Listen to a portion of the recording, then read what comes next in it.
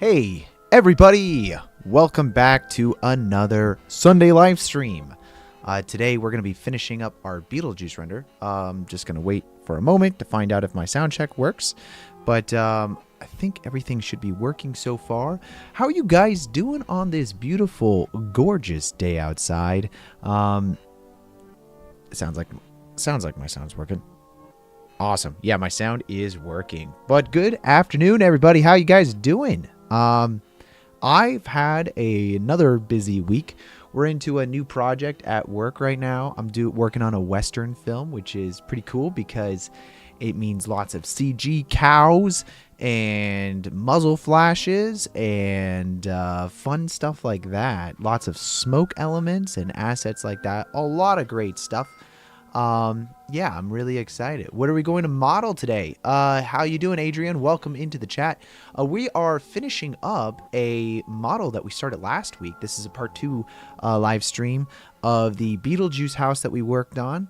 We're going to be continuing that render today, and I'm really excited about it. We did a good amount of the modeling last week, and I installed Botanics. That way we could add in all of the grass elements and things like that. But today we're going to be spending a lot of time shading and lighting this thing, trying to make it look like a miniature render and all of that stuff. Hey, Kaisedo, welcome into the chat. How you guys doing? How you guys doing?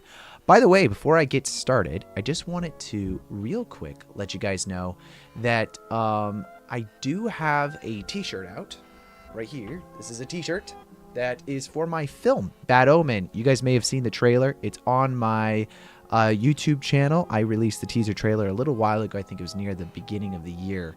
And I do have a t-shirt out, so if you guys want some sweet, artwork on a t-shirt, here's the link right here. It's it's on TeePublics, and they've got a 35% off deal right now for the t-shirt. So if you guys want to go grab that, it's ending like today. And I just saw it. I didn't even know it was out there. And I was like, oh wow, that's actually pretty sweet. So if you guys want to go grab that, then do that. There's also some other sweet t-shirts all on the website and all that stuff. You're trying to learn how to model. I'm learning a lot of hard surface, but I also want to learn how to do environments, compositing and stuff. Yeah, dude. Well, this is the place to be. Today we're kind of working on some environmental stuff. It's more miniature really than anything. It's not really that in depth on like realistic world elements, but this is a fun one. I wanted to do this one because first of all, it's Halloween season, so I thought it'd be fun to do kind of like a Beetlejuice or some other kind of horror renders. And then, yeah, I haven't done a miniature in a minute, so this is certainly what I thought would be fun. But also make sure to hit the like button on this video if you guys are enjoying the channel and all that stuff. And we're going to jump right on in.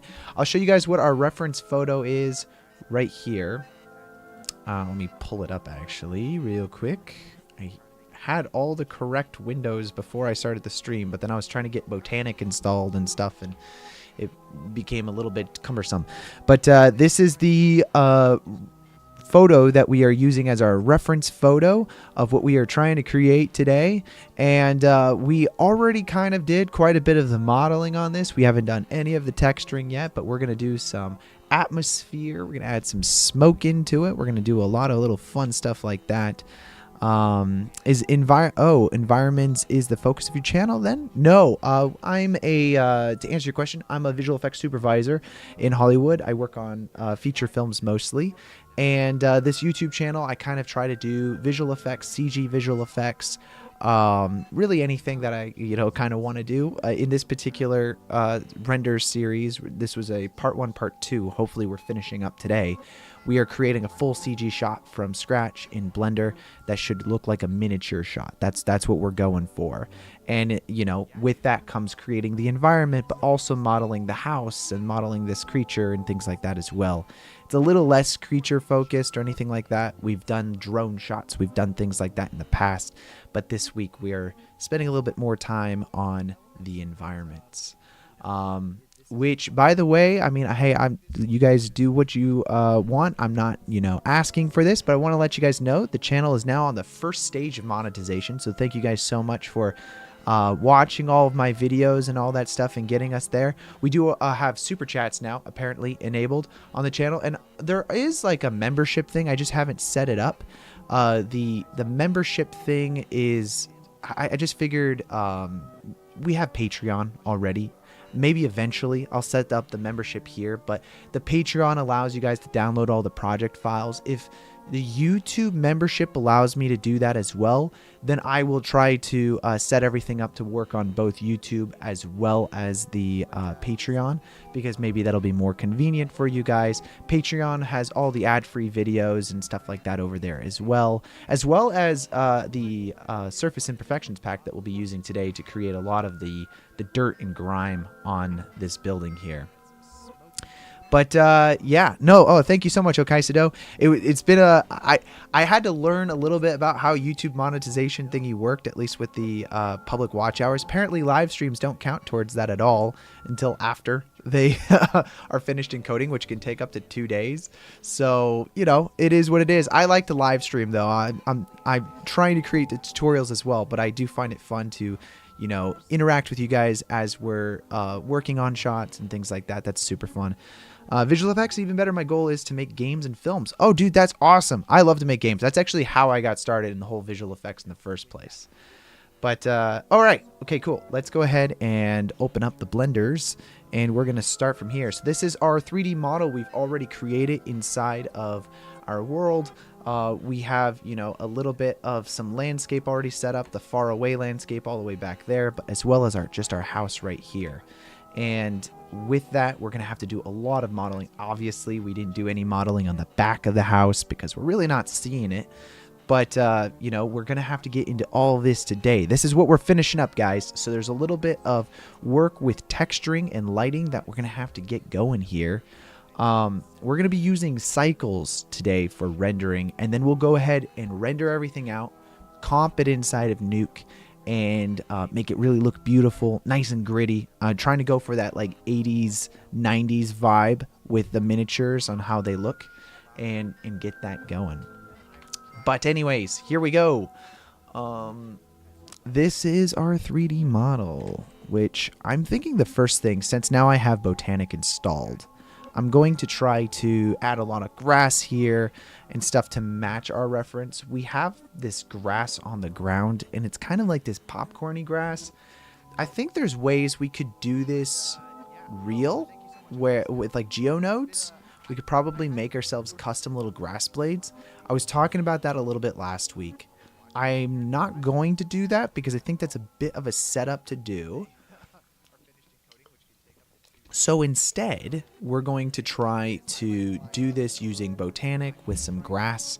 And because I've looked up a lot of miniatures just to see what the reference of what those miniatures look like.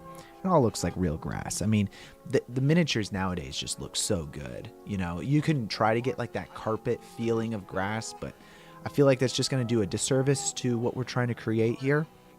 So let's go ahead and get that set up. I did install Botanic. If you guys have a different grass scatter plugin, you guys can use that as well. There's also ways of using the hair particle system inside of Blender. I did that quite a bit before. You just need to make sure that the blades are created pretty nicely and then have good twist on them in order to make them feel a little bit more natural. But yeah, so there's multiple ways you could do that. But let's go ahead and take a look at this first. So instead of spawning an asset up here, we're going to go down to the scatter feature. And let's see, we're going to find something that works pretty nicely for us. We'll go under grass. This is a fresh install, so I might actually have new types of leaves and stuff that we can install as well. We've got, probably want to just go with something like basic. Maybe even just regular cut, because we are kind of like going after that look of a lot of uniform, not too realistic in nature of lots of different shades of grass. But if we just do something like with cut, and then we create our own path here where the person is walking, that's probably the most ideal. So before we add that, let's actually focus on that. We have our house here, and then we have kind of like this path of the walking up area to it. And the way to do that is we will add in a weight paint of different things that we would want. Using the shape keys inside of our data selection on our properties, we can create a new shape key that we'll just call path, like walkway. And using our paintbrush basically now, all we have to do is just create that walkway leading up to the area. Now, I like to have different weight paths for different types of things. So for instance, we're going to want to have like a very dirt kind of path that's like right in front of it, you know, just like something that's like very worn here. They don't have like an insane, you know, uniformity to how they're doing this stuff. So like we just know that there's quite a bit of grass on this side, a little bit more dirt on this side, maybe like like dried out grass on this side, but then we have, you know, kind of like this real dirt here, and that's what we're going to try to do. I'm going to kind of just paint this area a little bit more under the house. And this is going to kind of be our walkway location. Let's create another key here. Another. Oh, you know what? It's not shape keys that we want. I don't know why I thought it was shape keys. It's actually our group here. We're going to call that walkway. And then we're going to create a whole new group here that we will call dirt or dried grass. Let's call this dried grass. And this dried grass, you know, again, it's going to be like that whole side of the house.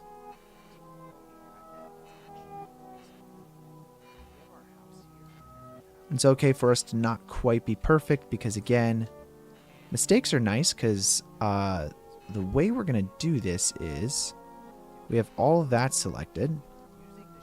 And so let's do that as well. Let's do that as well. And what I want to do is I want to duplicate this. Can we duplicate this? Should be able to duplicate. Yeah, duplicate the vertex group. And we'll just call this regular grass, like so. And then now with our weights, we can invert them. And this is going to be all of our other grass that we want inside of our scene. And all we have to do is make sure that kind of like this walkway here doesn't have anything. So let's use the subtraction now. We'll grab, instead of draw, let's swap this to subtract. Kind of do that area. Really cleaning that out. So that way that is kind of left to its own section. Perfect. So now if we go back to object mode, we'll have 3 different vertex groups that we can use for different scatters. This will be super useful. I kind of think, though, that with our regular grass, here's the thing. It's going to select all of this area, but we're not going to see it, right? Like, we're only seeing here, right? So, ideally, I want to go back here and then just, like, subtract this. I'm going to subtract all of it. We're only going to subtract the stuff we need. Okay. So we're going to subtract all of that. All of that. There we go. So that's red all the way back. Now we are seeing blue there, which is not good. So we'll just hit the add button. And we're just going to paint that.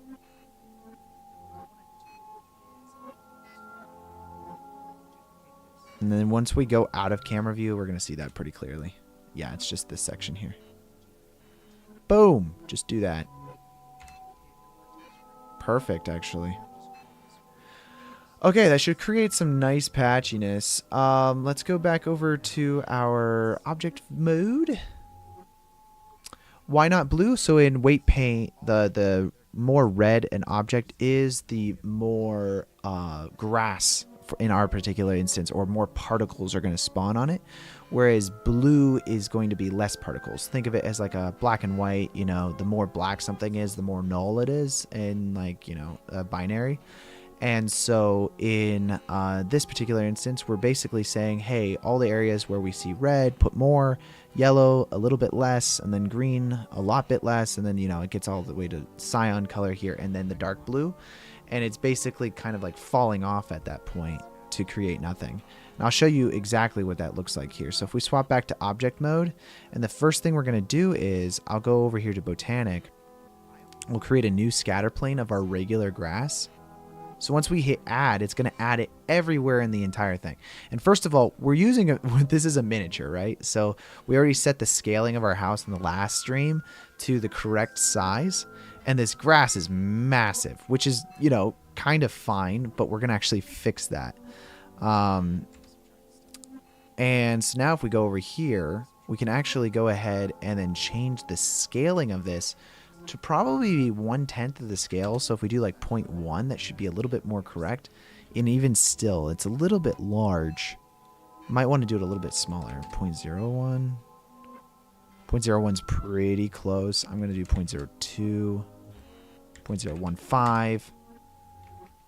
And yes, now we got like really small grass blades here. They're a little hard to see actually. But it's essentially right there. Let's take a look at that real quick. We've got all these grass blades, and they're kind of everywhere. We're going to change the number of these to be like 10,000.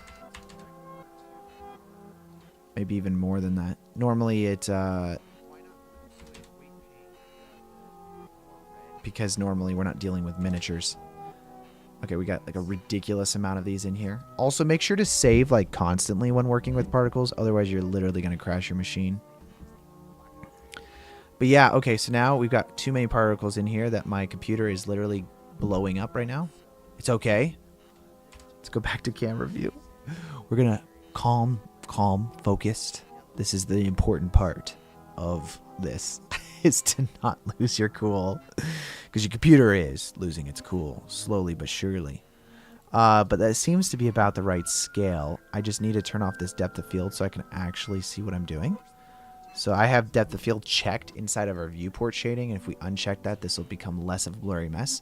And as you can tell, that scale is correct, but we have grass everywhere. And as we were trying to plan for, we didn't want grass in our path area. So let's actually lessen the amount of our grass particles by a little bit. Let's delete that and then make this a 5. So we're actually having the amount of grass particles that we're having in our scene, which is probably going to be more accurate to what we want. Let's scroll down and you're going to see this density option, and we're just going to select grass. Now grass is our vertex group that we created that's only going to be in specific areas. And as you can see, it unpatched those areas, but it still puts a little bit too much grass there, and we can get rid of that. Let's select that down to 2. Perfect. Let's go back over into our weight paint mode with our plane selected on the ground. Is there a way to avoid PC crashing when making those? For example, creating a battlefield and avoid the machine blowing up when I put trees and grass?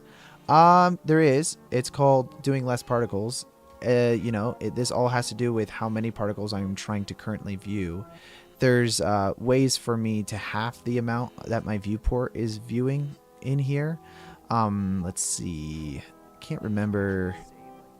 There's like a view option. I think it's because I'm in weight paint. I can't see it, but I'll show you in a moment. The other thing I can do right now is I could just disable this viewport render, and this is going to play back really nicely. So the reason why we were having grass here is because we have kind of like this cyan color that's happening here. We want to really get rid of that, like really get rid of it, because we don't want it on this path at all. So if we kind of do that, we're getting rid of this. This is all based off of how many vertices we have on the ground. So if we subdivide the ground, we're going to have more vertices, which is going to give us the ability to really control more of it. Also, we are using a multi-res, which this is not using the multi-res to create the weight paint. That's just something to keep in mind. So we really don't have a terrible amount of control over that unless we apply this multi-res. But yeah, as you can see now, we are certainly not getting that there as far as our density is concerned. Nobody likes PC with 2 frames per second when working, am I right? No, dude, it's not fun when that happens. Certainly not fun. Okay, so that's all good. I would say We still have quite a bit of regular grass over here that I'm thinking that we're not going to want. So let's see. Let's go back over into our weight paint. We have our grass selected inside of our vertex group here. I think we're going to want to deselect a lot of this because our dried grass should be this whole section, I think. Oh, no, it's not. It's only this. Okay. Well, then, let's see what that looks like. So with our ground selected, we can, first of all, disable our main grass. This is going to be our regular grass, which is grass basic. Let's create a whole new scatter node in here of grass. And I'm going to select probably something like dry, just basic dry. Click OK. And again, we're going to have to change the scaling of this. 0.015, I think, was what we were going with. Let's double check our scaling options. Yeah, 0.015 is totally fine. And then let's add in like 2 million, or that's like 2,000. Well, actually, let's try use that number first. Change the density option to the dried grass location. And that should look pretty sweet, right? So now we have our dried grass is going to be located here. And then our regular grass is going to be located everywhere else. And so when we go into our render view of this, we should see the difference between the dried grass and the regular grass. And of course, as always, make sure to be saving as you're going. Otherwise, you're going to freeze it like what I just did. And you potentially will lose everything, which is super sad.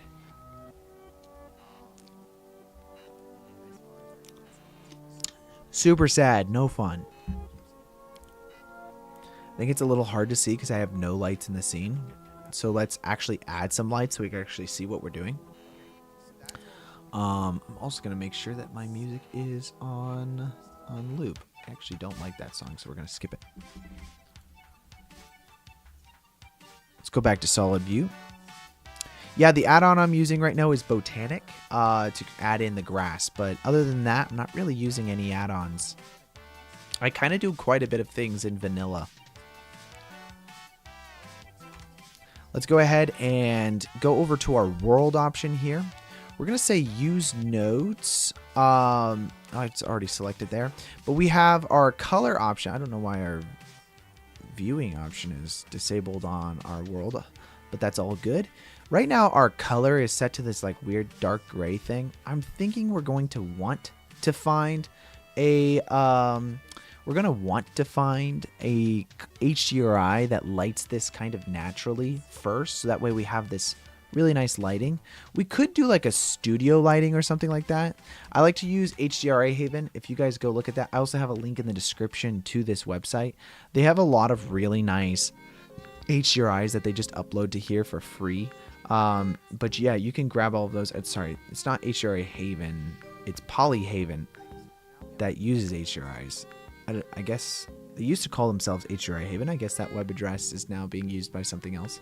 But if we go over to the studio option, we're going to see some really cool options here for studio lighting. Because think about it. If this is a miniature, it's probably in a studio being shot, like a bedroom or something like that. So we're going to want to use like this photo studio with like this kind of natural lighting coming through the window. And that's going to give us a really nice light cast onto it, but still have kind of that indoor vibe to it. How did you learn all this, by the way? Free videos or paid courses? Well, actually, I'm just self-taught. I really didn't watch all that many videos until the last few years, really. I've been using Blender since I was about 7 years old. So a lot of practice and a lot of messing up and making really bad looking renders that you guys will never see. I'm going to go ahead and download this to our folder. So let's go to projects here. And then we'll go to live stream. And then we'll go to streams in today's folder. And I'm going to create a new folder called HDRI. We'll go ahead and save it into here. Go ahead and save. And over here, inside of our color option for our properties, go ahead and select environmental texture, and we're going to go ahead and open up this HDRI. So back to streams, today's date, HDRI, brown. It's actually not even today's date, it's last week's date. But who's counting? Let's just check the render real quick. So that's going to give us like kind of like this nice natural lighting here. I almost think it's not quite one directional enough. So we're just going to mess around, find a different one maybe. I want it to feel very directional in nature. And maybe that's going to be by us making the strength of this quite a bit lower. Think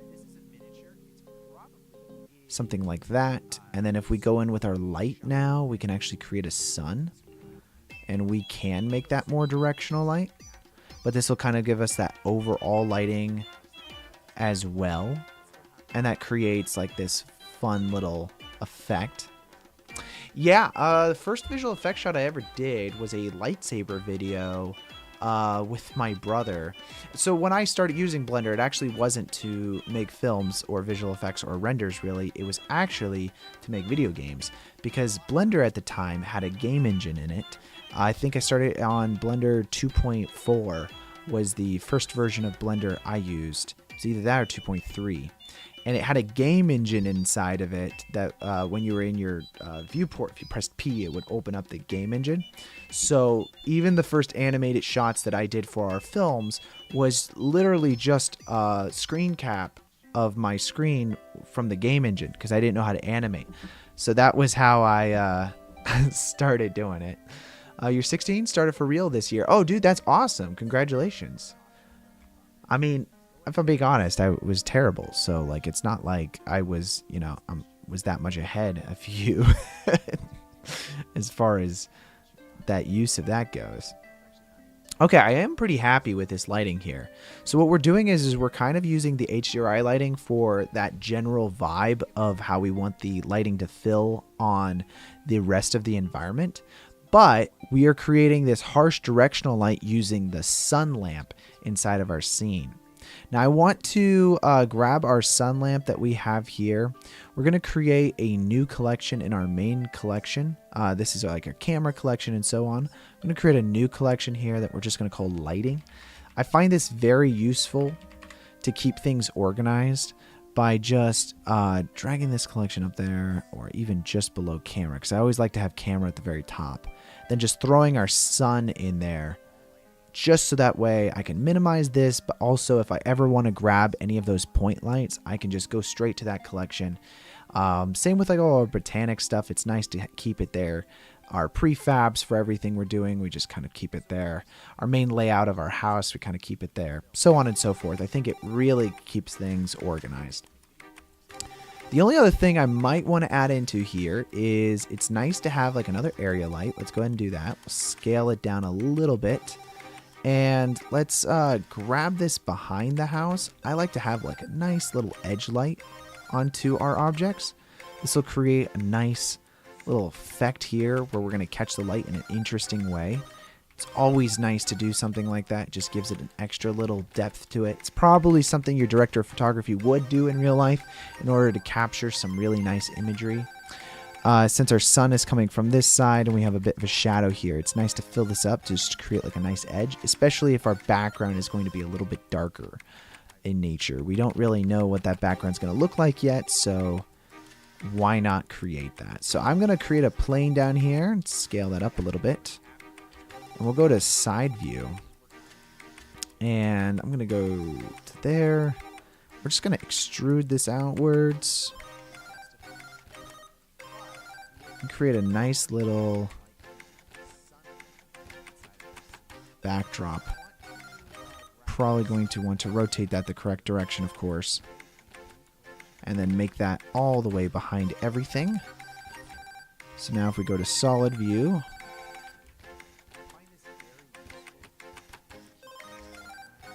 what is this guy? Oh, is he in our... He is. Probably have to make this a little lower then. All good. There we go. Now we got our background plane. I'm just going to put that on the layout. With our plane, we could just call this a cyc. This is just your back cyc that's going to have like our sky texture on it. And since we're already doing some lighting effects right now, let's go ahead and just place our cursor all the way back there.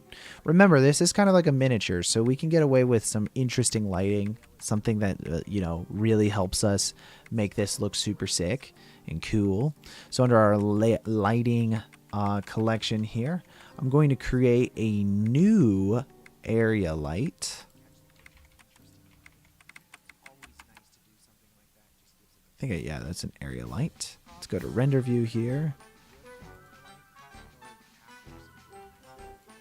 Why does that not look like an area light? It is an area light. Are we in render view? What's going on?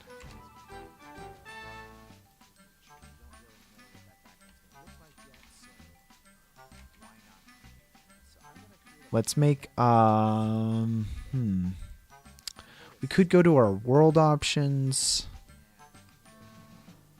There's a few things that we could do. First of all, we have to add in a material. So let's go ahead and add in a material to our psych. Let's call this psych. Make it kind of purplish in nature, a bit dark. We will make it completely rough. I'm going to select it and just make sure we're not seeing the edge of it at all. Where's that area light? This guy.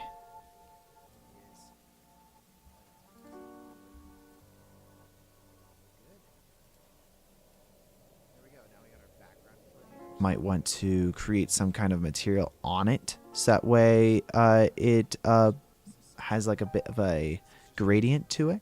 If you're not mistaken, you can have the best textures in the world, but if your lighting is bad, it'll look like a PS2 game, right? 100%. 100%. Also, you could have like really good models with bad textures, and it can look terrible as well. So certainly different things can cause problems in different ways. I want this psych back here to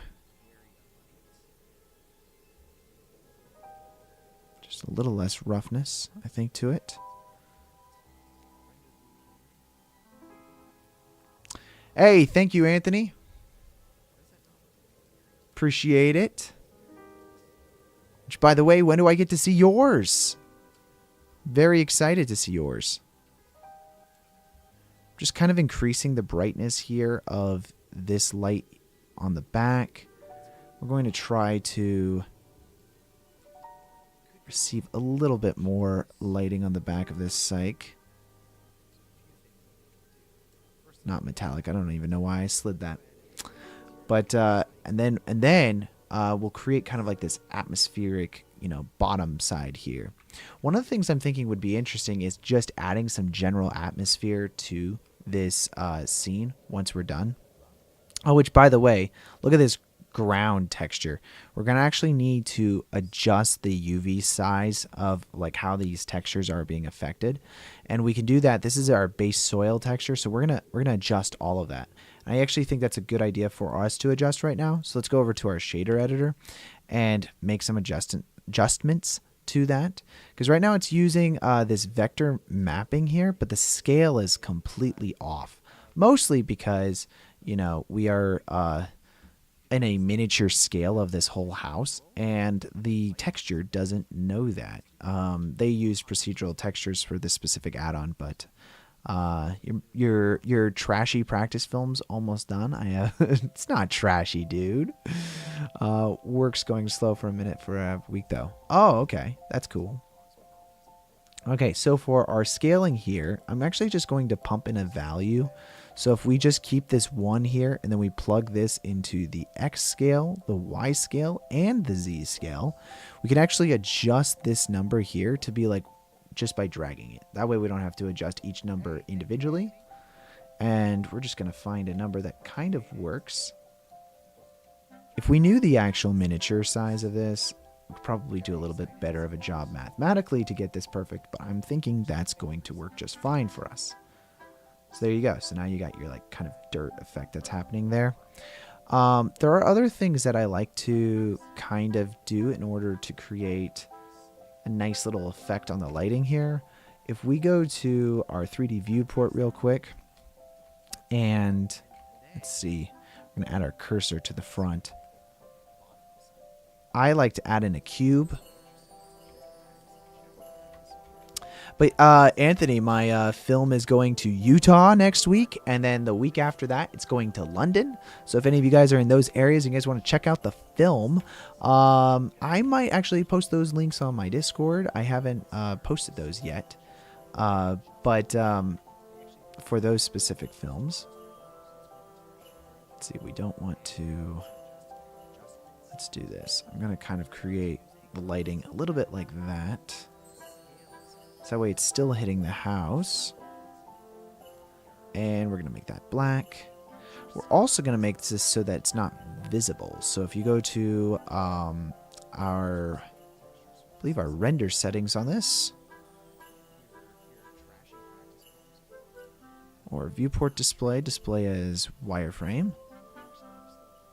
And this is currently getting placed under our lighting, which is fine. We're just going to want to make sure that we're not rendering it. So we're going to enable this option up inside of our collections called indirect only. And if you check that on our box, even if we didn't have this set to wireframe, if we had this set to textured, when we hit the render button, we wouldn't see it in the render. It's only going to render as a lighting source. Is basically what's happening. So I'm currently going to set it to wireframe because that's not how we're going to actually see it in the render. We wouldn't actually see this black box here. Let's see. Sundance? No, I haven't gotten into Sundance. You're from Brazil. There's always having trouble with the water in one of the states here. Everything is underwater. Oh, because of all the storms. Well, I hope you stay safe. Render based on it. Someone is the roof of the house with rain. Wow. Black and super dense clouds with text, and then never rain. It stops raining. That's crazy. I think that's terrifying. We don't really have that here. I'm like in California, so we don't really have that kind of weather here. Thankfully. Let's see. Actually, I really don't know why. I kind of want, if we grab this sun here, let's see, let's rotate that. Where am I getting this shadow from? Is it this guy? I think it's this guy.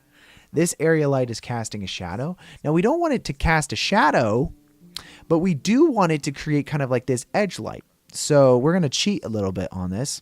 We're going to go over here and we're going to uncheck shadow. So that way it's not going to create that shadow effect that it was doing. We could do that with certain of our lights to be able to create kind of like that real nice feel to what we're going for. We can also make it so that it's only affecting specific objects. So we might want to do that as well. Can you add me into the house? Can I add you into the house? What do you want added into the house? Exactly. It's a miniature though. So yeah, you could be in the house. You can't really see through the windows on the house. See, I'm going to kind of scale this down and maybe even create it as a spotlight. We'll just select this area. I want to increase the wattage of our spotlight. And I just want to create like a nice effect on the ground there. But with this, as I was saying, if we go over to our object settings here, we can actually use our... is it under object or is it under lighting? Might be under lighting.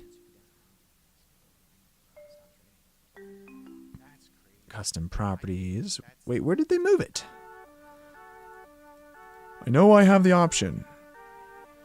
So that's the collection of lighting. Relations? Did I minimize it somewhere?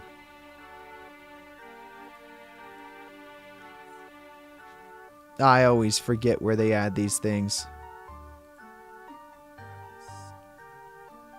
I'm trying to do light linking right now. But I don't, I'm in 4.1. There should be light linking. Collections or relationships. Which, by the way, guys, while I am fumbling around trying to find where the light linking is located, go ahead and hit the subscribe button. if you guys haven't already. We are so close to 2,000 subscribers on this channel. It's crazy. Let's see. A picture of you in the house.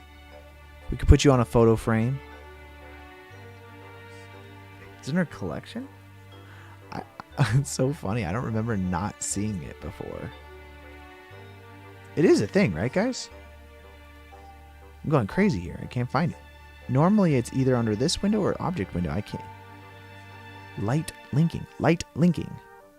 Relations. No, it's not relations because that's when something is parented. I thought maybe it was under data. Contact, shadows, customs. Well, for right now, let's go ahead and delete that. We don't necessarily need it.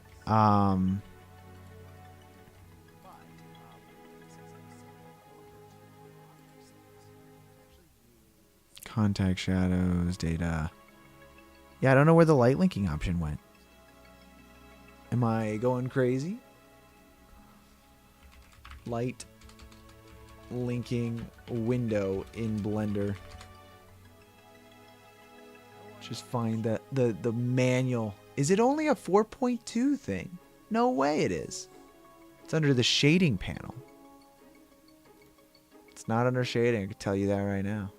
Why would it be under shading? It's a light bulb. Setup, select your emissive, create a new light, shadow light linking, and drag performance. It's only included in objects are specific. The light only affect those objects. Well, obviously, I know what it does. I just don't know what window it's located under. The shading panel. I really feel like it's not located under the shading panel. I could be wrong on that, but you know what? With our sun, though, let's go ahead and select our sun. I'm going to just move this over here. It doesn't really matter where it's located. I just want to be able to see it a little bit better. I want to increase the brightness of this specific angle a little bit more. I think I like that. And then now, let's go ahead and see what it looks like with our grass, because we didn't have our grass before. So this is our main green grass. And then, which looks like we actually may need to add a little bit more green grass in there. And then this is our dried out grass in specific areas. So we have our dried grass and our main green grass. I do think, though, our depth of field is a bit strong. So we're probably going to have to lower that a little bit. I think a good amount of depth of field is good, especially for miniatures. I think miniatures look great with depth of field. Well, obviously. That's just how cameras work, guys. Although I believe that I am at a 1.5 f-stop. So let's just make this like a 1.8. Which is also a decently standard f-stop number. And that looks pretty good, guys. I think the ground there looks pretty nice. We can get away with not having grass, by the way, on these background mountains because they're so far away you can't see the grains of grass on them. You know, and it'll save us on that render time later on. Let's see. Next up, I kind of want to make sure that we're going to select our specific suns and so on. And then make sure that they are not sending out lighting on specific channels. For instance, let's go to the object settings here. And for visibility, wow, where is my options for... Okay. Obviously, I disabled some kind of setting because I'm losing out on a lot of different lighting settings right now. So if I go to sun and go to the light bulb, is it all these sliders now? Well, that's crazy. Because I don't want it to send out volume lighting. For that, this is our cube, which is fine. Our area light here, again, don't want it to do volume lighting. This area light here, don't want to do volume lighting. That's weird. I didn't know it was a slider because it's usually a checkbox. You can uncheck specific types of lighting inside of your... It's been a minute since I've done that. That's crazy. The other lights that we're going to want to do are going to be inside of the house. So we have these windows here, and if I grab this, you can move this away. You'll see the inside of the house is hollow, so let's actually hide that. We're going to look at that a little bit more in depth. And we can go ahead here in object mode, and I'm going to just, all we have to do is we have to select the inside of this, and we're going to delete the vertices. And that's going to open that all the way up. So let's just select all these faces here and delete the vertices.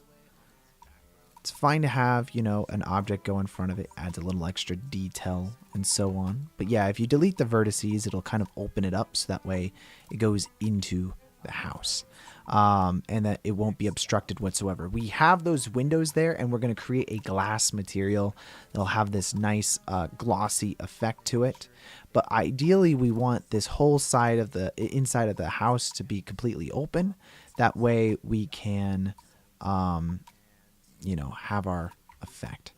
Let's see, where is this window not hidden as well? Let's hide that. Let's go back to our house here, and then we're going to delete the vertices. And I think that one's already good. That one's good. Let's go ahead and delete this guy as well. Delete the vertices. Where you, the tiny house? You're not in there yet, man.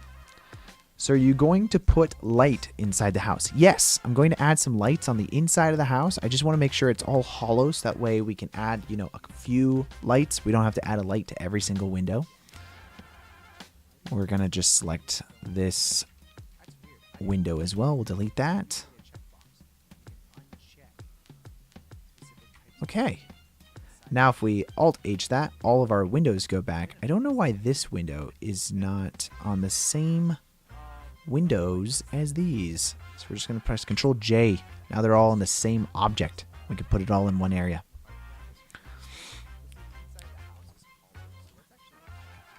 And let's go ahead and save this. I'll tell you what, man. You can also download this model from the Patreon, and you could put yourself in it. That's another way you could do it. Let's do the cursor here. And so now, if we go ahead and add in a few little point lights, I'm just going to start out with one. Okay, we're just going to drag that to the inside of the house. Sorry, point light there. And we're gonna first of all, let's turn on display option here. I just want to turn off our sun. Let's go ahead and turn off our cube and our area lights. Now we're just looking at this point light that's on the inside of the house. Looks like there's like it's kind of coming through the house. Let's see, let's go to our visibility settings here. What am I displaying exactly? Lighting colors. I want to be able to see how large the radius of this thing is. We might need to make the radius smaller, although it's already set to a 0. Although, wait a second. So the intensity, if we make the intensity smaller, there we go. Oh, our intensity is literally a 0. I don't know why it's clipping through it though. Can we do this better with like an area light? Yes, we can. If we scale that down, we can just make sure that it's on the inside of this house. There might be, there's some like weird bug where it's actually like clipping through. It's kind of interesting. I want to see if this renders this way because it should not be clipping through. Let's go to wireframe here. So there's our light. It should not be clipping through. I don't know why it's clipping through. That's so weird, guys. Customize distance. What does this do? I've actually never used the custom distance thing. Oh, there we go. Okay, 0.04. Oh, it's that line there. I don't know what that does. Let's just test this. Okay, so that light is now there. We're going to increase the brightness wattage of the light. And then now if we go back to our solids here, and then we select our solids and we create a new material, we can actually change this to be a glass material. And the light should shine through there, which it's not. So that is, this is our point light. Inside one. Just call that inside one, so that way we can see it. And then let's just change this custom distance.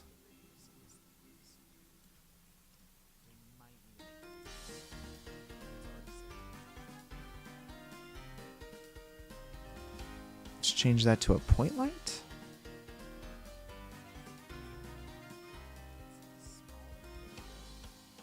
Well, I will say it's not working at all how I want it to. So let's change that from glass to glossy.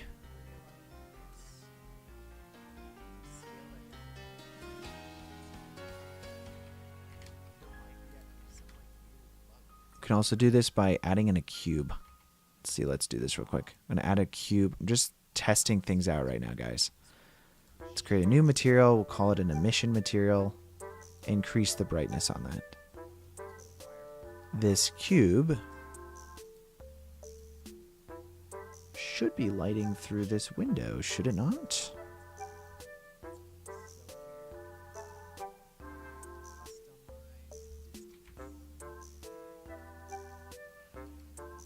Glossy is definitely probably not the correct one. Wait a second. That's why. Oh my gosh, guys. Oh my gosh. That's why. I figured it out. I apologize. We're in Eevee. I was like, guys, why are we not seeing through this glass? It's because Eevee's freaking stupid. That's why. Okay. That's why we use cycles here. This is a cycles only render zone. All right. If you guys aren't using cycles on this specific render, get out. Okay. Wow. My brain was broken there for a moment. Okay. I was like, nothing is working right now. What is going on? Okay. Cool. Gotcha. Let's take this. And that's, by the way, why our settings earlier were not working. But now with our inside light that we have for our light bulb here, we can actually adjust the brightness. I do think having a little bit would be super nice. I don't think having it that bright is going to be what we're really going for. But I do like this. But this is basically going to give us the ability to duplicate this light and have it in different parts of the house. So with that being said, we now kind of have this first one finished. Let's duplicate this and move this over here.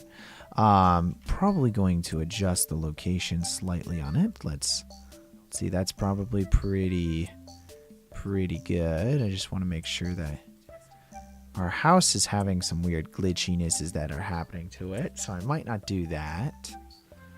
I mean, we could always fix it as well. You liked and subscribed. Hey, thank you so much. Appreciate it. And then also downstairs as well. So let's go ahead and duplicate that and move it over to the downstairs bedroom over here. Only cycles is allowed. I'm going to make a t-shirt for that next.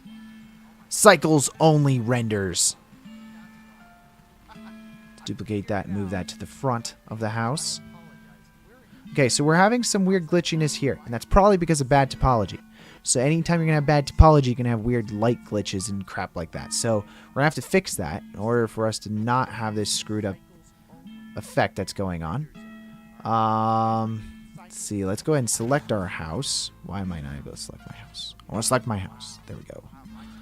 Go back to solid. Yep, of course. We are missing. We are literally missing vertices. We are missing vertices, guys. Let's go ahead and hide the stuff that's in our way here. Oopsies. I'm gonna unhide that. I don't know when this happened last week, but somehow we left our house completely opened.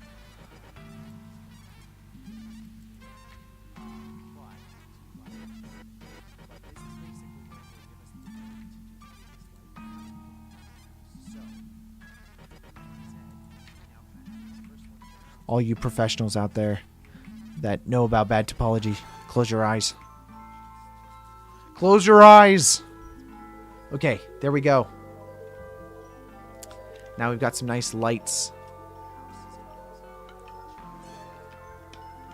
I think before we move on to texturing the house, I want to do one more thing with these lights.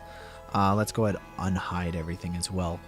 I do think it would be cool to add in another cube. Okay, and with this cube, we're just going to kind of position it in a way where the camera is kind of encapsulated by it as well. And I don't know that we need to go super far away, but this cube right here, let's go ahead and add in a new material. I'm going to call it fog, and I'm going to create one new collection. So we're going to in our main scene collections, let's create a new collection. And this new collection is going to just be called effects. And any type of effects work that we're going to have inside of our stuff, we're just going to throw in there. So this particular cube, we just throw in there. And I'm going to name this cube fog. Okay. And this fog material that we have, we're going to change this. Okay. So let's open up our shader editor. And then let's go ahead and find our materials that we have here. We have this principal BSDF. Go ahead and delete that. We're going to find ourselves a volume scatter and just plug that directly into the volume section. With that being said, though, we're going to increase our entropy to like a 0.6, maybe even a little bit higher. And then we're going to increase our density to something that's going to give us a really cool effect. This is a weird scale. I'm not used to this scale, so we're going to try to find something that is going to work well for us. Normally I work with like real world life scales, so it's a little difficult. Close your eyes. Okay, here we go. What we really want here is if we go over to our 3D viewport, let's go ahead and just keep that up for a second. Actually, I'm going to hide it. So if we go over to our viewport display, select wireframe. Now, we're not going to see it inside of our viewport, but it's totally there. Let's create a new light. I'm going to create an area light. Scale, or not an area light. Let's use... Yeah, an area light can work. Let's use an area light, scale that down, rotate it this way. And now we've got this really extreme light that we can literally see right there. And we're going to want to increase the power of this to be pretty high.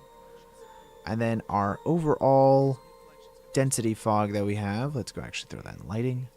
Our density fog that we have, we are going to want to select it again and then just change the a few of the settings. So I'm going to actually vertical split this so that way I can actually work a little bit better going back and forth. I'm going to increase the density.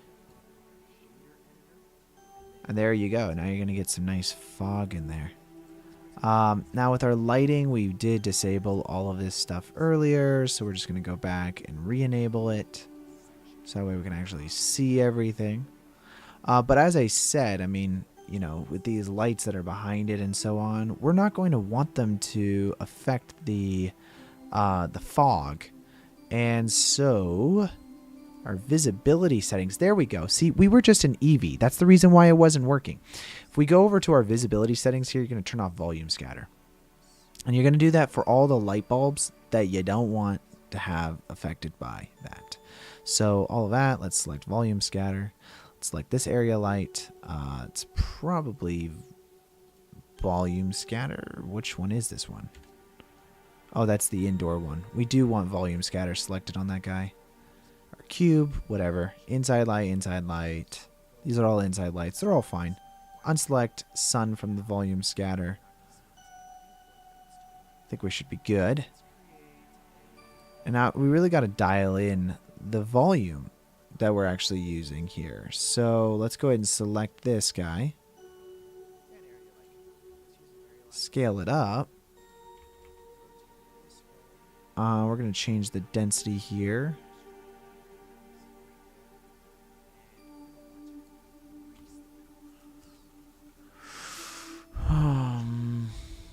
I really don't know what the settings are. I'm actually just going to do it in comp, I think. We're going to add that effect in comp, okay, guys? I think we'll be fine with that. I'm fine with it. You guys better be fine with it. Okay, cool. Let's just make sure that we're clean here with the extra light that we just added on the inside of this thing. Let's go and delete that. Let's see, what's this other light that we have here? So that's our back cyc light. And this is our main house kind of like rim light. I think that all works really nicely. Our sun we may need to bring down a little bit. It's a bit intense. That's good there, I think. We still want it to feel kind of dramatic. You know, we're trying to catch this side of the house and make it feel a little bit darker. And with that might be adding another area light in, for instance. And then if we just place that on this side of the house, you can really see what it's going to do by, if we make it red, you can see where exactly that red light is kind of affecting. We're just trying to create a bit of a shadow. So this is one way to add a shadow that I have found pretty effective, is to add a light over here and then just make it a negative value. If it's a negative value, it'll actually subtract whatever the color is here. So we're not going to want it to be, you know, red. We're going to want it to be white, and it's going to subtract basically all of the light from this side of the house and create like a bit more of a crunchy effect. Nice little shadow for us to have. And it'll act just like any other light would. So if you increase, you know, or decrease the spread of this, it'll actually, you know, create a more harsh side light than what we had before. If we increase this all the way up to 180 degrees, it'll make a nice kind of like soft subtraction on everything over there. Now you got to be careful. This does increase your render times. So you know, if you can get away with not doing this, then you know that can be pretty ideal. But we're just trying to create a nice little subtraction shadow on this side to make it feel more like a studio lighting effect that we want. I'm going to bring this back a little bit and just rotate that a little bit. Just trying to catch a little bit of that stuff there. So let's do a -1 for the watt value as it's brought back. Since we're a little bit further away, we can do a little bit higher of a number. And obviously, you know, -5, we'll even subtract it a little bit more. And you can see it's affecting other areas as well. It's creating contrast in other areas. But we do want it to feel more like this side of the house has a lot less lighting on it than the other side. And if you don't want it to affect your snake, you can also make sure that you do that. Just use light linking. And again, light linking is here. It's just not in Eevee. I guess that was something I was really wondering why all my settings were different, guys.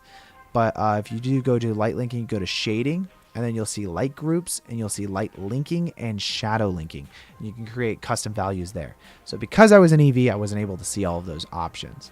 Oh, you didn't know you could set negative values for lights on Blender? You could do that with emission materials as well. So if you have an emissive object, you can set it to a negative value and it'll subtract it.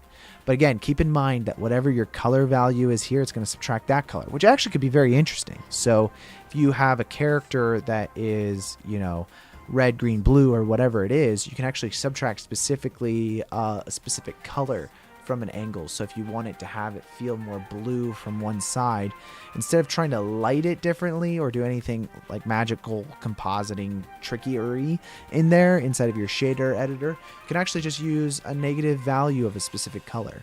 So that way, if they're walking into a room, let's say you had a character walking into a room and you want it to feel magical in nature, where like maybe all the green gets sucked out or all the blue or red gets sucked out, you could specifically target those specific colors, and then their hue of that character will change dynamically based off where they're standing.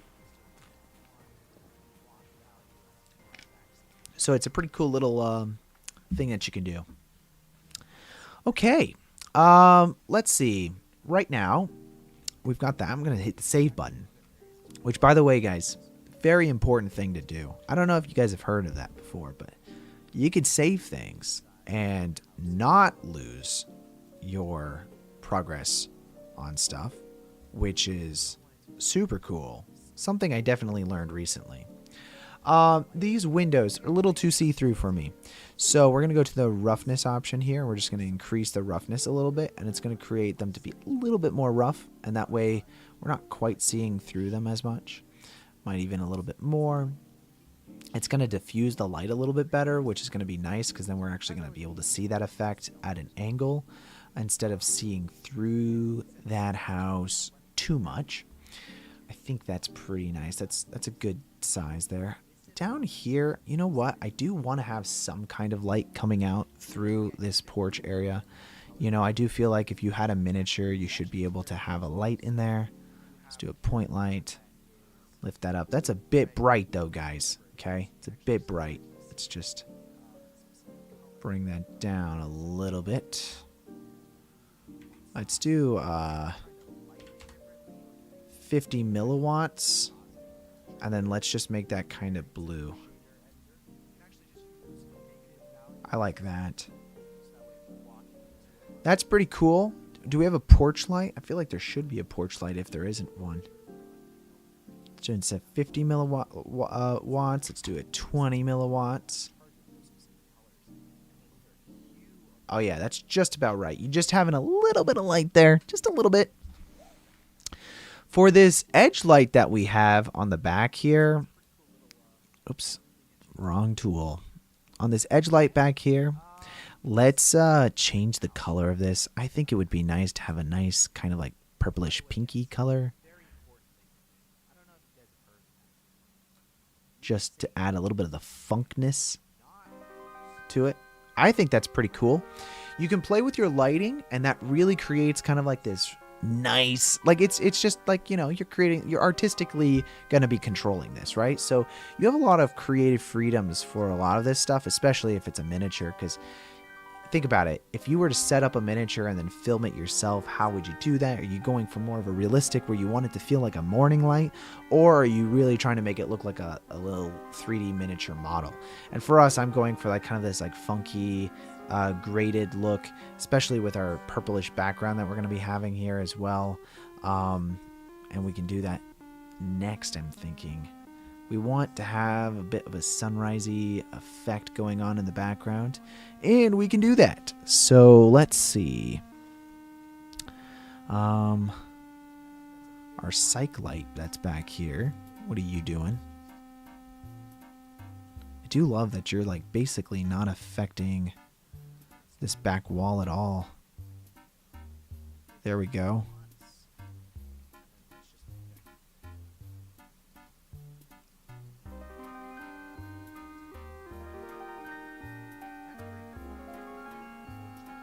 Let's get you down here a little bit more. Make that a little bit brighter.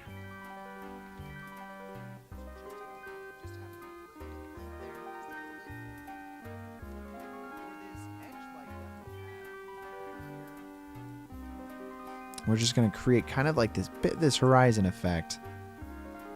So let's just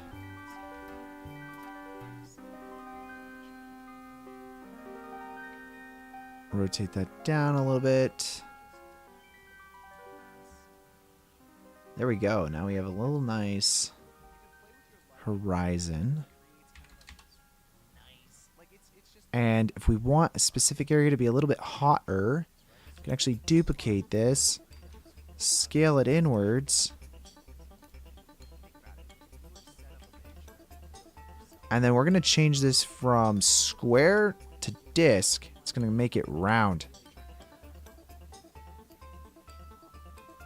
And I think it's like just going to be more upwards a little bit here.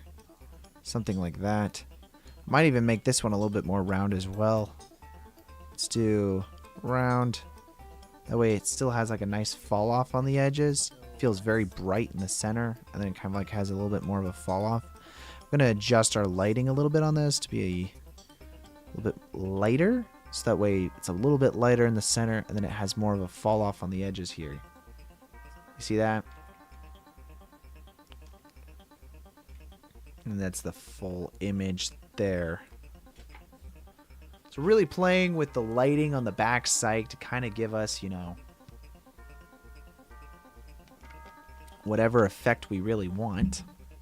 I do like that up there. I'm thinking though, even with the top, we're going to want it to be kind of like a dark purplish color. So if we select our cyc, you know, we're kind of able to control a lot of that by what color that initially is, and then just even making that darker here, which is making it way more dramatic. But that does mean we're going to have to increase the brightness of everything. So just keep that in mind. It's a little bit of give and take playback here. Overall, just creating that horizon to be a little bit more. And then again, we already have everything positioned though, so it's not like we're really having to reposition anything. But the darker you make that cyc, the brighter your lights have to be to compensate for that. And I do like that effect. That's actually really nice. And then we're going to create kind of like that smoky atmosphere that's inside of there as well. We'll be doing that in a bit. I think we're going to do the texturing of the house first. That way we can really get into that. Which, by the way, hey guys, real quick, if you guys want, this t-shirt right here is for my film Bad Omen. If you guys want to grab a copy of this, the t-shirts are on sale right now. They're 35% off. So if you guys want to go check that out, oops, let's not post that there. If you guys do want to go check that out, then you guys can copy that. Let's see, the copy link address. There you go. I'll paste this over into the chat. And you guys can grab your own copy right now. They're 35% off. They have like a site-wide deal right now. So, which I have to actually, one second, paste this link and then recopy it. I don't know, man. I have to figure out, I think like you can with Streamlabs have like shortcuts that do like different things. This right here is the link. They've got like a 35% off deal on the t-shirts. I think the design is really sick. I hired this artist and he was freaking phenomenal. His name's Ryan. 1000% recommend him to anybody you know, that ever wants to create a t-shirt design. The design is super sick. But yeah, my film is next week going to be in Utah, and the week after that's going to be in London. Super cool. I'm really excited. I unfortunately won't be at those two festivals, but I'm trying to make it to the New York Film Festival in the first week of December. There's the New York Horror Film Festival. So if any of you guys are in those areas and you guys want to check it out, then let me know and I can send you a little bit more details on where all that stuff is located. But for right now, let's get back to our render. Okay, so we kind of have to do some texturing on this now to really see how the house is going to react to everything else. And then we can, you know, render some stuff out, maybe put some effects in there. We're going to want to have like a bit of a smoky atmosphere to everything. I think that is certainly going to be the case. I'm curious, did we do the fog before or after we tried the EV thing? Or before or after we found out about the EV thing? Because I'm thinking we did it before. In which case, I want to try this again to see how well the density and everything looks. So I'm going to create a new collection called Effects. We're going to find our house here, and we're just going to create a new cube inside of this. You got this wonderful purplish color here. Yeah, we can see everything just fine. Let's create a new material here called Fog. Have that selected. And let's change our density value here to be a little bit thicker, but increase the anitropocy.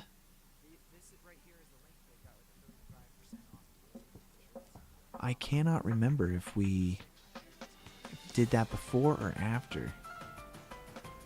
But either way, we're going to have to figure this out. Because I could comp that kind of like flary effect that we're going to get.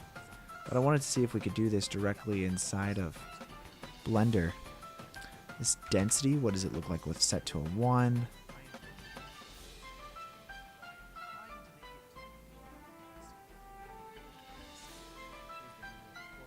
I am really just not getting those God rays at all.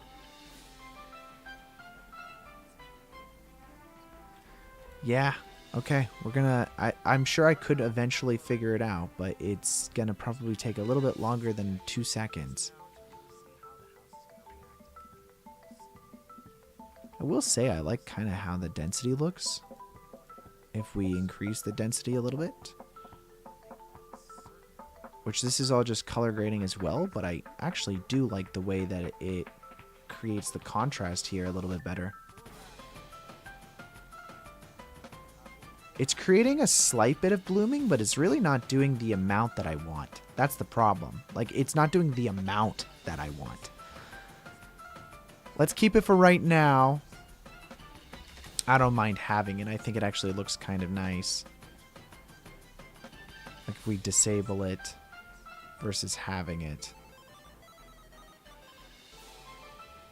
You know what? It's going to be more render time for something that I can literally grade inside of comp. So, you know what? We're going to remove it. We're going to remove it. Ben, later when you're editing, just remove it. It's fine. We don't need it. Okay? We don't want it. That's not for us. I want to do this snake texture effect first. Let's go ahead and hide that real quick. We're going to create a new material for the snake. So let's do that. Let's find our principled BSDF here, and we're going to make our own texture doing this. Let's see what wave looks like. Not wavelength, sorry. Wave texture. And if we go view this wave texture, you'll see that it's creating kind of like these lines all the way throughout our thing. That's kind of what we want. Just going to want to adjust the scale of this. I believe, though, we have to do this on the... Oops. No, we definitely want sine. Y or Z. Oh. I thought we could get it to follow the path of the snake. Can we not? Rings.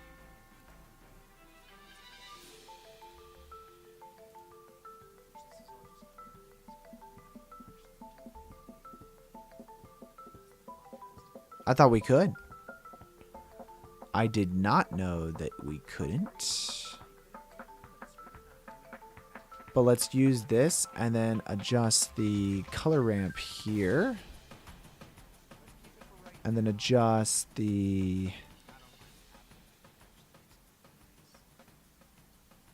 amount of black that we want to have. Probably about 50% there. And the amount of white that we want to have. Yeah, that's not going to do it for us. Let's go ahead and remove that then. And we're going to create our own ring pattern. First, let's do that by opening up Paint. MS Paint. You guys all have it. I'm going to create a texture here, though. Let's see. Zoom out slightly. Let's find 1920.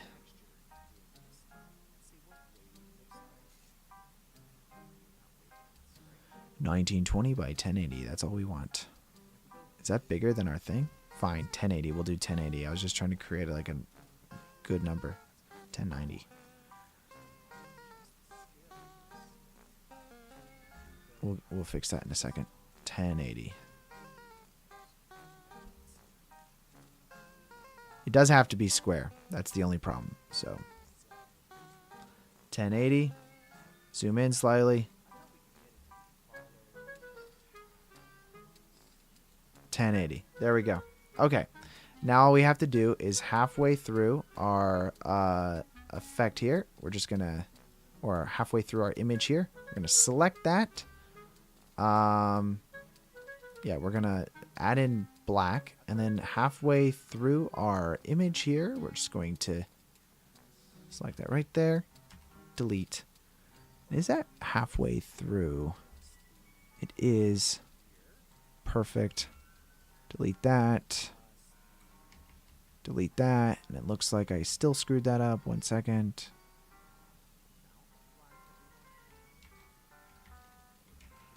Wow, okay, 1 second. This is always harder than I thought it was going to be.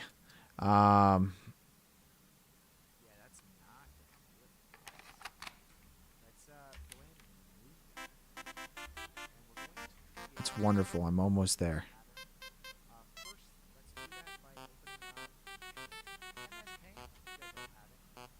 Oh, wow. I Control-Z'd accidentally.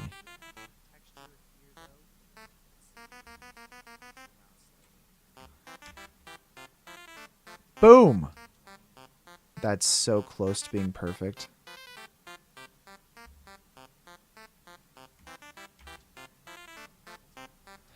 That actually kind of works. Okay, great. We just want to make sure that top is deselected as well. It's such a long time to do something so simple. Love MS8 Paint, baby.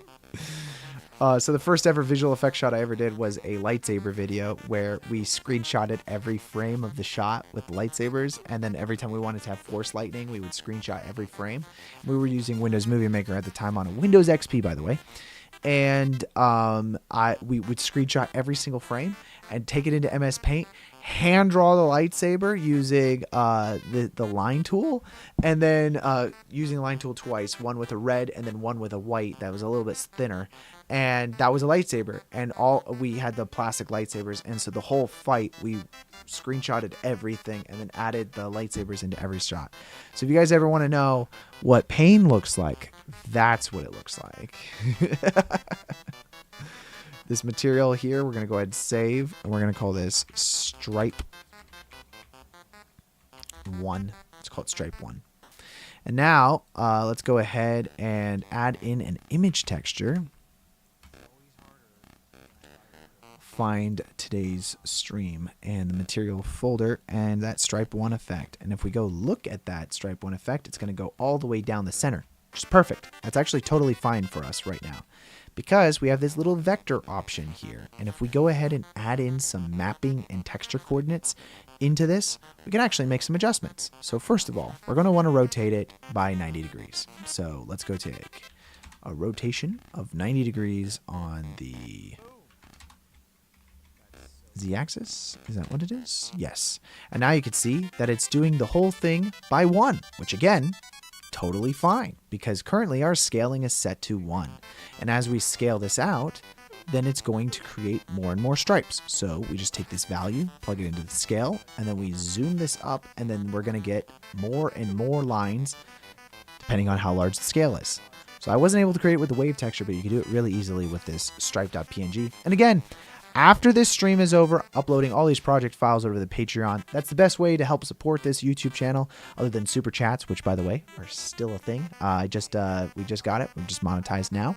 But yeah, if you guys want to grab these project files, they'll be over on the Patreon. You can download everything, and every live stream I upload the project files immediately afterwards, so you guys can use that for your own liking. Alrighty then, cool. So this is going to be the mapping of the stripe. So this is going to be a matte that we're creating. We're not going to use this directly as our texture, but we're going to be using this to help drive our shaders to know where to put what shader that we want. For instance, we have our principal BSDF, and then potentially we want to create a whole new principal BSDF that's just going to be a black value.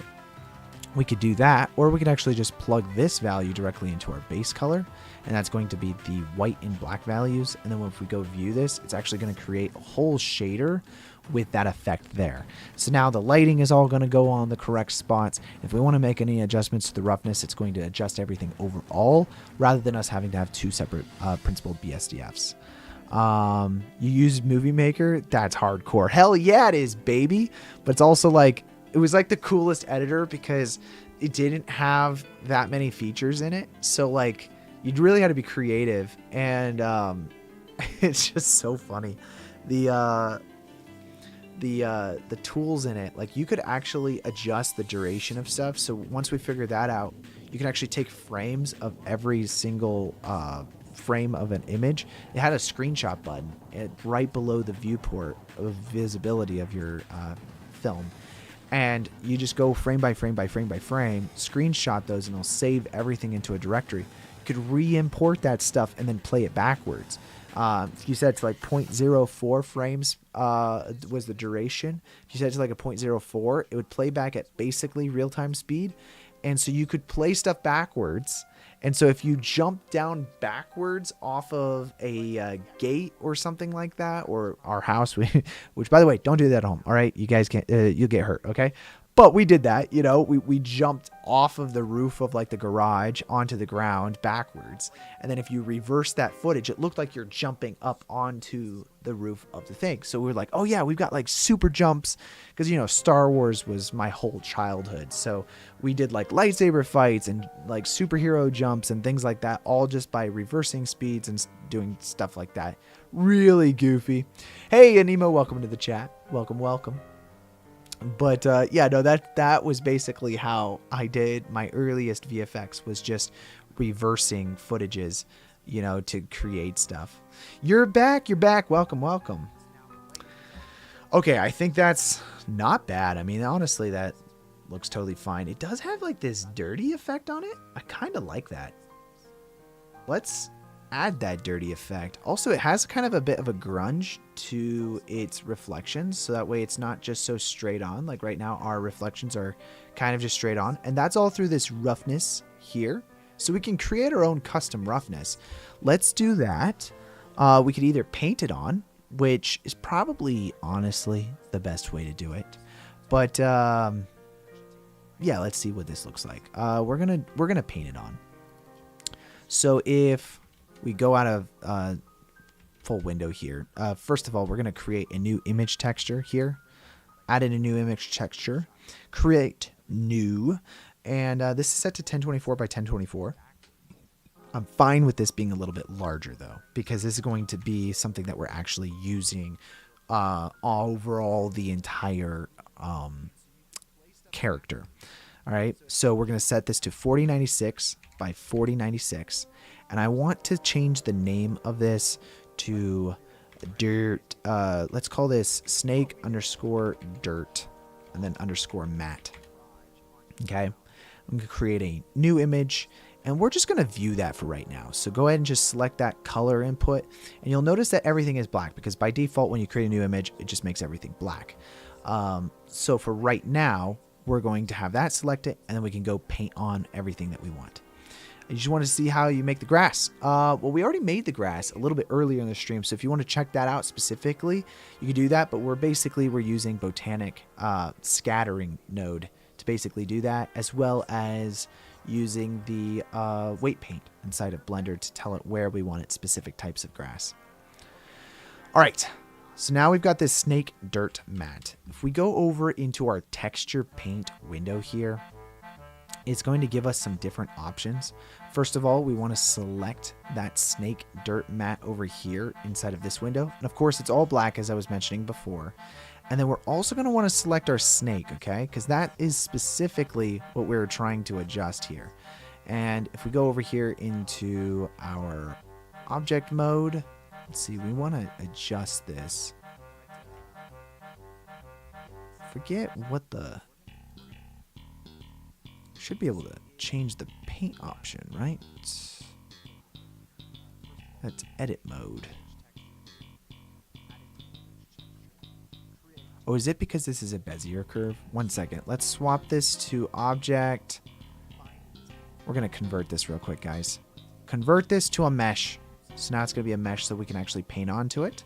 Which is actually pretty nice because we can also add a subdivide surface onto it. So that way it smooths things out. You can see the difference right there. It's making a little nice adjustment to everything. It's trimming it up and making it really cool. Hey, bud, how's it going? You should look at a series called From the Town. Would be good to make. You should look at the series called From the Town. I didn't hear about that series.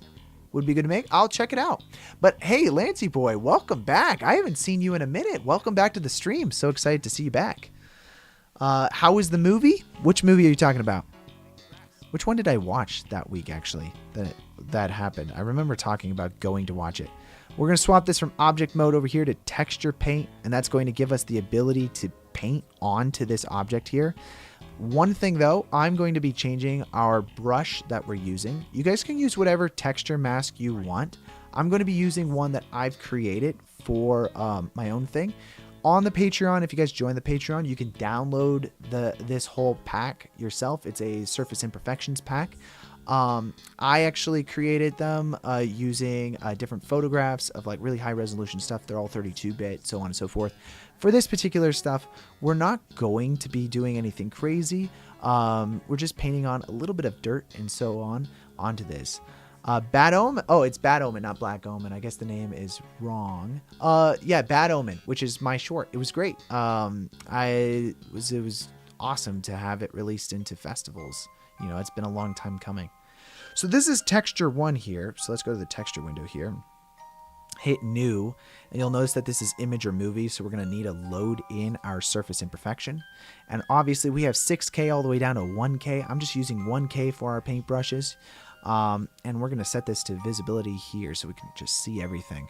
We're going to want to add in some dirt specks, all right? So I find that using like this dust here is pretty nice for doing this. So if we select dust, I'll add that in. If we go back over to our tool now, we do want to make sure, oh, which by the way, when you do load that in, make sure to tag it as the correct color space. This is sRGB, so that's totally fine. But if you guys are doing something in ACES or whatever color management you're using, make sure to select that as well. Been really busy. Oh, dude, that's awesome. I sent you some info on the series. Yeah, let me know.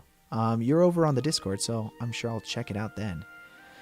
Okay, so one thing to make sure of in your texture mask settings here, this is selected under your mask, but it also auto adds it to your texture, which we do not want. So go ahead and delete that and make sure it's only selected on texture. Next up is on your stroke, or on your stroke, we want to make sure that there's a couple settings here. You can adjust the jitter if you like. I want to make sure that the rake is selected as well as random is selected. So that way when I'm painting, it's actually painting it in kind of like a nice path. All right. So those are the couple settings that we're going to adjust. I think now we're good to go. Overall now, if we just paint it on our image here, we'll be able to see our effect as we're going along. I do want to make sure, looks like texture 2, is it not selected inside of our tool? One second. Let's make sure we're using texture 2, not texture 1. I was using texture 1, which is why nothing was painting there for a second. So make sure texture 2 was selected. We're going to go ahead and paint that. We should see that come in over here. This is a pretty big texture, so that's why it's lagging a little bit. I might make it 1024 just because of the stream. Also, I'm not getting any color right now. One second. I'm having a problem. We're having issues, guys. We're having issues. Is it the texture? I don't think it is, but let's just test this out. Let's try that.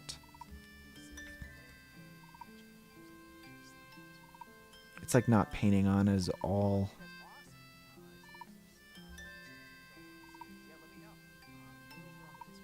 Where's our paintbrush? Using the texture mask. Unselect random. It really shouldn't affect this at all. Let's remove this altogether. Oh, it might. One second. I might. Yeah, wait. Snake dirt mask. It's not painting on at all. What's going on here? Unselect rake. I did not. What? Is Ben here? No, unfortunately, he's out running errands right now. Let's do this. Image. New image. 1024 by 1024.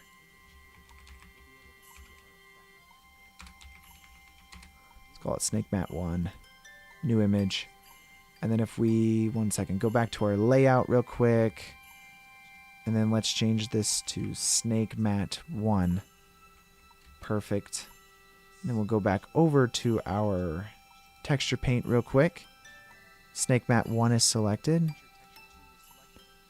Should be able to just paint onto it.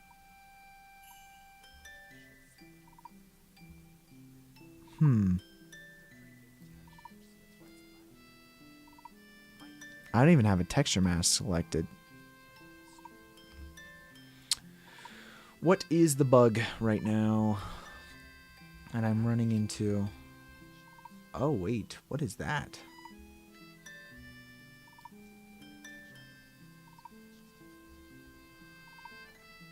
Radius, strength.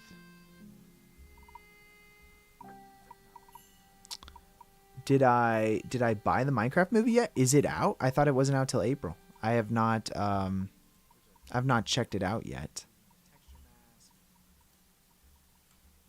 There we go. Okay, so that works. That works. So now regular painting works. And then, so wait, our texture might have been the problem. Now let's select this. Oh, wait, that's all black. Of course it's not working. There we go. Voila, we fixed it. That's awesome.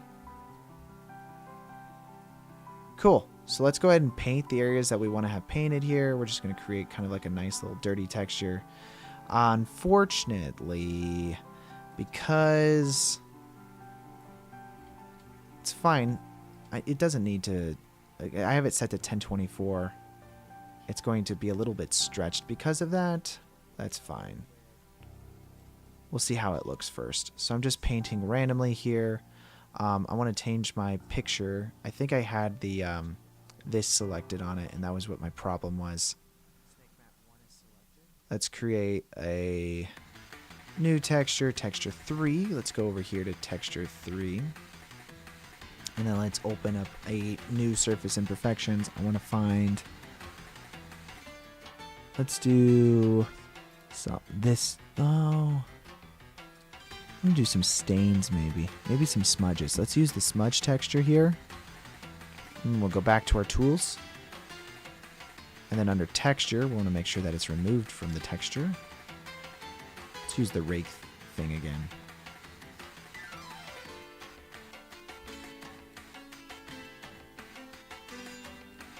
There we go.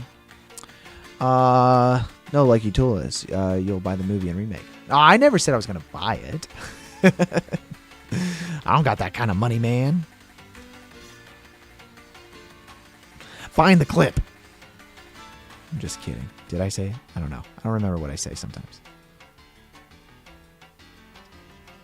I might need to remove some of this here. It's a bit heavy-handed.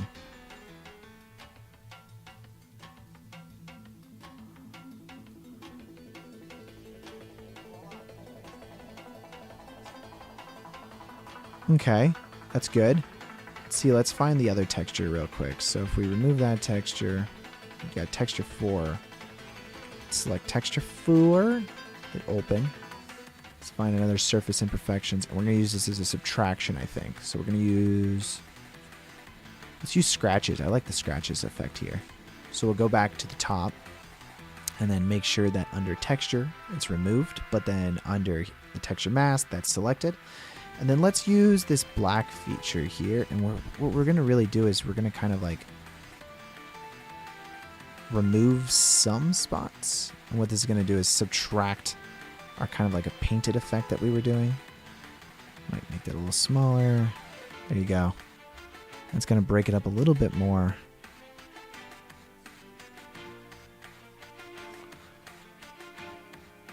You spend a lot of time, you know, just adding, you know, details and stuff like that to your renders here by just painting a lot of this in. We're going to be painting a lot more dirt onto the house going forward, so we'll have some good practice here. Let's see, let's go back to the camera's perspective. I think that's nice. I like that. I think it gives it a nice little grungy effect going on. Cool. Make sure to hit the save button though over here. You are going to need to make sure you do that. Let's go ahead and hit save. You're going to need to save it into a location as well. Materials, stripe 1. This is called Snake Mat 1. Hey, thank you so much, North Paul Studios over in the vertical chat. Watching live in Africa. That's awesome, dude. Hey, thank you so much. Appreciate it. But now that we have this mat, let's go back over here to the layout option. And we're going to use this mat to drive in some dirt and grime. Okay? So first of all, let's plug this bad boy here. I'm going to use probably a color ramp. And the first thing we're going to want to do is everywhere that's black, we don't really want it to be black. We already have like this 0.5 here is the overall texture of our principled BSDF. I think that's kind of like the baseline where we're going to want things to be at, okay? Which means that this black here needs to be set to 0.5. And you can set that value here by just typing in a 0.5. That's what 0.5 looks like. And then white is kind of going to be the areas where everything is going to be really matted. And that's set to a 1, okay? So that's our color ramp settings there. We could have done that over in our paint, but it's easier for me just to have everything set to a black and then kind of just painting on the areas that you want. And then just converting that over into your shader. You can do however you want. This is going to be a little heavier in your system. I don't know by how much. I'm actually very curious how taxing the color ramp is on your system. But now you just take the color value of this and plug this directly into your roughness, and you're going to have some more specularity adjustments to everything there, but you're not finished yet because we want to use this mat to basically drive our color as well. So we have this set up right now, okay? This is our stripe effect that we're pasting over top of everything. I think we could add an extra layer of just adding some grime and dirt over top of everything, and then just adding that effect to it. I believe the best way to do that would be using a whole separate principled BSDF here. I'm probably going to do just like a darker gray value, maybe not full black. Let's make the roughness completely set to a 1 here. And then using this snake matte effect, we're going to use a mix shader effect. And between these two principled BSDFs, we want to have that effect. Now using this snake matte, we can now plug over here into the FAC, and that's going to give us the ability to actually add in kind of like that grimy dirt effect. And if you want more, we can always add the contrast to it as well. So, and which we're going to do, okay? So go ahead and add in a color ramp. We're going to use, oops, not that. I don't know what I just selected there. I'm going to use a color ramp and then make sure that out of this snake matte is going to here.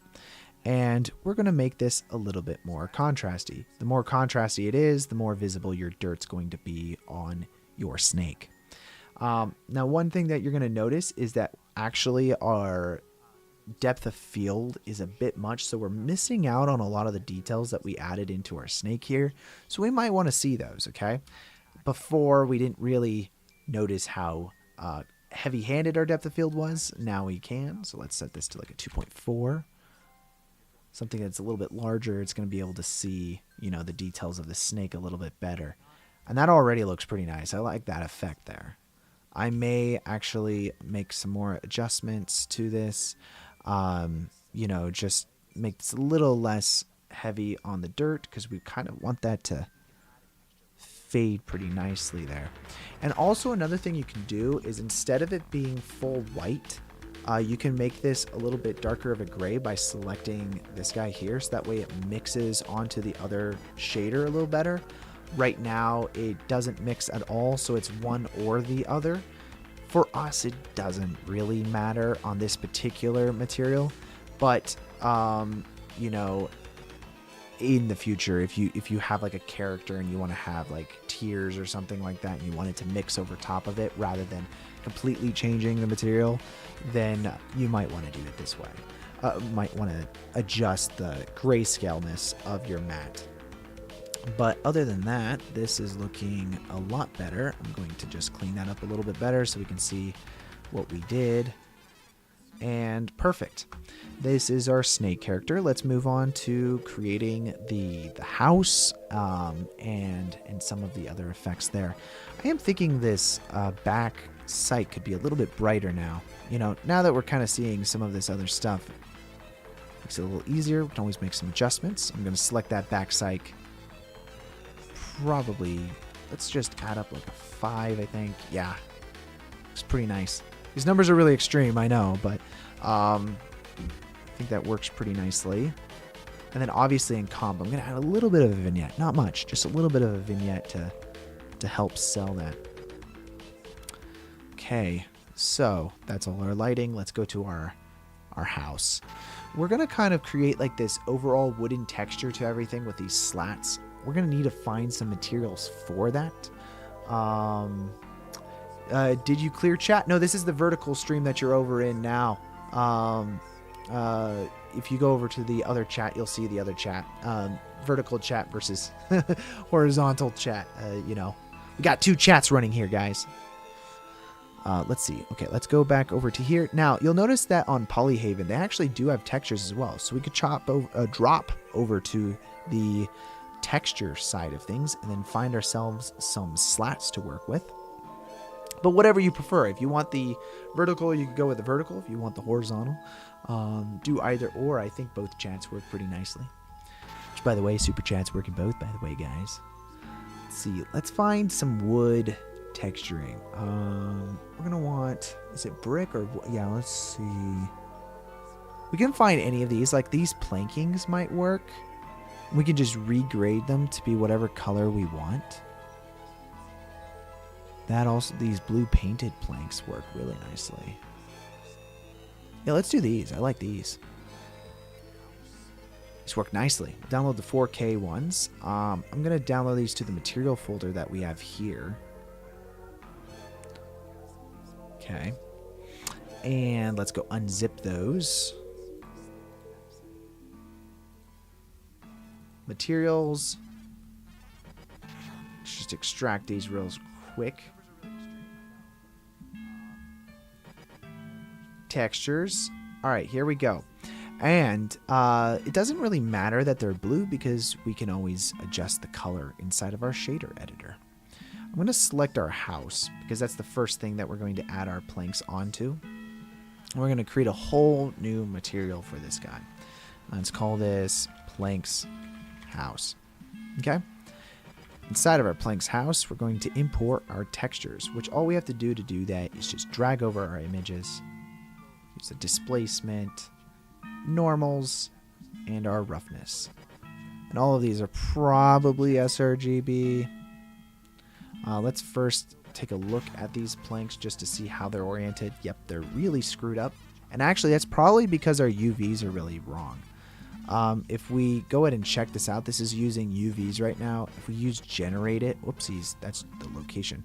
If we use generate it for the vectors, it'll give us a different result. And normals is going to give us a different result.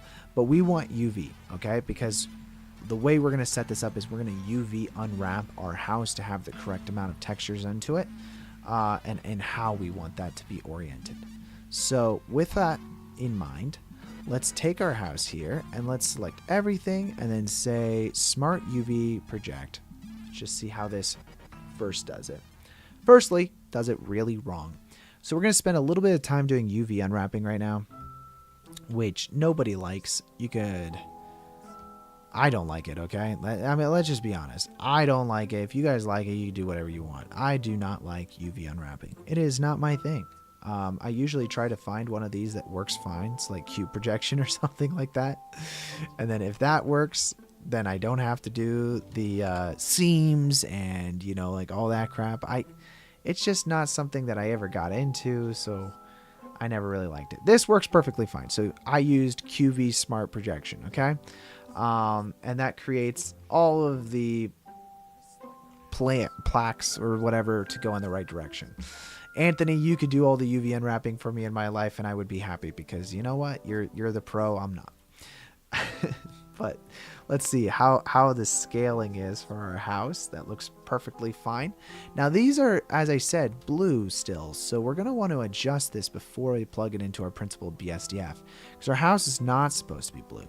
So if we add in like a saturation after this color, we can actually remove the saturation of our planks and just make them grayscale. You can also increase the value of these if you want them to be a little bit brighter. You can increase the contrast if you want a little bit more grime and dirt in there. The cool thing about this is that it just gives us general planks. We're going to be adding in some very specific dirt in specific areas, just like we did with the snake, but we don't have to do that right now. But now, yeah, if we plug this over into the base color and we go ahead and view that, we're going to have our planks onto our house. We want to make sure we use this same texture coordinates that we were using for everything else, okay? So we have our roughness. Let's go ahead and plug this into the vector, and then this gets plugged into the roughness of the house. That'll adjust the amount of roughness that something's going to get. If we view this, we can actually see what that roughness is really doing. Again, it's like a matte, so the whiter it is, the more rough it is, the blacker it is, the less rough it is, and so on and so forth. Again, this is pretty generic for these planks. It's not anything crazy. We're going to be making our own roughness later on that's going to have that real grimy effect to it. But for right now, this is totally fine for our planks.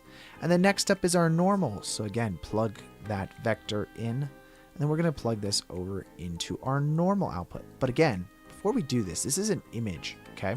So we actually have to convert this to normal data. So if you select normal map, plug this into the color of that, and then plug this over into the normal, then you're going to actually get like a nice 3D effect to your wood. Anthony is a pro. Yes, Anthony VFX, the guy who was commenting a little bit earlier. He's actually a pro CG guy, so super cool guy. Alrighty then, now that's going to kind of get pretty close to finishing off our effect there. Next up we have displacement, so let's go ahead and plug our vector over into our mapping there, and then we're going to take this displacement effect and then we're going to create a bump We're going to plug this into the height and then the bump over into the displacement. And that's going to give us the ability to create a little bit more of an effect on your wood. It's very subtle, but it helps when you're doing your renders later on. So there you go. There's the planks that we're going to have set up on our house. What does the trim look like? It's pretty white. Could probably just make a new material here and call this trim. Whoopsies. Caps. Trim. And that's going to be our trim effect. And I might take... I am Pro 2. That is true. Let's go find a different wooden texture. I want like something... Let's go back to wood. I don't really want seams on this one though.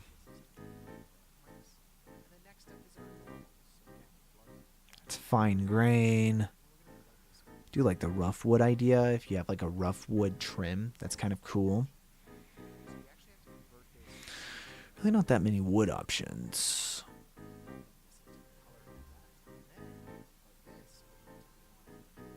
We've got worn planks. That's also an option.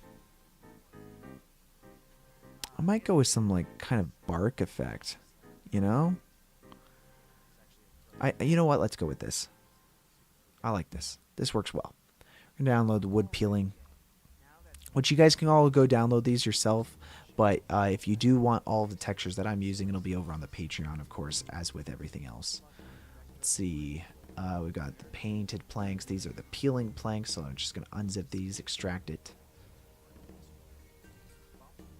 Textures. Gonna load in our picture as well as our displacement, our normals, and then our roughness. We're gonna do the same thing we did before. Why in the stream I can hear two voices? Is there any fault in OBS? Can you? Shouldn't be able to hear voices. That's my bad if that's the case. I apologize about that. I actually think I know exactly what just happened. No, it's muted there. I don't know why you're hearing two voices. If you're hearing two voices still, let me know. I just muted something. So like if that was the problem, then I'm glad we fixed it. But really bummed it's been going that way the whole stream. Okay, so with this weather displacement here, we're going to want to do a couple things. Let's, first of all, let's add a value of a little bit higher of a number. And we're going to see what is really going on here. First of all, we need to unwrap our texture. Okay? So in order for us to do that, we're going to select everything. And then we're going to do cube projection first of all. Let's just see how well that does.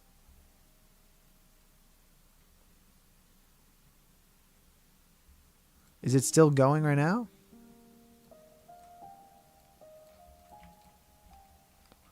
Going to add in a color ramp. Let's see. Add a little bit of contrast here. I actually don't know how much.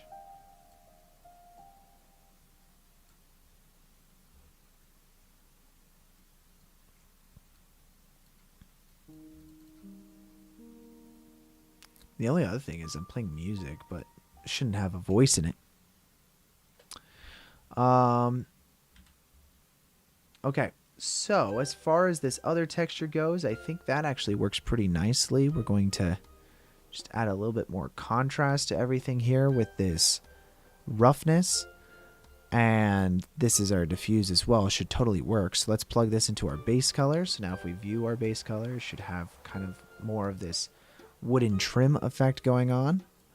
And then we're going to plug this over here into our roughness of that wooden trim, which maybe actually has a little bit too much.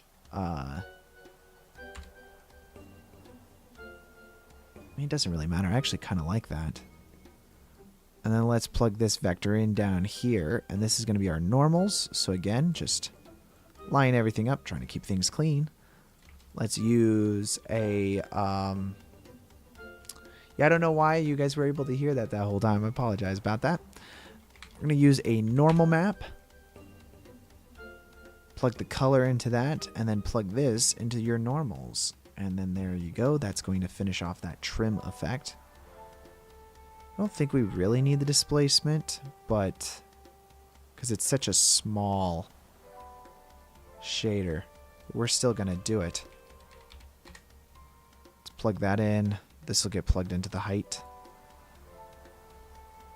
And there you go. That should give you a really nice little wooden trim effect. The only trick now is going to be adding that to everything else on this house. So let's make that a little bit smaller over there. See, I have 3 monitors, but I can't use the 3 monitors when I'm streaming, so this becomes a little tedious when it's like, whereas I would wish I could just have a whole separate monitor for this stuff. Okay, I'm going to treat all of these separate, actually. So we have trim. We're going to do that real quick. Cube projection. That's totally fine. Cool. And we're going to add trim. Cube projection. Trim. I knew that there was going to be a lot of this when we were modeling this, because I was using a lot of different objects and wasn't being very clean with our model. So we knew that we were going to have to do a bit of this. And let's see. All our windows are probably going to have that same trim effect, by the way. So this, for instance, let's go ahead and select the trim. It's okay if we don't see the wooden texture on these. They're not as big, so it's really more for the color than anything.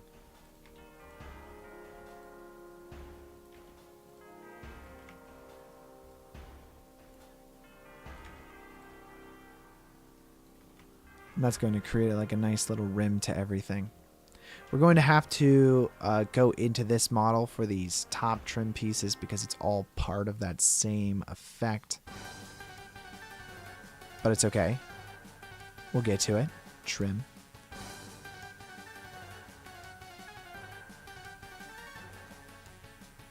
Then we have this one over here, which we're going to have to add the trim effect to, but then also do a cube projection.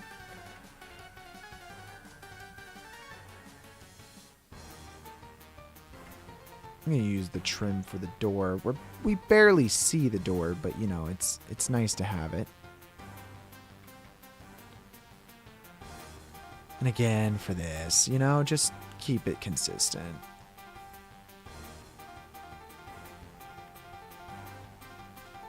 We're thinking for all of these kind of like beams, probably using the same trim effect.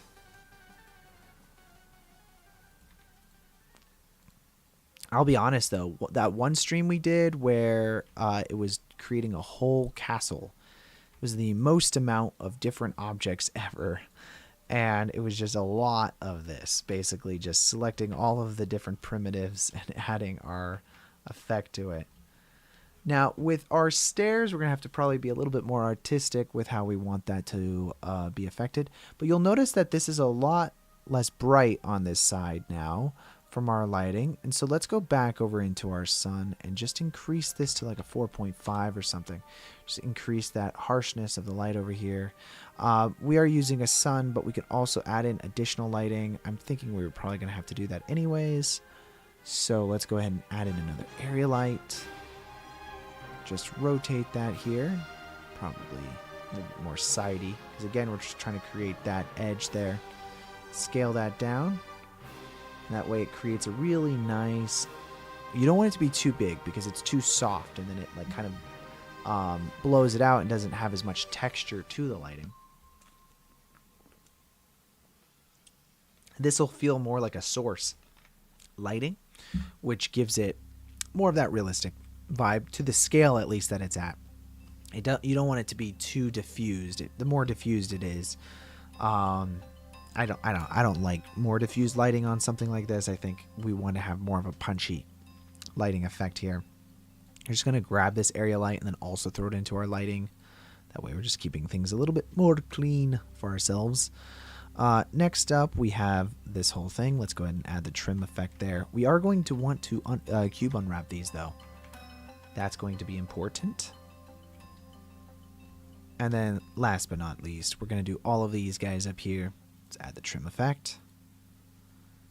Cool thing is, it's just a wooden house, so it's not crazy with the design of it, right? Like, you only have a few different colors on a wooden house.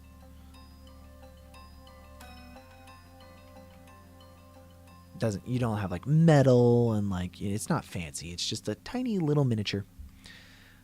That's why I'm drinking right now. Oh, what you just drinking right now? Oh, really? You drinking one of these sparkling waters? What a moment. Let's go, baby. Stay hydrated, guys. Stay hydrated. Select that. Yeah, it's already set to a trim. I will say it's a lot brighter, but that's just because that house is blowing it out quite a bit more. I need to do this one. And that one's already done.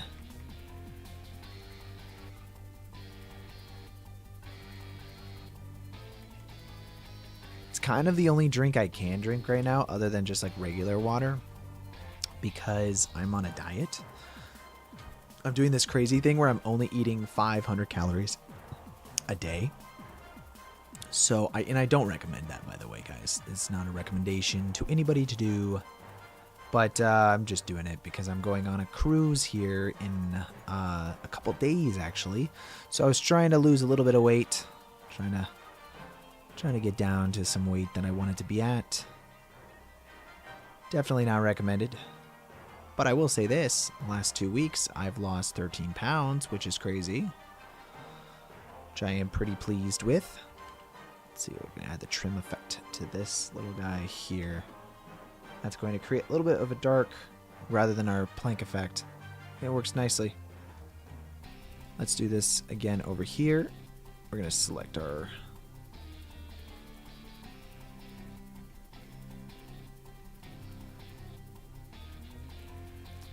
I'm going to assign that trim effect to that guy as well. There's not too many of those, so we don't really have to worry terribly much about it. We're just going to have to add the trim effect to the top of the house. Am I missing that? Yes, I am.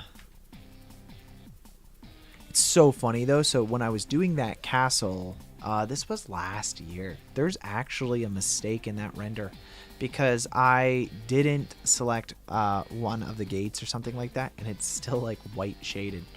So that's pretty funny. It's just funny because like when you are doing these live streams, things go really quick, man. Things go really quick.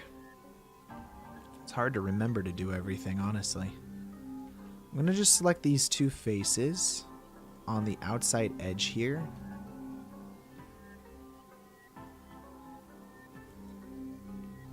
Don't read this in street. What? Don't read what? What am I not supposed to read? Oh, I'm going to deselect everything down there. Anyways, I just used Control Plus. That way we selected all of these edges here and deselected all that stuff down there. And then we're going to just assign that trim effect to the top there. Perfect. Connor's losing his weight because he wants to flex. 10-pat. I want to flex on stream? Yeah, baby, I'm flexing. Hardcore flexing. It's all I ever do is flex. Let's add these vertices here. We're going to make some more adjustments. Make sure all that's deselected over there. But let's go turn that around. Select the rest of these vertices. And assign that to the trim. There we go. So I think that's all the window trims. We do have a few railings I think we missed. So like this one. No, we didn't miss that. Oh, it's this that we missed. I'm going to select this and then make sure we're doing cube projection on these as well. It's the last couple ones of the house there.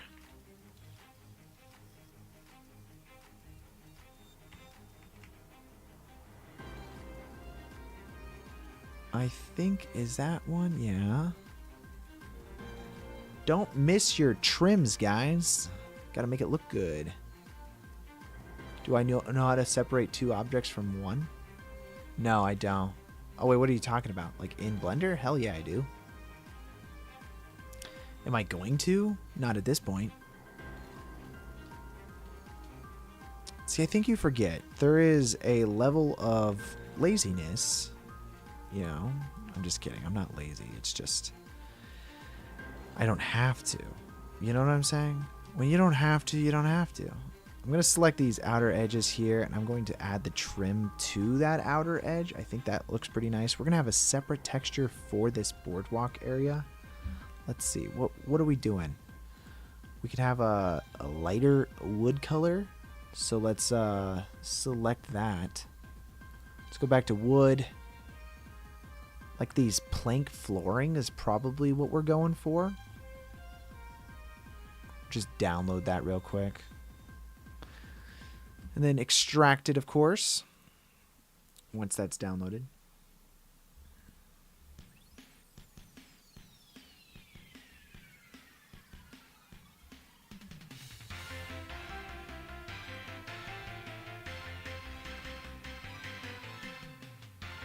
Yeah, you select the part and then press B for sure.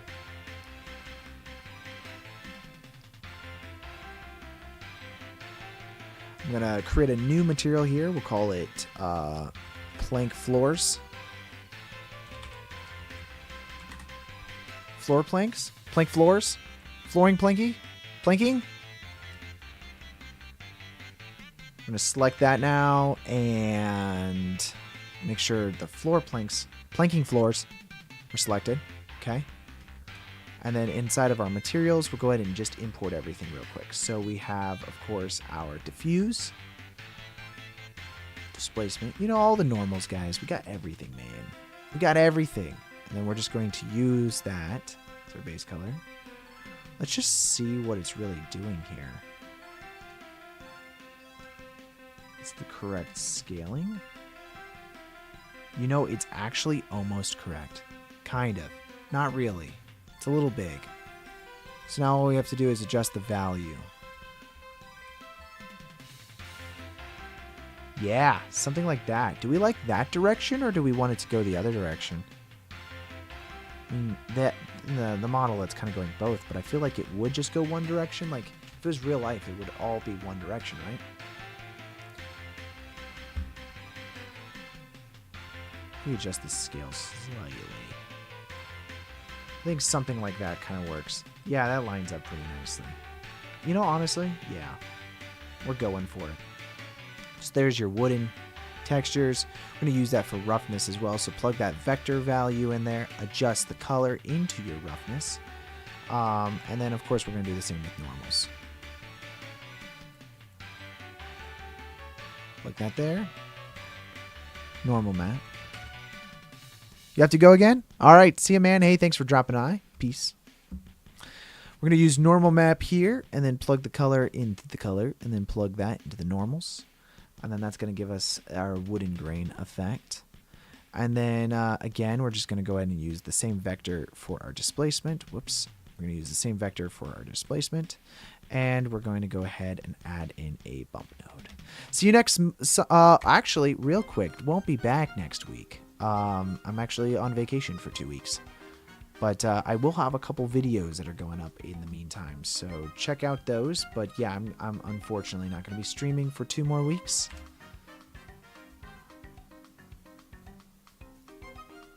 I'm going to use a curve, RGB curves here, after this color ramp. And we're just going to lift up the color of this kind of like stair or walkway area. We don't want it to be quite as dark as the rest of the trim. So we're just going to lift that up a little bit. Beautiful. So now we can actually use this same plank floors for the stairs. That's kind of what I'm thinking. So we have like the railing of this, which I do feel like should be white. I do actually like the fact that it's white. It's a little bit lighter. And then we'll do planks for the rest of it. So we'll just call this railing, which we've got. And then let's create a whole new material here that we will use for plank floors.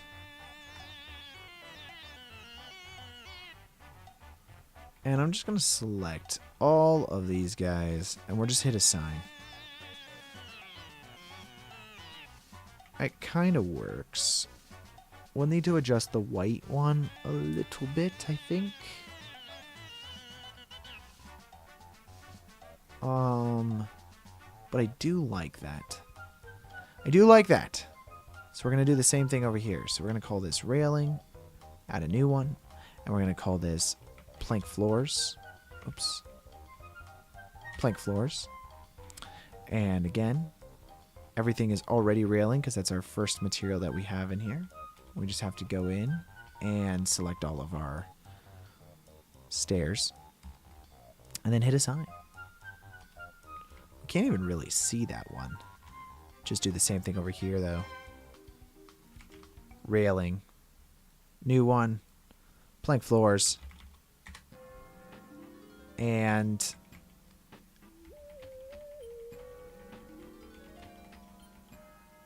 we're going to add in that and assign it. Beautiful. Now our stair railings, we're not going to want them just to be white. Instead, we're going to want to have some kind of wooden effect on it, but I do want it to be white. Okay.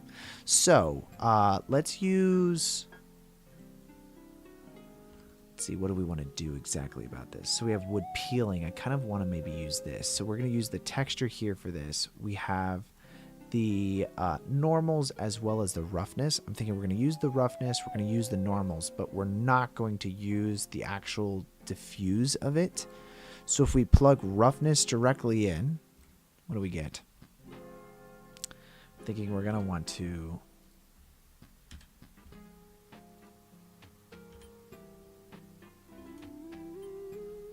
really see what this is doing here.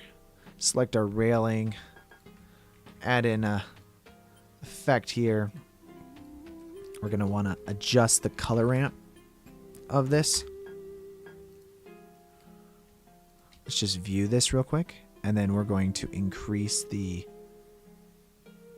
amount of roughness that we're really having. I'm going to actually select everything and say Q projection. Yeah, it works. And that's going to go into our white texture there.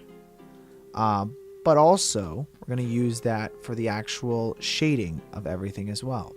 So we're going to use a mix color, I believe, and then plug this color ramp into the factor of that mix color.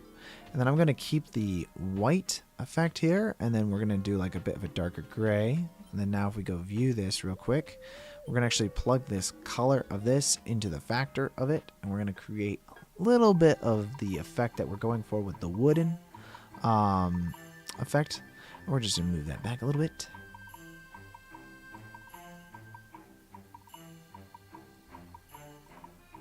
Just keep things clean a little bit.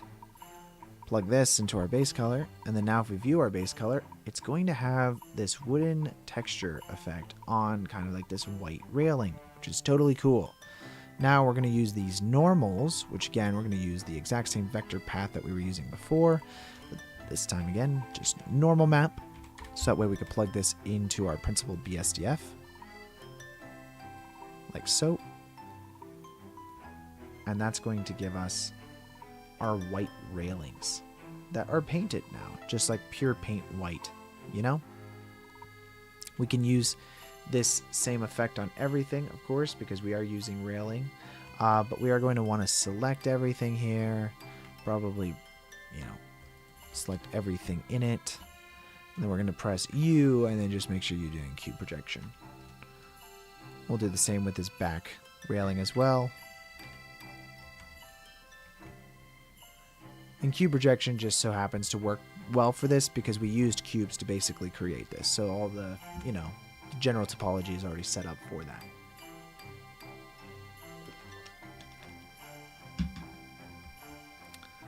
Cool. Alrighty, let's go back to camera view here. Can't really see most of that. It's just mostly white. which is fine. But we are going to want to maybe add in a little bit more dirt and grime to this. That's totally fine. So we're going to create a noise texture. And in this noise texture, we've got different options. I'm probably going to want to select terrain. And if you view this, it's going to be kind of like this big kind of like warbly effect to things. So we're going to probably do something like that. Pretty big, you know. And then we're going to make it a little more contrasty from what we currently have. So we're going to make the white real white, and then we're just going to kind of black out the areas that we don't want. And this is super procedural, so it's not doing it everywhere. It's only doing it in certain areas. And then we're going to create a whole new principled BSDF. We'll just make that principled BSDF be up here, and it's just going to be a darker color. We can even use another noise texture if we wanted to do that for this. But for us right now, we're just going to use this principled BSDF. I'm going to use a mix shader node. And we're going to plug this into the bottom of that. And then this here into the top. And let's just make this at the bottom. So our dirt is going to be on the bottom and our regular texture is here. And essentially, we're now going to be using this mix shader with the factor from this noise terrain that we have. So take the color there, and then we go ahead and view that. So now these stairs are going to have a little bit more texture to them. If you want, you can actually plug in some different texture like images or something like that into this area in order to create a little bit more realism to it. But for us, I think we're fine with that. And obviously, since this is super procedural, we can actually adjust all of this stuff like here and then adjust the scaling of this as well. So the bigger the number is, and you can always see this here, the bigger the number is, the smaller your dirt gets. We're going to want kind of like it to take a whole railing piece here.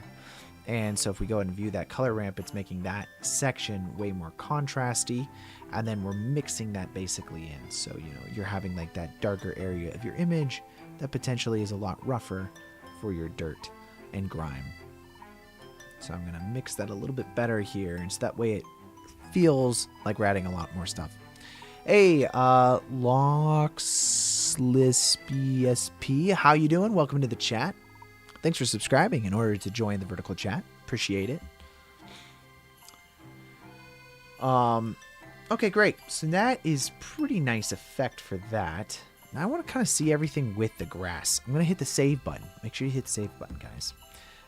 If we select our ground now and then turn the grass on, I'm curious how this is going to look. So we're going to display everything real quick.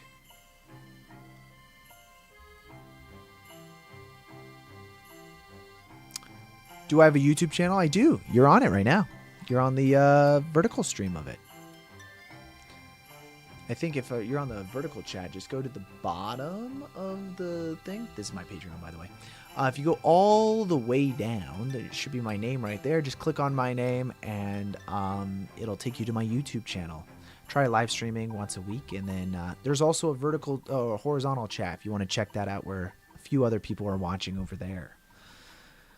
Okay, great. I'm actually pretty pleased with how this is turning out now. I might want a little bit more grass, maybe.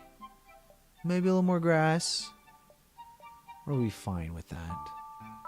Let's add some shaders onto these back mountains here, because the whiteness of them is drawing me out a little bit. So we're going to add a new material back there. Let's call this Mountain. And honestly, it doesn't really have to be anything crazy. We're just going to select the green of like one of these grass here, just roughly the same color. And it's just going to be back there. It's way back there. Go ahead and select mountain over here as well.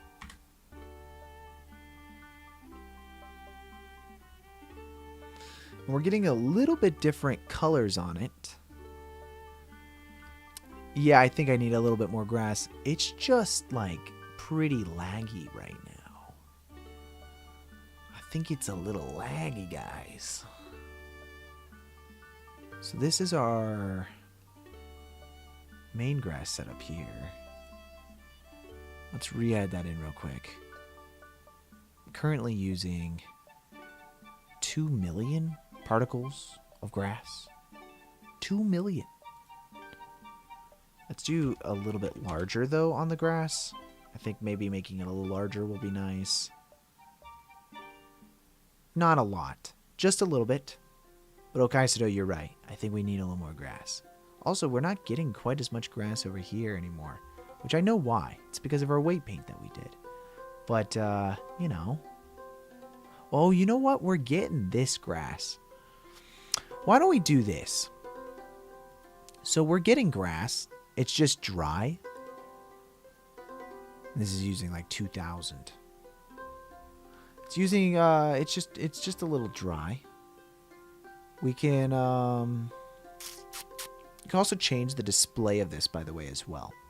So we can adjust the amount that we're displaying, so that way we're not killing our computer, but we can still see some grass. I think if we select our main grass and warning, overflow by a lot. Yeah, no, I know. Let's do this dry grass here. We want to make sure that we're not getting any dry grass in these like patches. We only want our basic A and basic D for our grass. That way it's pretty consistently straight here. If it's laggy, you better dump more grass, or you're going to put more to save first. Yeah, no, you know what? I am saving, okay? I am saving. I'm saving. I'm responsible. Unlike last time, where I did crash my computer. And we're going to add in some smoky wisps, I think. So we're going to do a few things here. So we currently have grass on the ground. I would like, let's just display, let's turn this display down a little bit. Let's set the display to like 50% for right now.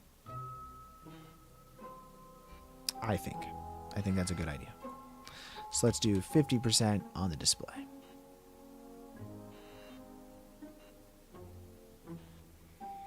Gorgeous. Now I can actually kind of rotate in my scene. Next up, we're going to add in a new area light. And we're going to just move this upwards a little bit. And we're just going to orient this to just be a little bit more on the ground here.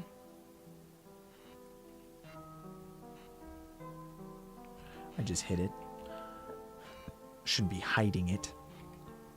We're going to scale it down. Holy cow, this is a little laggy, guys. A little laggy. Just going to try to create a little bit of a sheen effect specifically on this here.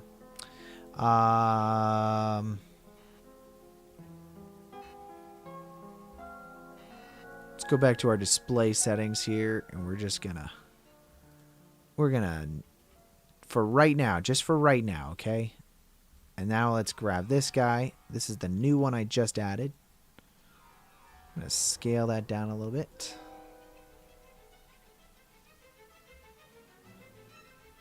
And let's see.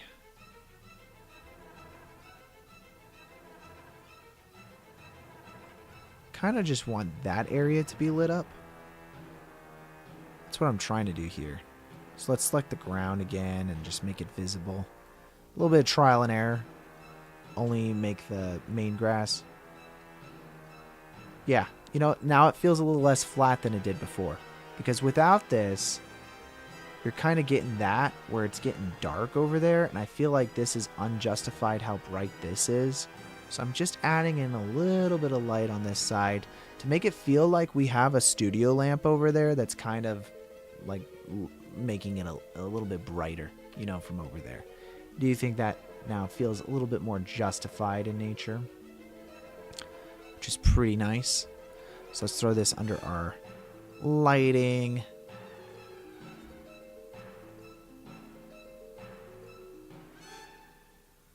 Okay, let's get this inside light. We still have this point light that I think is on the inside here. It's a little dark now. Let's adjust these things to really dial in the amount of brightness that we're having from the inside of. I want to be able to see our screen.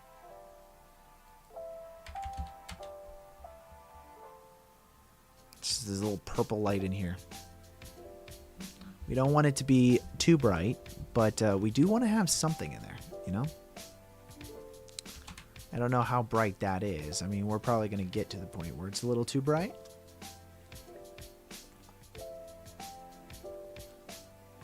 But we can always make adjustments. Let's save our work as we're going.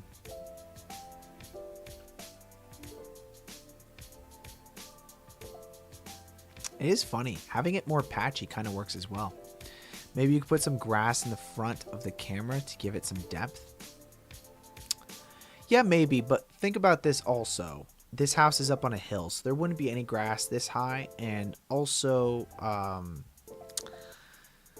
it's a miniature, so the camera really can't be that close to the ground. But don't worry, I think we're gonna add in some smoke and atmosphere, and I think that's gonna be pretty nice as well for everything. I was gonna say, having it kind of patchy though does like make it feel more like it's fake grass. Kind of like that almost. That right there is not enough, but I do love this purple light coming off the left side of it. That's really nice. It's really nice, guys. So that kind of works. I like that. Let's see. We may want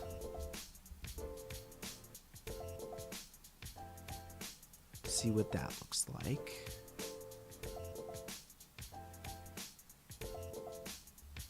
I really like that.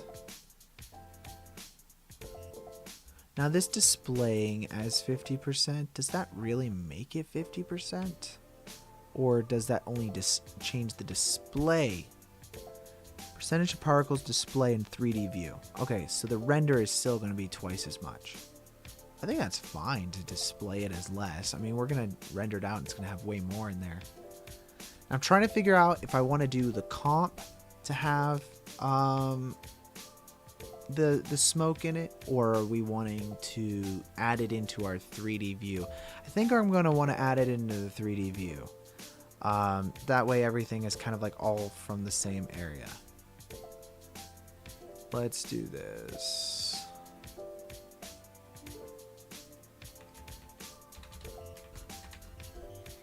Gonna pull up some Action VFX assets real quick. Which, by the way, guys, go check out Action VFX. Link is in the description. You can get a lot of these assets as well. I don't, unfortunately, they don't have a partnership program anymore for that stuff, but I still highly recommend their assets to anybody and everybody. They're the best. So we have like these atmospheric, isolated. You know what? One second. Go to my downloads. I should have some nice atmospheres we can use.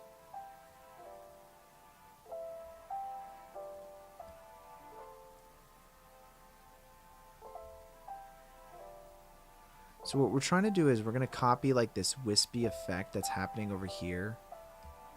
And kind of want to do that through adding some displacement fog. Not necessarily clouds. So it's like I'm trying to find the right scale, if you will. I think scale is the important part here. So we have atmosphere. Do they have... Oh, they have rising steam. I think that's what I need.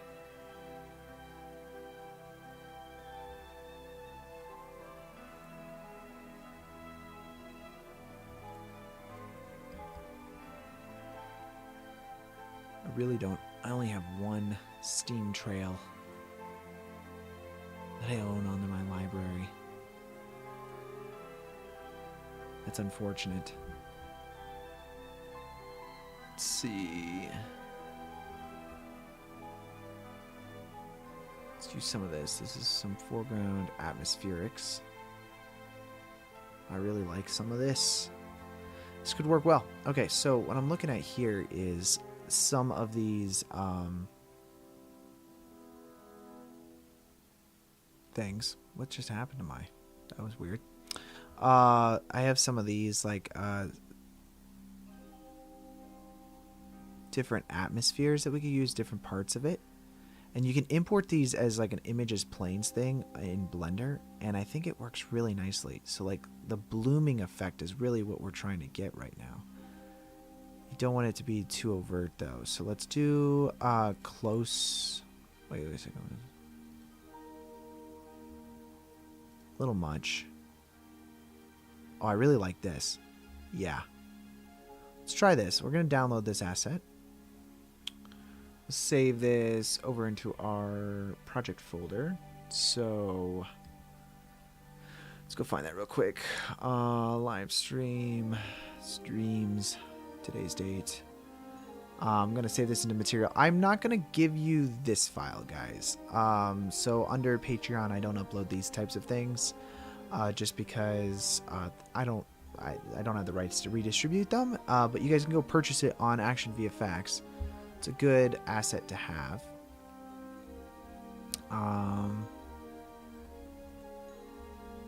What the heck? Please use the keyframe frequency for 4 seconds or less. Currently, keyframe is not being softened enough.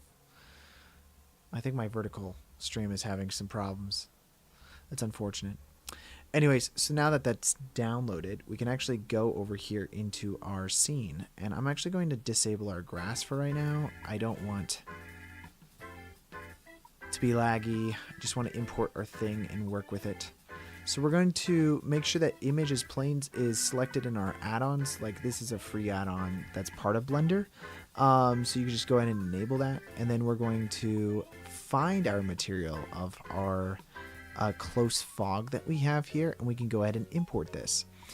If we select that and import it, it's going to import it as a big old plane, which is totally cool.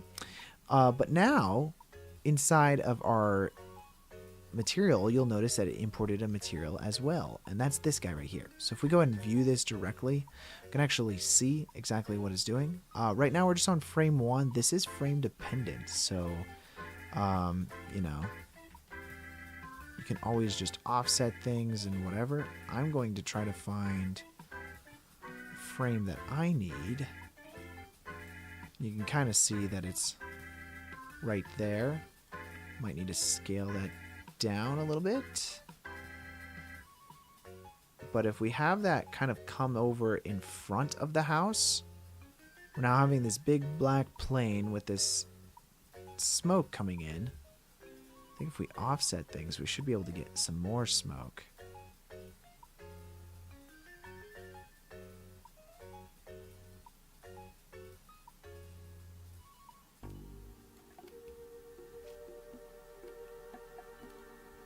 I think I like that for that. And then now using this, we can actually create our own transparency and all of that. So we have a principled BSDF. We could plug this into the base color so that way we actually get to see it. We're not going to use the alpha necessarily from that, but if we do use the color from it, we can plug that into the alpha of our texture effect. And that's going to allow us to make some adjustments. So let's use a color ramp here and go from the color into this, because there is no alpha on this stuff, so we're going to create our own alpha from the actual smokiness effect that we have.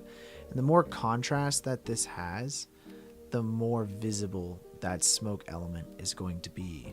So let's find something here. We can always just go view this real quick to see exactly what we're doing. I'm just going to try to create like this nice atmospheric effect. And if we're using a principled BSDF, that works. Though I will say it's pretty flat and plain, so you may not want that, and it might not give you the information that you necessarily want. Having this in front of the house is going to be a little bit out of focus, so we might want to bring that back here. Wherever the focus plane is, we kind of want to find that. And then just add that in there. That gives us a little bit nice little detail there with the smoke. Might scale that up a little bit. And that's just adding in kind of like these clouds here. Might want to make this a little more contrasty too. It's going to eat away at our smoke effect. But we can always offset this to get later or earlier in the image where we have more or less smoke depending on what we're trying to go for. Let's check this one out. I actually think that works really nicely. It gives us some nice definition to everything. We're going to adjust the roughness here to make it super rough. We actually don't want it to be that visible.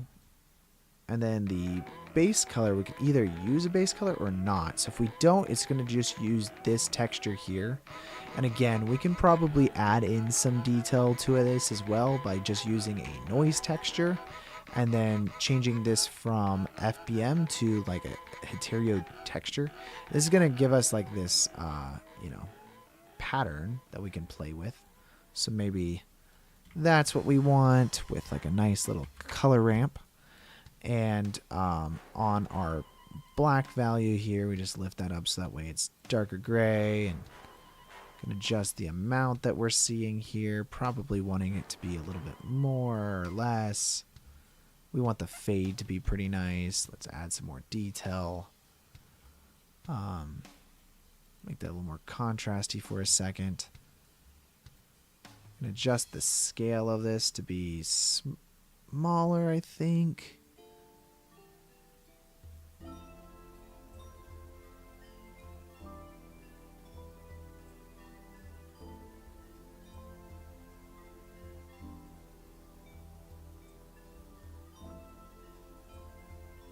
I think something like that looks good, and then we can just offset this. It's a little big.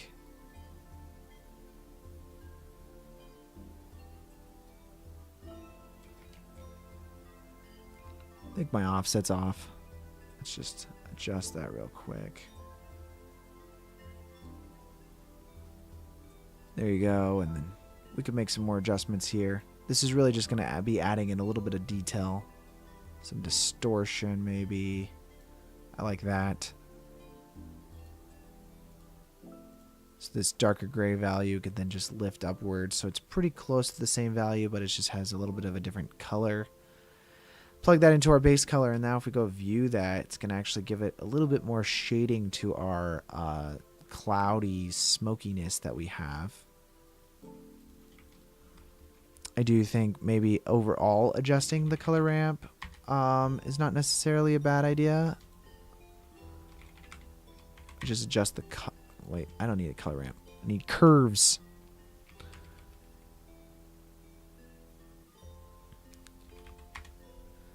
Then just making it a little bit darker.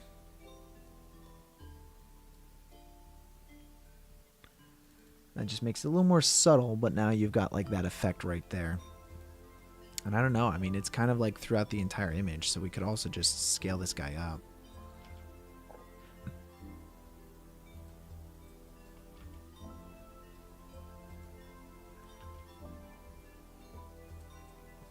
I'm going to scale this on our 3D cursor. That's actually just make it a little bit easier.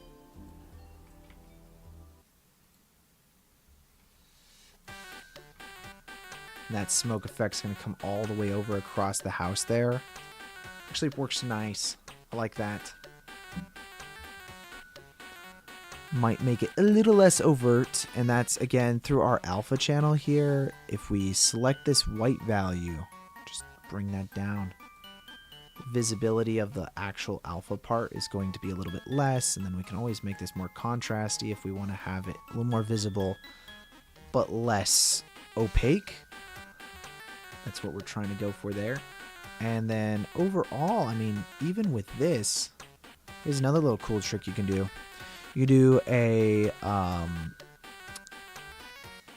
mix color. If you use a mix color and then you plug both those on top of each other there, and then do the factor, and then instead of mix, we're going to do multiply. You can actually change this color to be, if it's pure white, it's going to be whatever this value was. It shouldn't change at all, right? But now what this gives you the ability to do is actually add in like a color. So if we want this to have like, you know, purplish smoke or something like that, we can actually do that, because if we're like thinking about this, it's going to have this purple light here. So maybe we want a little bit of purple smoke that's kind of coming across. So we can actually duplicate this now and, you know, invert it.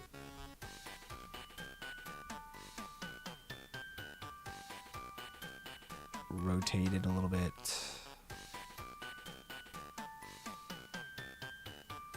Now we got some like nice purplish clouds over here.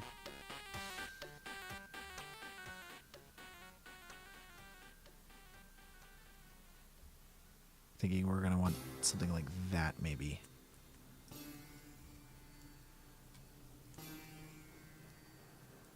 Okay, now you're noticing this house here is actually casting a shadow on the back wall, which is actually a funny little detail because I don't think it's necessarily a bad detail. It's a miniature, right? So like potentially the house would cast a shadow on the back wall. It'd cast a shadow on the you know, your horizon. But, you know, that's not exactly what we're going for because we're also thinking about this from a perspective of realism here. And it's actually not the back wall that it's casting a shadow on, by the way. What it is receiving a shadow from is on these planes that we just added in just behind the house here. So we can actually remove those. We can remove the shadows anyways. So if we go over here into our shader settings, we're going to actually want to make sure that we're turning off receiving shadows. So I think if you turn ray visibility of shadows off, that might actually help us. Viewport display shadows. We want to not receive shadows. And I think we could do that somewhere. I know I've done it, so it's just finding where that button is.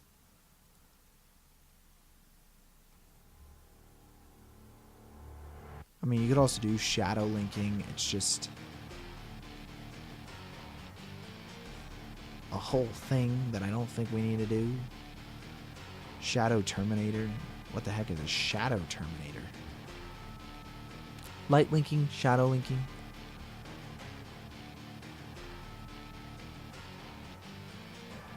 I kind of don't want to do shadow linking.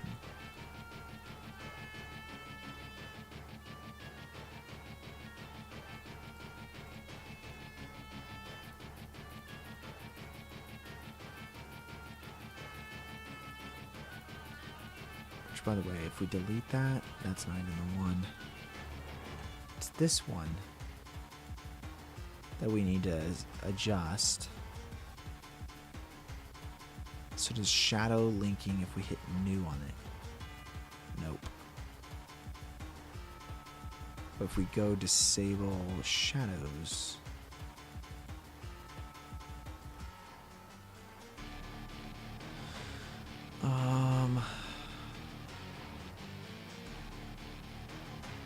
shading, let's see,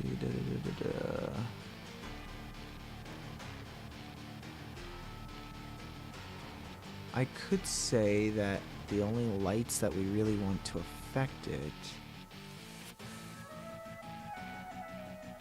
because which shadow is, or is it the sun that's mostly casting that shadow?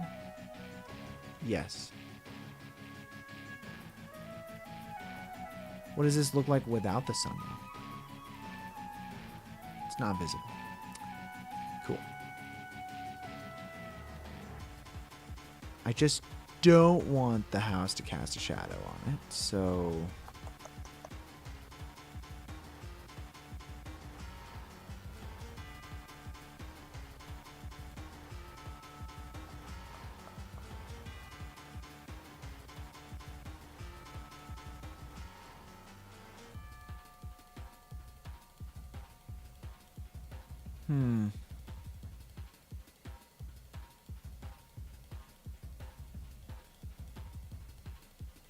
settings,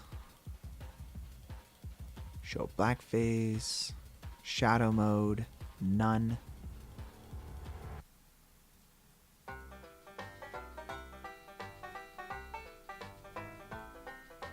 feel like I might be onto something here. Shadow mode none. This should do it, right? Ray trace refraction.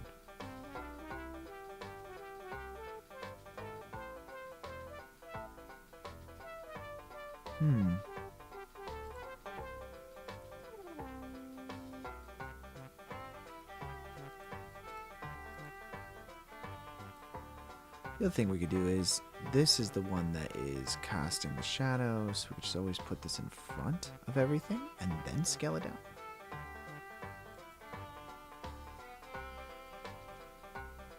Easy fix. Oh, you're getting a shadow. Just move it out of the area where the shadow is being cast. Booyah. No problem. Save. I'll have to look into that. You guys know. Leave a comment below of the way to fix that, where the shadows are no longer there. But, okay, let's see. That looks pretty sweet, guys. That's pretty sweet. We want to add in, like, these, like, dirt griminess that's going on to the house here. And I'm also realizing that I don't necessarily like the negative lighting that we have into our stuff. So let's go ahead and check that real quick. I don't know that I like it very much. Let's just turn you off for a moment. Or even better, make you kind of bright. Let's see. I just feel like that looks so flat. Certainly make it dimmer.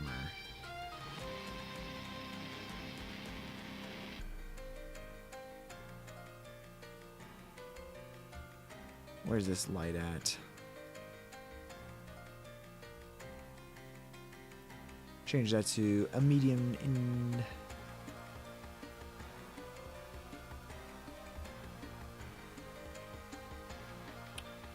Yeah, I don't know if I like it before or after.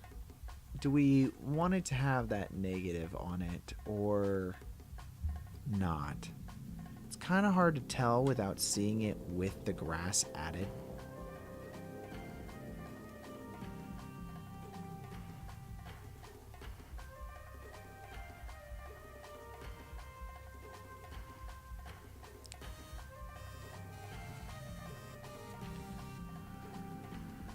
What do you guys think?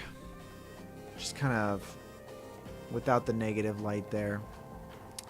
I know, like, we could add it back in. What would that look like? We had like a -5 on this value here. So it was kind of bringing it down and making it quite a bit more contrasty on that side. Or we could have it as like a positive value. Probably not quite a 5.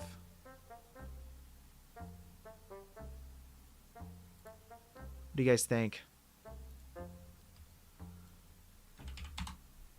With or without the negative? Do we want to have a little bit of light so that way we can see this side of the house? We're going to want to add in some dirt and grime, obviously, to this thing, but, you know, overall, are we wanting it to be darker over there? I'm going to see if I can find, while you guys are thinking about that, I want to find like a rock texture.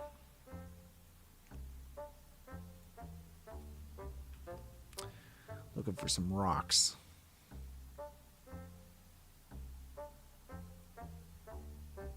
Rock boulder dry.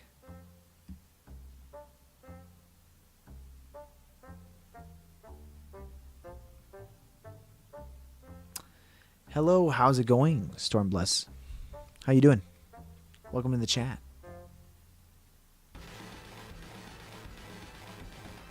Currently work in progress on what we're doing here. This is what we've made so far in Blender. Trying to add in some rocks though, so need to download some rock textures.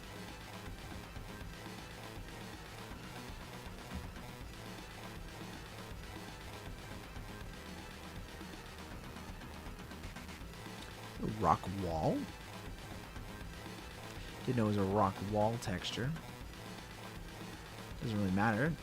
Our objects are rocks, so it's gonna be fine. Let's grab this texture here, and then let's see.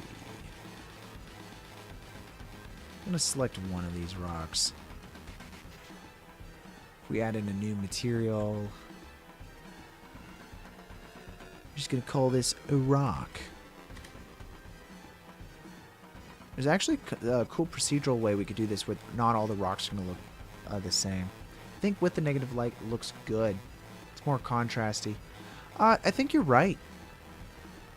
I don't mind it either way. You know what I'm saying? Like, I think it works both ways. I just think that I kind of liked it where we can see a little bit here. So we select that. -5. I don't dislike it though, because I'm going to have like all of that grime that we're adding into this section here as well. So I don't dislike it. I think you're right. I think it looks more contrasty. Maybe not quite as much though. Let's tone it back. I don't like pure blacks. Like this is pure black. Like we're losing quite a bit of detail there.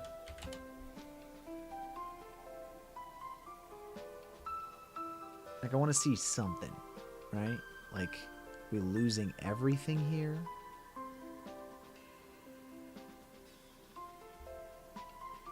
Because that gets pretty dark.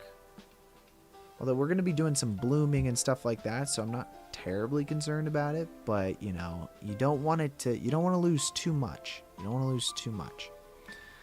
Yeah, what was I doing? I was looking at the rocks. That's what I was doing. I'm going to select our rock material that we just added in. And we're going to create some procedural rock textures. So first of all, just grab in the default values that we want to have here. And I'm going to plug all of these guys in.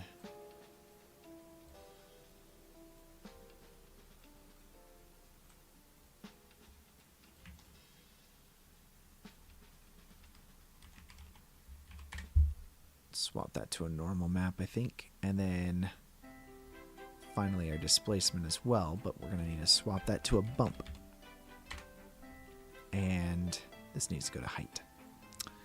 Cool. So this is our rock that we are adjusting here.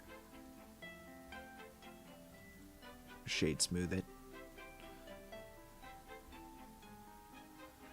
But we're also seemingly going to need to adjust the vector information.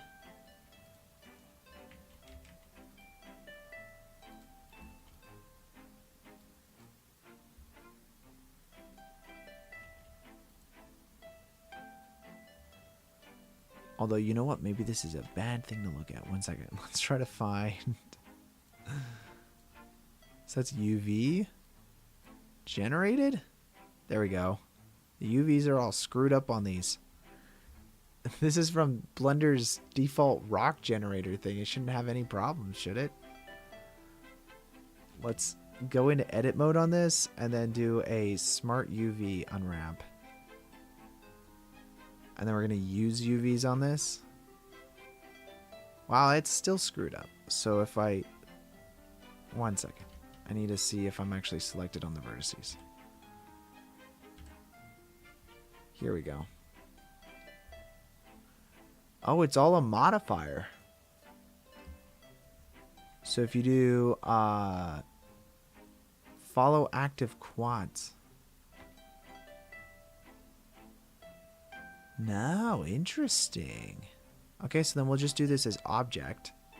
Objects should get us pretty close. I mean, we're getting a little bit of weird clipping things going on there, but that's, or stretching anyways. But we can adjust that by just making this value a little bit smaller. I think it, ooh, I was pretty close with it. 1.2 is pretty nice because you can't really tell. And also, this is pure, going to be completely procedural. So now, with that being said, we want to plug this vector into all of our different image textures that we have. Now, this is not procedural, so this value here is the only rock texture that we're ever going to get, which is cool, but it's just this color, right? Like, we want more color options, right? So let's do this. We're going to do a mix color node, and we're going to just plug that in there. And then this value here, we're just going to have that pure white right now. And under our mix option, let's just change this to multiply, okay? So now, with a factor set to 1, we should have our diffuse texture here multiplying against a white value, which I don't know why should not. Is it clamping factor the problem? What is going on here? I don't understand why it's black. So if it goes, oh, you know what? It's just because it's very hard to see, I think. Cool. Next up, let's use a color ramp for the first bit of this. I do want to make sure that, or not a color ramp, sorry. Curves. I don't know why I keep doing this. This is the second time I've done this stream. We're going to use curves here, RGB curves, plugged into this B input. By the way, it doesn't matter if this is an A or B. It should totally work fine for both. Just not visible at all. This value here, and it's probably because it's linear, but here's how we're gonna do this. We're gonna do object info, and using this value here, we're actually going to now use a color ramp, and all of this is going to be back here, by the way. So then we're going to take random, and we're going to plug that into the factor of this color ramp value here. We're going to change this to a constant, and that's going to give us these, right? These different points that we can add into our color ramp. And so if we are plugging random into the factor, it's going to select a random point on this entire spline here of what we want our colors to be. So for instance, if you multiply it against black, that's basically math for saying multiply this against 0, because it's a 0 to 1 ratio of how you're multiplying things. So if we plug this as the value of 5, this value is going to have 5, this value is going to have 1. So when it hits anywhere that's here, it's going to multiply by 5. So in this particular instance, if we plug color into the B input of this, instead of it being that 1 value, it could be a 5 or it could be 1, depending on what the random index value is of this specific rock. And all we have to do then is just add new points in. So we're just going to go over here, add another point in, and this value can be a value of, 3, and so on and so forth. And with these, like for instance, this value of 3, maybe I want the color to be a little bit more brown, right? So you can make some color adjustments to these as well. So now all of a sudden, if I add another plus in here, I'm going to go over here to this spot here, and I want quite a bit of rocks to be a little bit brighter. So let's do another one that's like a value of 8. And that's going to be a value of 8. So now this is going to be our distribution of random colors that's going to be multiplying against our rock texture. So now if we take this multiply and replace our base color with this, we're going to get random values depending on what those are. So if we view this principle of BSDF, let's see what this looks like real quick. Select that and just set that to the view. This is going to be our rock number 1. So now if we go ahead and select this rock here, and we go out of full screen view over there and select rock, it's possibly going to be a different value than this rock, which gives us the ability to use the same texture for multiple different rocks and get different results every single time. So that's just a cool way of being able to create some randomness inside of your scene with how you're trying to do stuff. What just happened? Hello?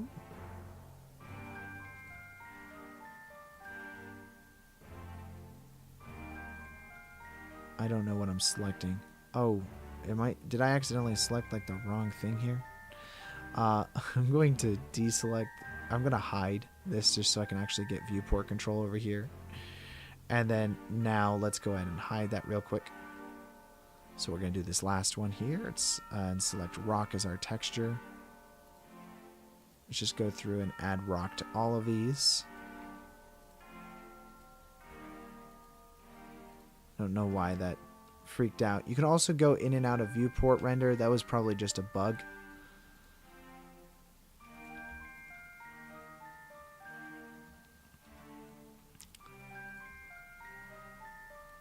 And then to get even more variation, it's possible for us to do that. Just simply, I'll show you here in a second.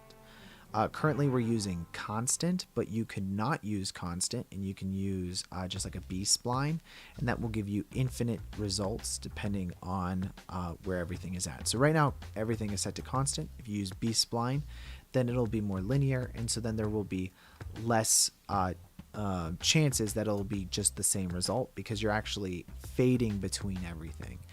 I like to do constant because the changes will be slightly more dramatic, and that works better for what I'm trying to go for here. So that's an 8. I do think this one here, the value should be a little bit higher. Let's make that a 5. And then this value is already a 5, but let's make that a 7. And then this value here is set to a 0.8, but we have our color set already to it, so maybe we want to make this a little bit brighter. Let's set this to like a 2 or something like that. There we go. So now our rocks have different colors and they're distributed. And I also, by the way, if I duplicate this rock here, it could have a different color to it than what I duplicated it from, because it's based off of the object ID that it has.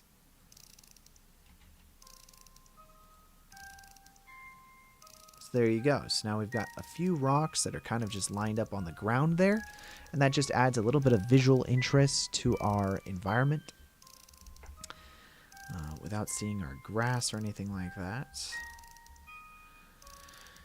Cool. Let's go back to camera view here, and let's create some of the texture painting on the walls of the house, and I think that's like kind of the last thing before we render this out and send it to composite. So we're getting pretty close, guys. We're almost there. I'm going to select our house now. So if you select the house, let's add in an image texture. Let's just go into here real quick. We're going to hit new on the image texture, and then we're going to call this house dirt. And do 2048 by 2048. Hit new image, and let's go ahead and view that guy. Oh, which we're on plank floors. That's my bad, guys. That's my bad. Let's we have to make sure principal BSDF is set to view. We'll need to select our house texture, which I believe plank's house is it. So now if we go into here and we add in image texture, and we already have the house dirt photo, so just go ahead and select that guy. Set that to view, and now everything will turn black, which is good because we're going to create ourselves a matte. Now you could do this procedurally with noise textures, but I do find it to be better results if you go ahead and do this yourself, just like we did with the snake and everything else. So we're just going to go ahead and do that real quick. So with that selected, go over to texture paint. And now that we're in texture paint, we're going to want to add in our own texture mask, which we have a few of them because we did import a couple of them already. Let's see. Let's start out with that. I actually think that works pretty nicely. Let's just go over here to paint some of this stuff. We're just going to go to our tool set. We're going to do random, and it's also set to rake, so let's just make sure it's not painting black. It is painting black right now, so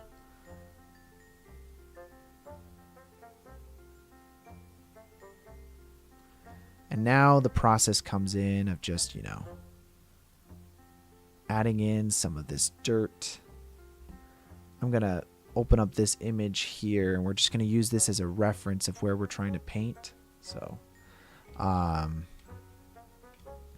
you can use your own references, find different things online of different ways in which grime kind of like builds up. I'm mostly kind of going to just follow these windows because you'll notice with a lot of like grime and stuff that it builds up in areas where potentially people are interacting with it more.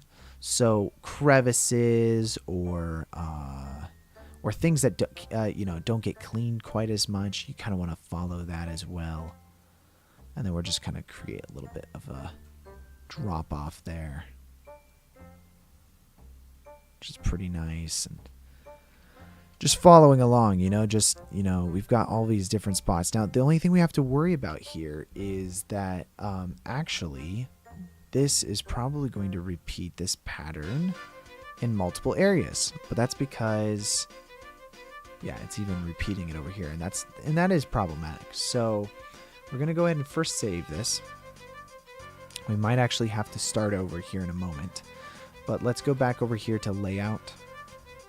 And inside of this, we've got our vector here.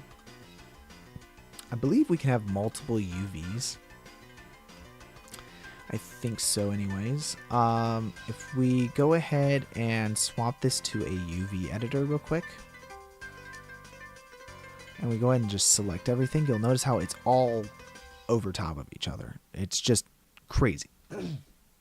Excuse me. Sorry about that. Throat's a little dry. We can do UVs, and I believe we can create a whole new UV. So like this is a UV map right here, whereas we can actually create new ones, which I've actually never done, but I wanted to. So let's try this. It's probably...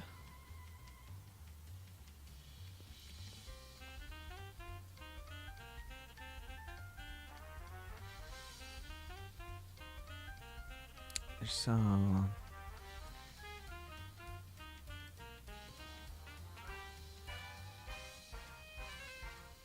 that's where the drop down list is for sure. Just trying to see where the button is to add a new UV.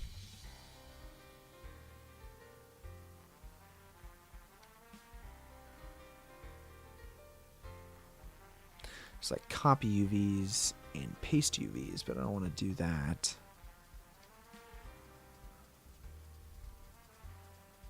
This is what Google's for.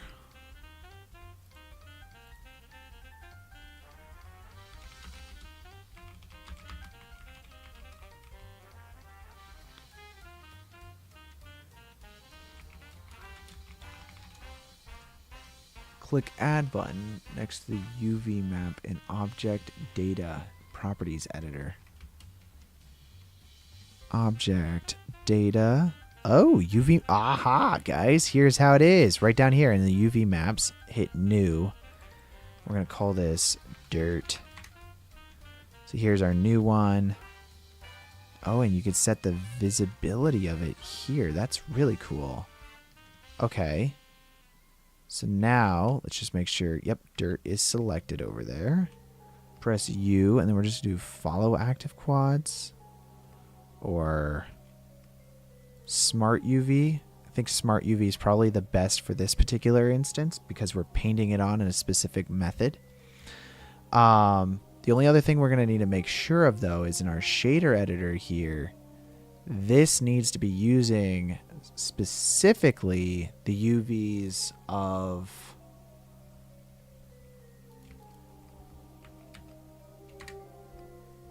Yes. Needs to specifically be using our regular UV map into the vector of our texture. Whereas our dirt is going to be using a different UV map. I think that's the way we're going to be doing that, right? So, and we can test this real quick. So let's go to render view here real quick. Should look correct still with the planks being sideways and all of that. Let's test that by viewing this principal BSDF. Yep, all of our planks are in their correct order. And if we swap this to dirt, everything will get screwed up. So now we have two different UV maps. And we can call this default texturing or default texture. And so now we have default texture and we have, which I realize you guys can't really see that, but there's this UV map section right here. So I have default texture and then I have our dirt texture here. And we could swap between these all we want, but that UV map is correct for that one. What's going on here? Oh yeah, sweet. Select default texture. And so now if we go ahead and select dirt texture, it's not going to change this UV map here, but we can now use this to go paint our effect onto it. So let's go ahead and select our house dirt here. And I'm thinking we're going to want to plug in a UV map of the dirt into this. So let's plug that into the vector of the house dirt texture here. And then having this as the eyeball selection, when we go over to our texture paint node, it's going to be using those UV maps to basically be doing all of our paint work. Now, unfortunately, we're going to have to start over on our grime painting that we already did, but hey, that's just good practice. So let's go ahead and just get rid of our texture mask real quick. There we go. Reselect it and go back into here and then restart adding some paint in.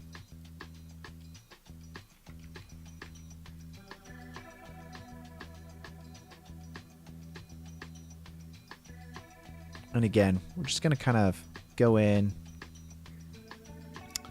do a little bit of painting. I mean, I like to add, you know, some depth here by like a little bit of fall off. If you plan that fall off yourself by painting it in, then you're going to, I think if you just layer things, you know, white being obviously the most grime that you're going to have, and then the more black it is, the less grime there's going to be. I think we're just going to remove quite a bit from up there. It's mostly on the sides. The bigger our texture, by the way, is over here, the higher quality this is going to be. So you'll notice that this is a little pixelated, which is not necessarily ideal. I mean, I think you kind of want it to be a little bit higher quality. For the problem is that I'm streaming right now, so it can really only do so much.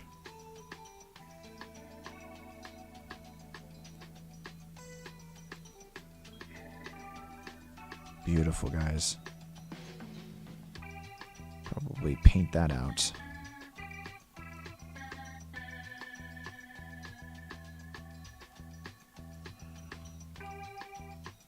And then now, yeah, just make that a little bigger and then perfect. Always think of it as like addition and subtraction on how you're doing a lot of this, because you know, you're slowly just adding in a little bit more depth to everything. And change our tool here. If we go back to texture 2 even, probably adjust this to some smudges or something like that. I like these smudges 5, for instance. This works really nice. And again, going back to our tool, make sure that texture does not have it, but this does. So that smudge effect for 3 should work nicely.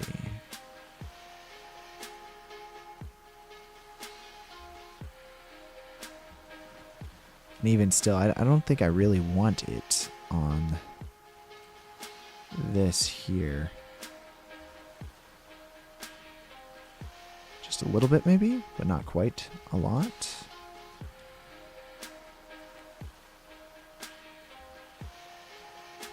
Yeah, that's nice. Just following those edges.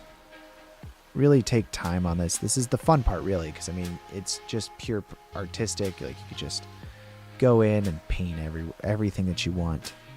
You can create multiple different mats. Like, we're only doing one right now for like just general grime, but like you could totally go in and then make multiple mats that are good for different things. Like maybe you want to have different colors of your grime, have some ooze coming out or whatever. You could totally do that.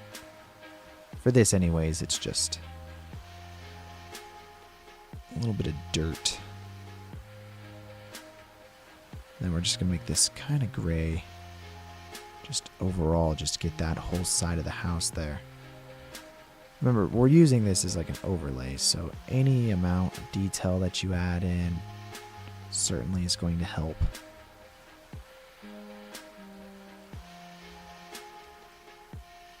Not quite as visible down there, but you know.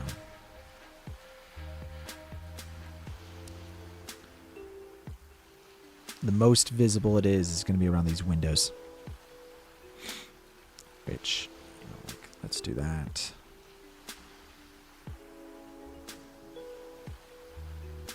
What does that say about the window? What's coming out of that house, guys? What is coming out of that house?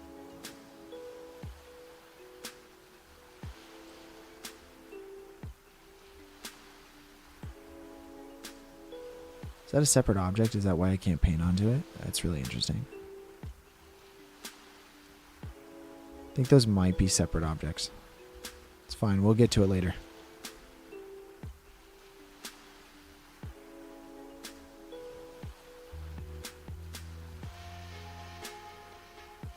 That's good. I like that. And around this door as well, you know, just get some nice painting in. And then we'll get that.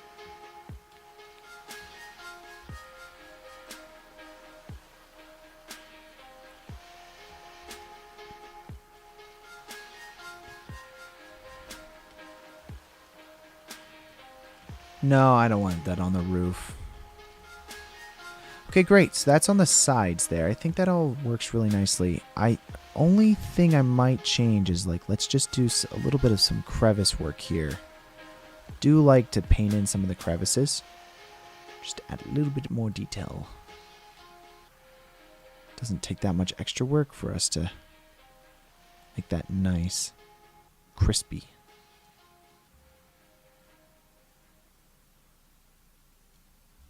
That's good right there.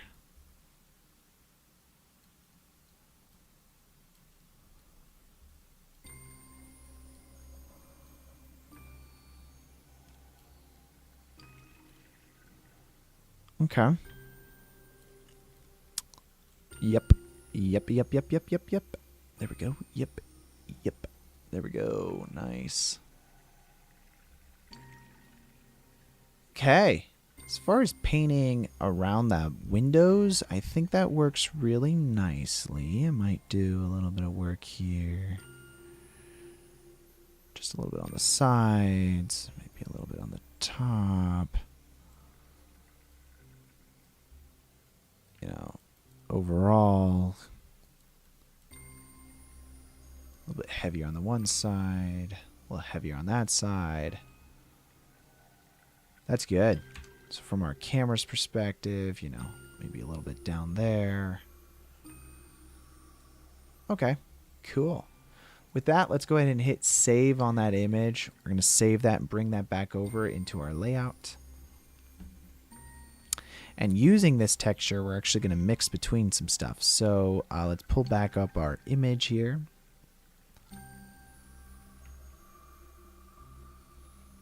Go to render view. And using this matte texture, we're going to now drive in some additional details. We only have this house dirt, but we're probably going to create a whole separate texture just for some other stuff. I just want to check my theory real quick. So let's go back over here to solid view.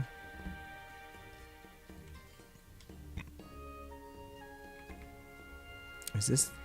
Oh, it's all the same house. Why could I not paint over that window over here? It's very strange that I couldn't. I'm thinking it's a normals issue. I don't really care because this is the main part of the house, but let's just check real quick. So I'm going to view. You can do view facer. Yeah, it was a normals issue. Guys, I'm right on the money every time. Let's go. So I'm going to make sure that we select this because I do want to paint it. Like it's kind of like the closest to the camera view, you know? So we're just going to select all these faces here and then we're going to press U and then do, or actually I might have had it here. Nope. If we go to normals or face, we could do invert faces. Or is that not it? Where's my normals? Select mesh, normals, flip. That's good. I'm going to do all of this. Mesh, normals, and then flip.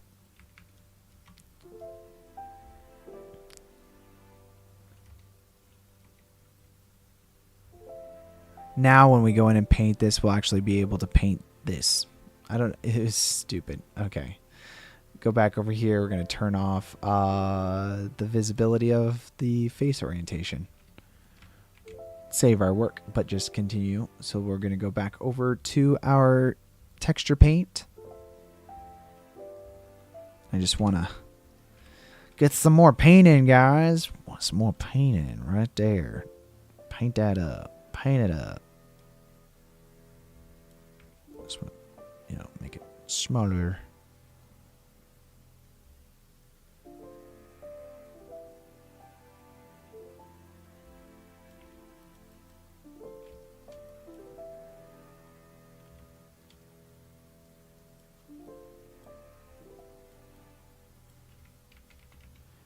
Probably Control Z that a little bit. A bit of a mistake. I like that. That's fine. And then these windows here.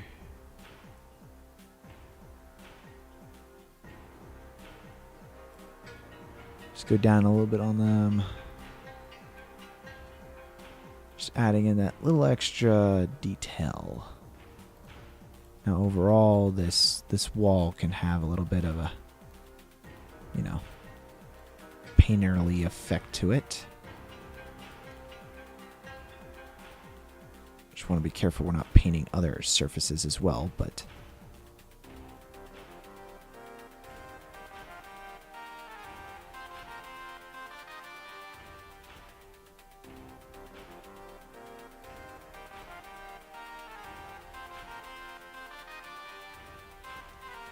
okay.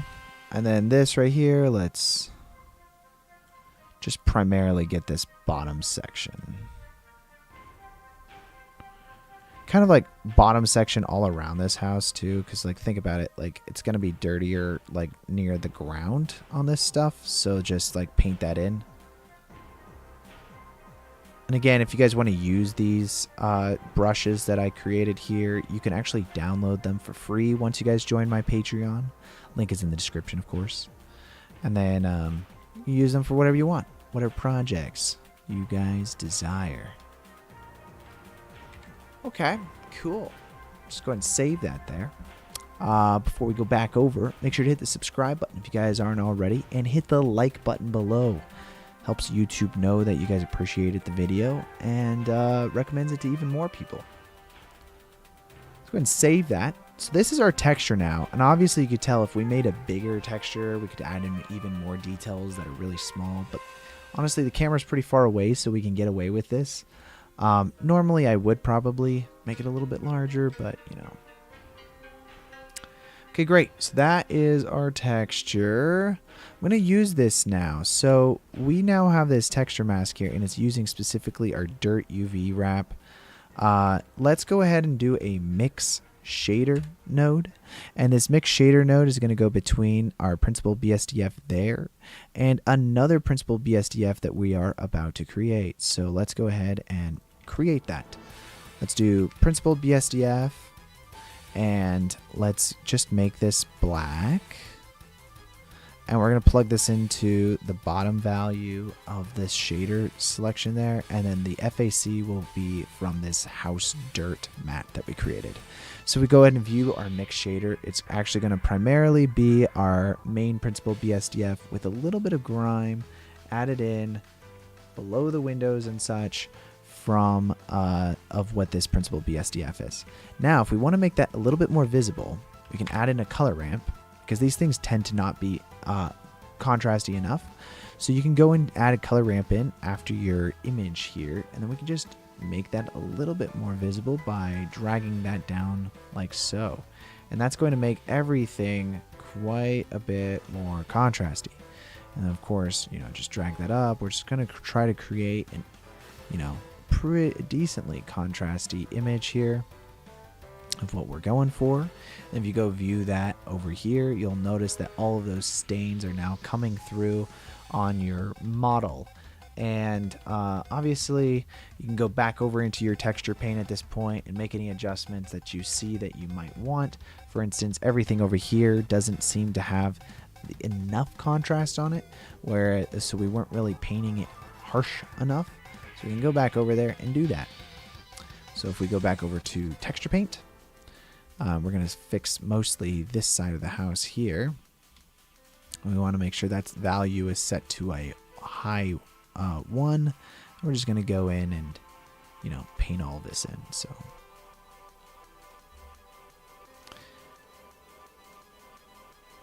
it's just a little bit of trial and error of figuring out exactly what you need, while also creating that fall off. Don't forget the fall off. Like, you want just a little bit of fall off that's going to be kind of visible, but maybe not super visible. Sometimes it could be a little bit hard to see, especially when you're working with these mats here, because, it doesn't really come through that way.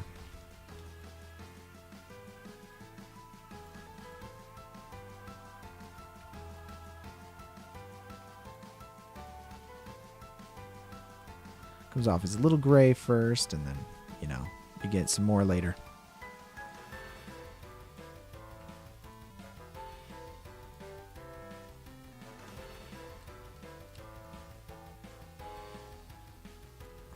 So we got that. So let's go ahead and hit image, save, and then go back over to our layout and see what that looks like. It's going to update our window over here.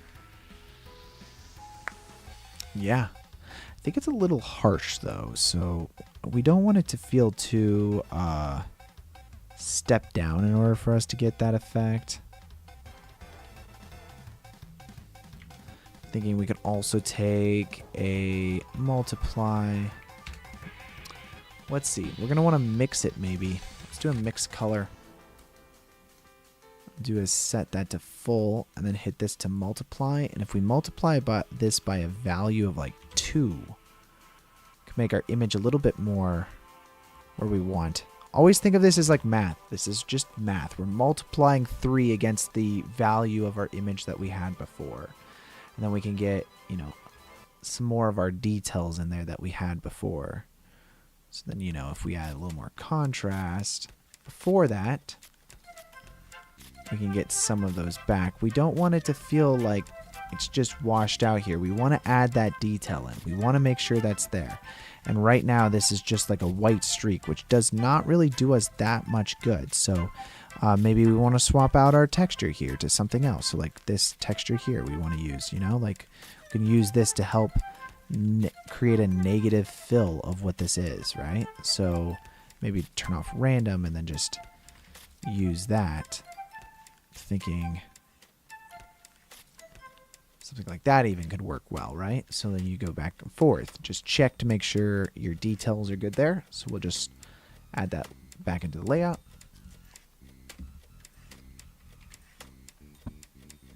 And then sure enough, that just like helps break it up a little bit more. It still has that texturing there where we're adding like that grime effect there, but it's not really making it that overt. So, let's just add a little bit of contrast here for everything, and then we're going to want to add maybe that effect everywhere. So let's go back to texture paint. This side over here needs some fixing up. So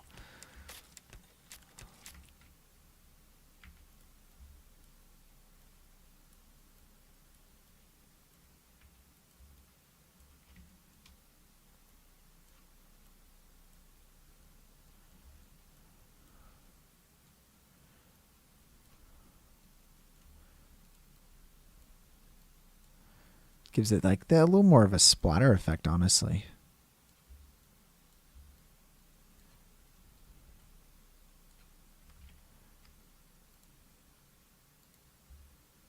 Let's go back to our layout.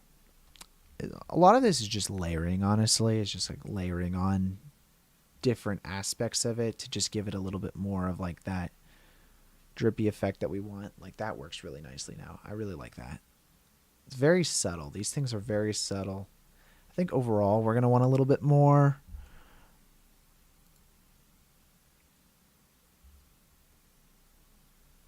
And this is where maybe let's try adding a new texture in. So we'll hit new. This is called texture 5.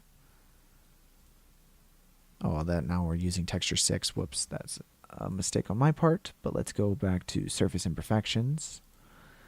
And so we got cracks. Thumbprints are pretty cool to add in too. We've got those, but I don't know. I don't think for this model we're necessarily going to want it.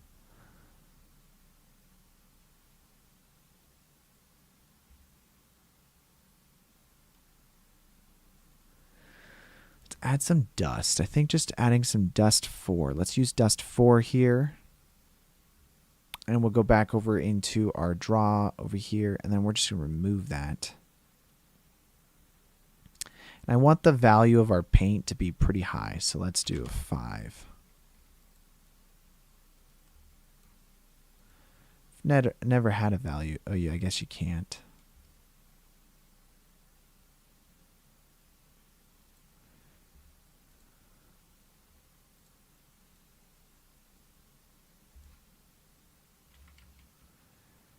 I wonder now, so this is rake. Let's do, so with our color palette advanced, we've got our spacing here.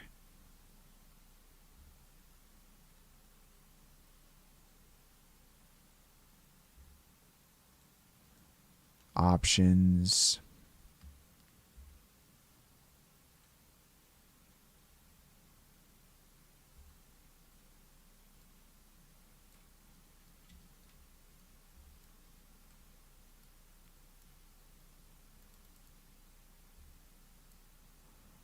Not really.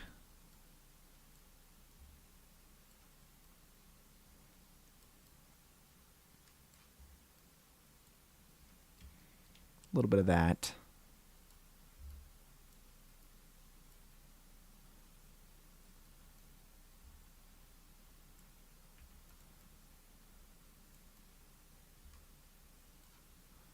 Just some overall texturing.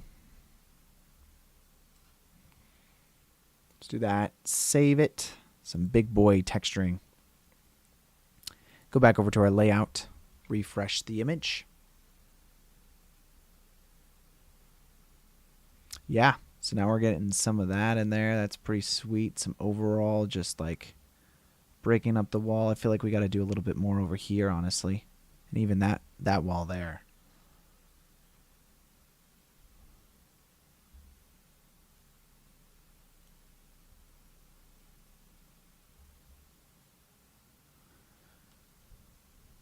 Yeah, I like that quite a bit. For this, though, let's remember, okay, so we're using this texture here, but we don't want it to go to pure black. Honestly, we kind of want to take this principled BSDF here, and we want to have a whole separate one of it. So check this out. So if we duplicate this principled BSDF, we use the exact same base color that it has. We use the exact same normal map that it has. We're already using the same displacement, and then the roughness goes in here as well. All we have to really adjust now is if we do a curves adjustment, like an RGB curves adjustment. I can actually just plug that in here. Put that down there.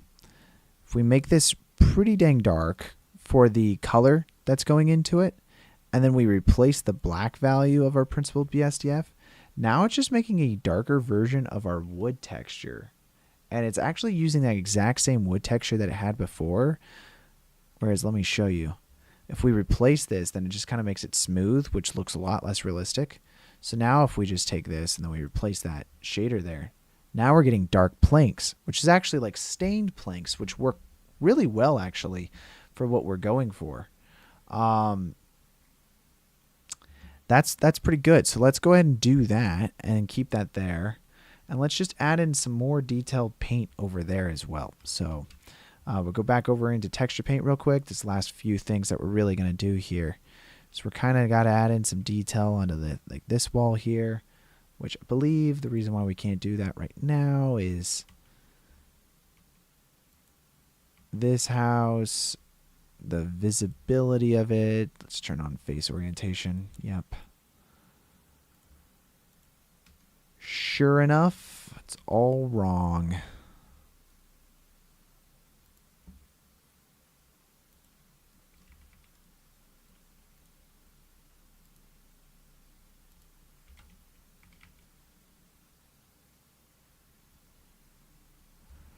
honestly. We don't see this side of the house, so I don't care, guys.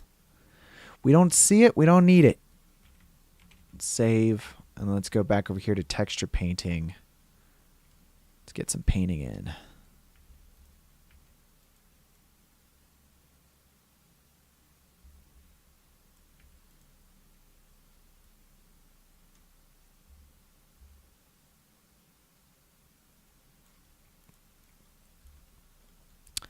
The real trick here is, just making sure that you don't make it too blank. You want to have kind of still some black in there, just texture it, layer it.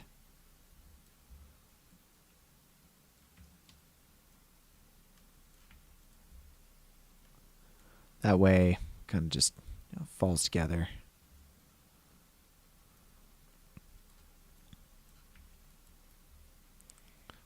Getting a little lazy on this one, but let's see if we can get away with it. Sometimes it's funny because you can just throw your brush down, just do some crazy strokes, and then it just works, and you're like, hell yeah, I totally meant that.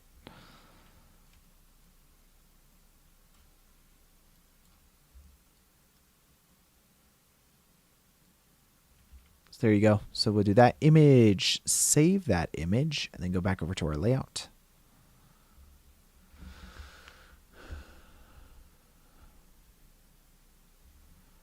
Oh, that's great. I love that. Really simple, guys, and that adds so much detail there that we didn't otherwise have. I mean, it was just really flat before, but now just adding that texture effect there, I think works really nicely for that. It's just an easy way of being able to add in that effect. I think also we might want to do our roof here. Let's find some roof textures real quick for this top roof. I'll go back to textures and then find roofing. Or probably something like this, honestly.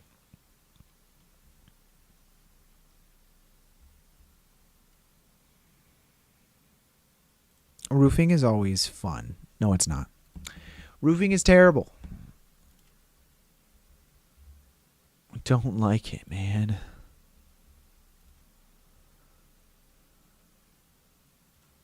Let's go ahead and unzip this. This is kind of the last texture that we really need to do.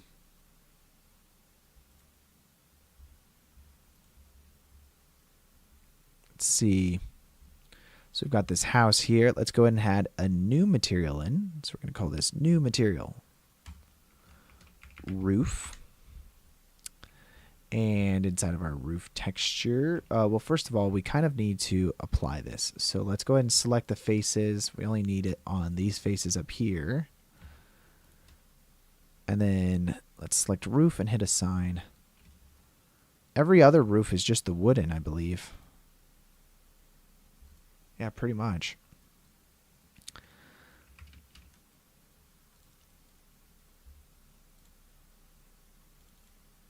So now if we go into roof texture here, let's see, we unzipped it. Textures.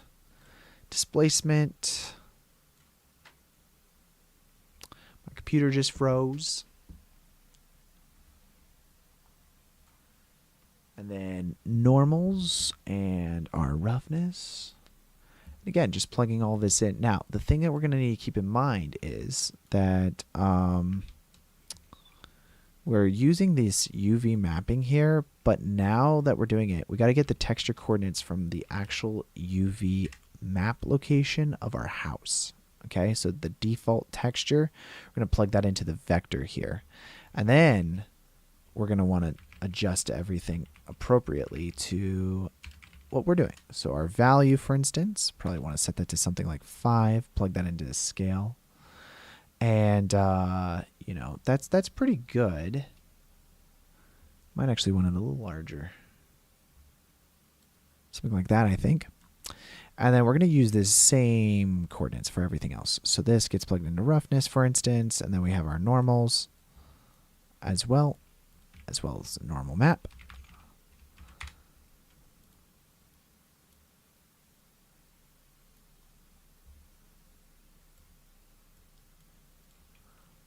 and then our displacement. Which honestly, well, no, we don't have... Actually curious. So we got that plugged into the height. How flat does that look? That looks super flat. So one thing we're going to have to do maybe in order to compensate for that is this needs a lot more resolution to it. If we take these and then we press Y, we can then subdivide these. So let's just go ahead and subdivide them.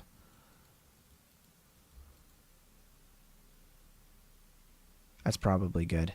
And then with our texture here, we're actually using this displacement here with a strength of 1. We can actually use that. Right now it's only using displacement of bump, but we can actually change this value to be using more than bump. So under our settings, it's saying bump only. We want to use displacement and bump, and that's going to give us the displacement of what our bump is really doing. So now the only thing we really need to adjust though is we need to multiply this number. So if we use a math node after this bump here, we can use it to multiply our value by a smaller value, and that's going to do quite a bit less of our explosion of our bump. So let's go ahead and just view to see what this is really doing here. You can kind of see what the strength of this is really doing. And that's the distance. This is the height. So I believe that's all plugged in correctly. So now if we go ahead and view our principal BSDF, you know, our planes are just blown up a little bit. Let's see. That's using our default texture. Just plugging into that.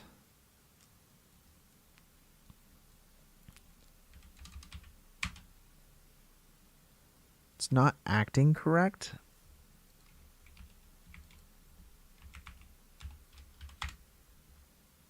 Try plugging this into a normal map.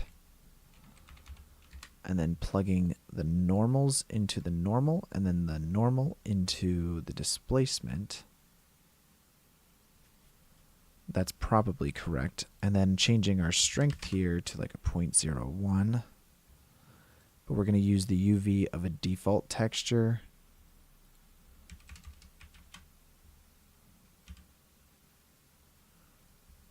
Where'd they go?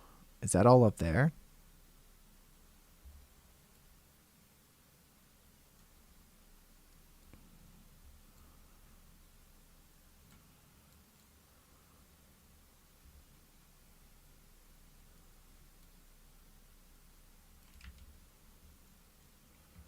Actually not quite sure.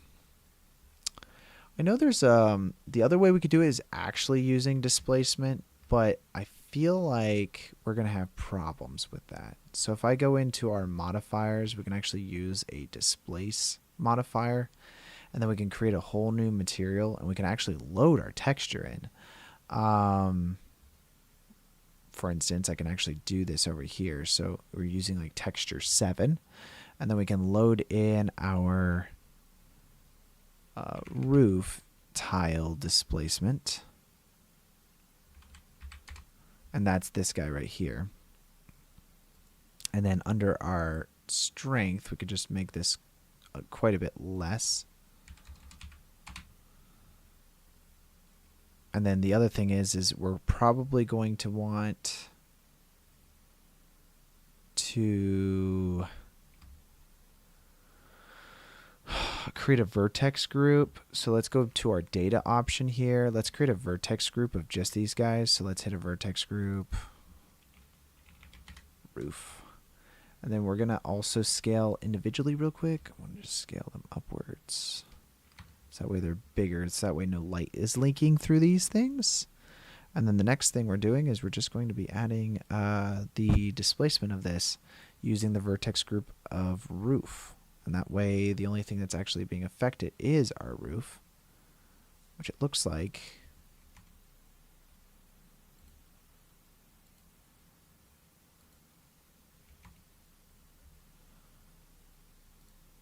Perfect. Let's bring that back.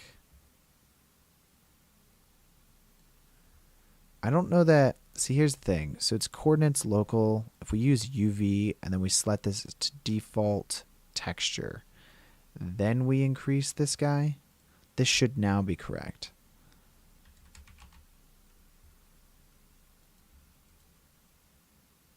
And then if we change the mid-level of this,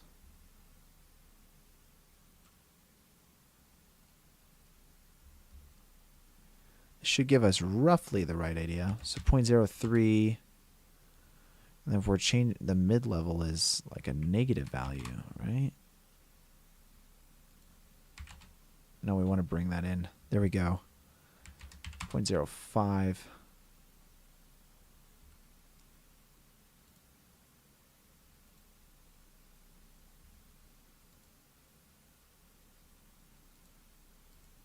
Direction RGB to XYZ.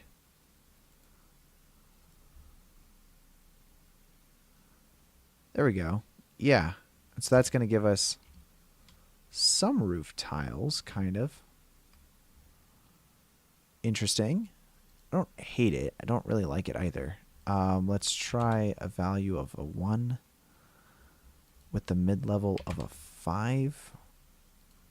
0.5. 0.1. 1. Oh, that's interesting. 0.05.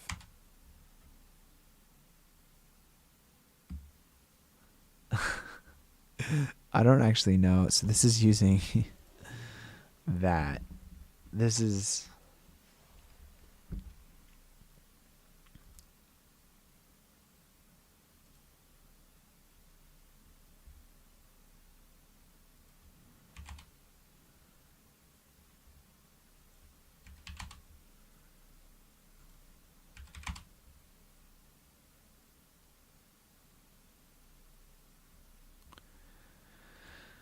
I don't like it.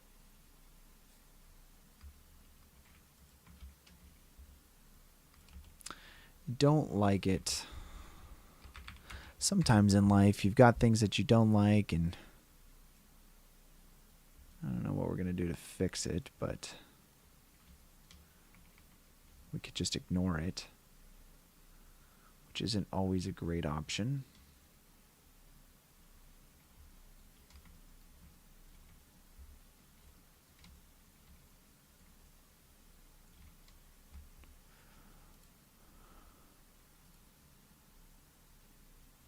The other thing is I feel like it's pretty plain. What we could do is we could load. Let's load our image texture of our dirt house. And what does that look like on here? Did we really do anything? No. And then if we go over into our texture pane of it, and then we do paint in some stuff, I'm thinking let's go ahead and select. That's probably okay.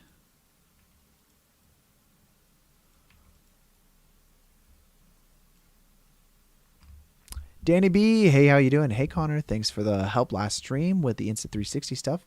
I redid the test and was a scaling issue, but also Blender was playing the synced footage 1 frame late in camera. Wow, okay. Why was it doing that? But you got lined it up and works now. That's awesome, dude. Congratulations. That's annoying. Syncing issues are never fun to deal with.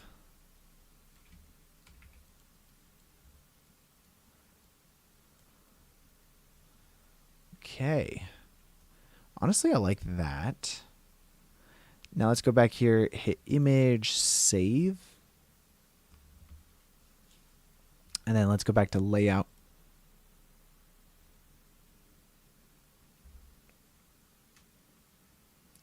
And then we're going to use this, actually, this texture here, to affect this RGB curve. So we're going to do a mix color before this base color here. And then we're going to plug the regular texture back into B. And then using this house texture, this dirty house texture, we're going to plug that into the factor of this. And then if we go view this real quick, you can kind of see what it's doing. It's creating a difference between the lighter tiles and the darker tiles. And then now if we go view our principled BSDF, we're going to get some variation in our effect. Probably just want to use a color ramp as well for this factor. And, you know, just create a little bit more contrasty. Hey, Connor, how do you stay motivated to work on side projects? How do you find inspiration? A good question. This is technically side project because this isn't my day job. But, you know, I think for me, accountability is a huge thing. And when you have a live stream that you have to do once a week, that creates a huge accountability of, you know, you have to do it because otherwise people are going to call you out. So I think finding accountability partners, we have a Discord. So if you join the Discord, you can use those people as accountability, you know, find friends and people, community people to help you, stay motivated. To all you guys on the stream, if you guys want to join the Discord, links in the description. And I think that's a good way is like start posting regularly, you know, on there and, or in your own area on Instagram, on, you know, whatever social media platform you use. And that helps you stay motivated because, you know, at least for me anyways, I don't like to fail. You know, I get very competitive with that. And I don't want people to, you know, see that I didn't do something that I said I was going to do. And so as soon as I tell people that I'm going to do something, it's kind of locked in that I have to do it, you know? So I think accountability is a big thing. Inspiration wise, I think, you know, just seeing what other people make is very inspiring, you know, watching movies. I love watching animated films and just getting inspired by what they did in, you know, what did Pixar do? And then trying to do that myself and, you know, coming short or not coming short, but still like trying my best to do what I can in order to do that. But Hawkwick, welcome to the chat, by the way. Nice to see you here. Hey, guys, what do you think so far with the house?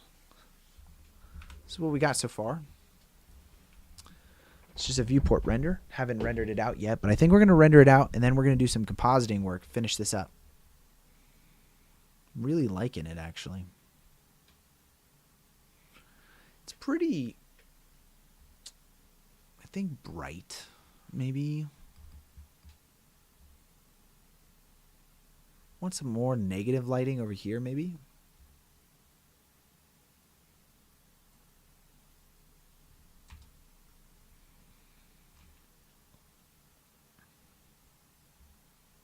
Been watching my videos and never had luck to catch a stream? Well, hey, dude. Well, thanks. Welcome.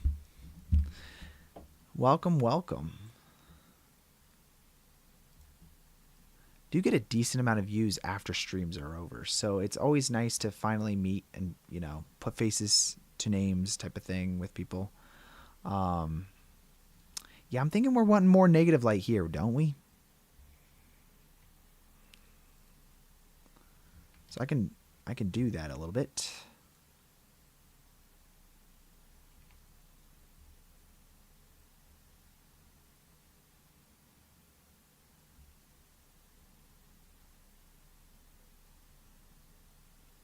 Wow, my computer is lagging. I should probably not do this with all the particles in there.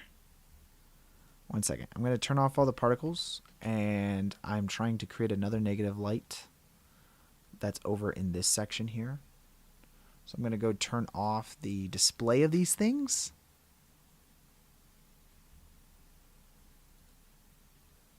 You joined the Discord, cool community to be part of. Thanks, Danny.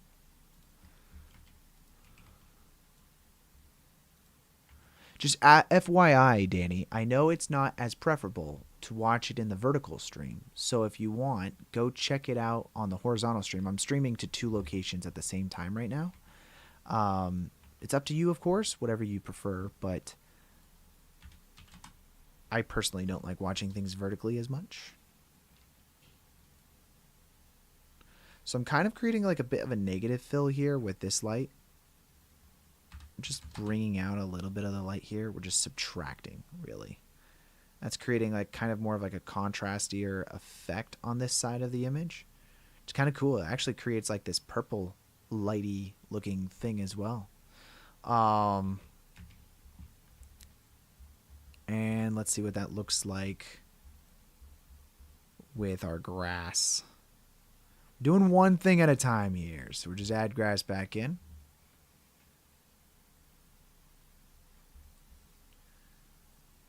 Then it like kind of subtracts that light, which creates like a really nice like natural vignette. It feels kind of like, feels a lot more cinematic that way, I think. If you're adding in kind of like these deeper shadows here, that's subtracting quite a bit of that lighting. That's kind of the effect that it's doing there. Yeah, if we render this out, I think we're going to start adding in some blooming effects and things like that, you know. Any notes, guys? Anything you want adjusted before we hit that render button? What are your thoughts? What are your considerations? I do like it. The cute little render.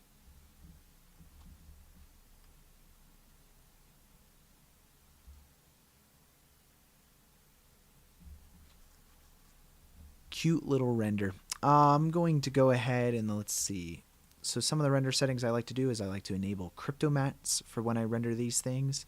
I'm not rendering with an alpha channel, so I don't need to enable the film pass. And that would, if you guys do want to do that, that's here. You enable transparency. We're not doing that though.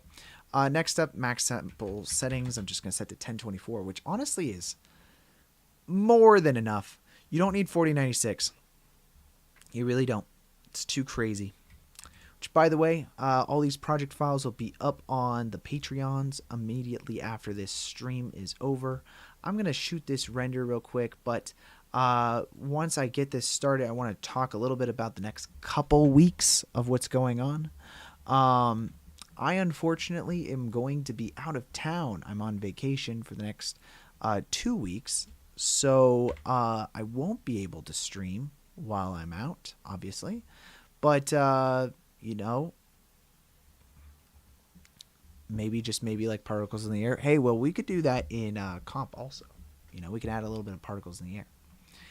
But for the next 2 weeks, I'm going to be out of town, so I won't be able to stream. This breakdown will be uploaded next week, though. So it'll be uploaded, actually, I think, this Wednesday or something like that on the Patreon first. And then it'll be uploading to the main channel next Wednesday. And then, or Tuesday. I think we're uploading on Tuesdays right now. And then, let's see. I have the full tutorial of the Pixar character. Or not Pixar character. I'm sorry. That one's already up. I have the full tutorial of the astronaut one that's coming out as well. I just have to film the last bit because I haven't filmed that yet and I've been away for a bit. So we're going to get to doing that come, I'm going to do that probably right after I wrap this thing up. And we'll film that real quick, and then that's going to go to Ben. He's going to finish up his edit on it. And then that will then get uploaded to the Patreon first, and then, of course, will come to you guys afterwards. And then after 2 weeks of me being away, I will be back with a new tutorial series. Okay, this rendered out really quickly, but I will say this. I don't like how bright that is. So we're going to re-render this real quick. Guys, that rendered in a minute. It rendered way faster than I thought it was going to. I don't like the amount of depth of field. There are a couple things I didn't like. I didn't like the depth of field. That's pretty... No, I think the depth of field's fine, actually. We're fine with the depth of field. But that light inside of that house is just really not working for me. So let's grab that point light.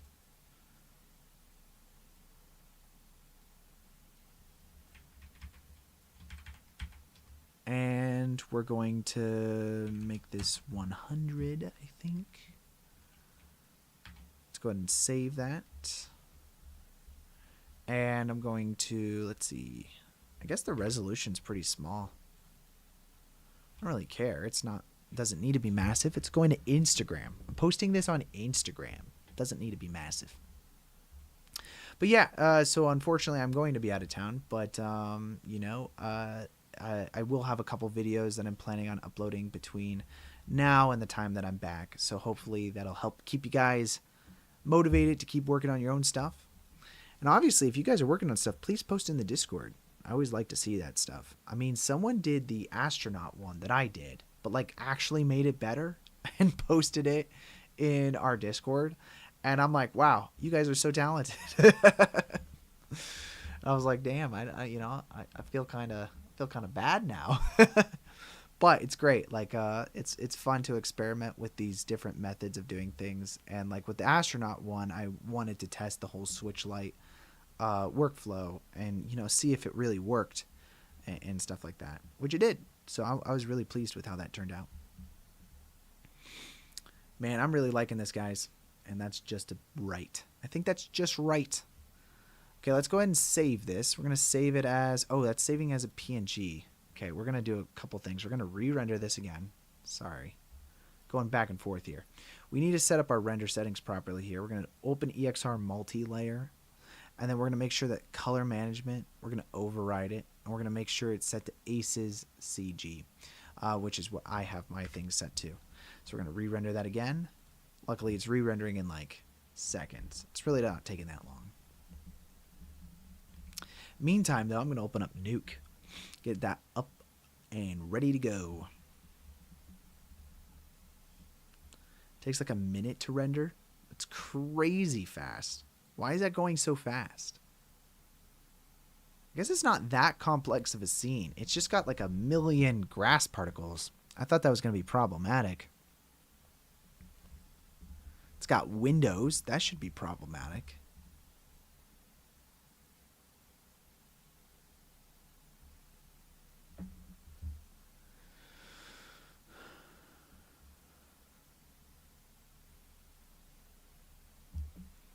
Alas, though, we will get this. We will get this done. I've been having some problems on my vertical stream, though. It keeps telling me error, please use keyframe frequency of 4 seconds or less. Currently, keyframes are what? It says status poor. Well, I'm sorry for the poor status. I don't think, I'm not streaming to Twitch.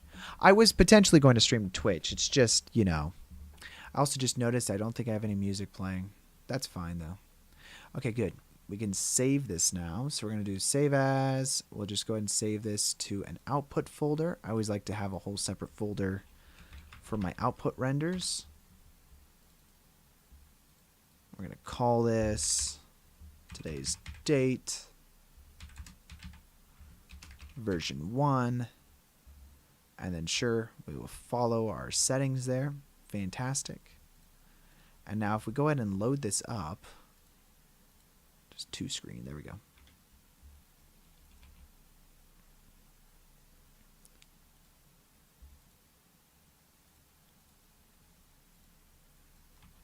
We're going to shuffle the correct channels in. Swap that to combined. There we go. Now, my question is, let's see. Is my color management set correct? Nuke default. Let's see. We're using OCIO custom.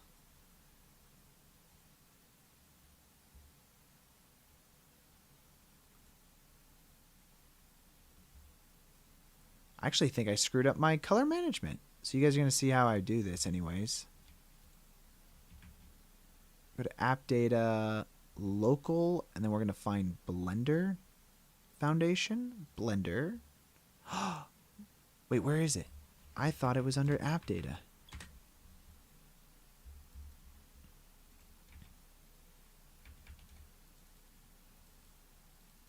It's not.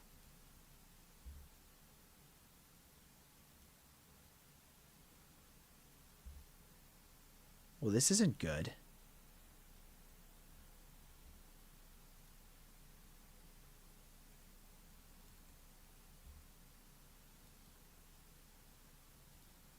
That's not good.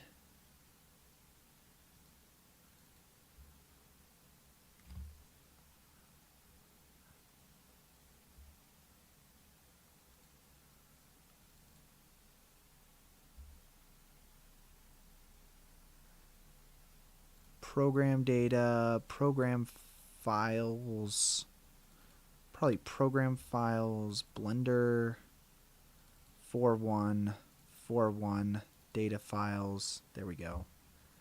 Color management. Copy paste this here. There we go. Color management, config. There we go. So this should be 1-for-1, which it is. Perfect. Potentially the only problem was that when I saved it, I said follows scene, which we could just double check this real quick.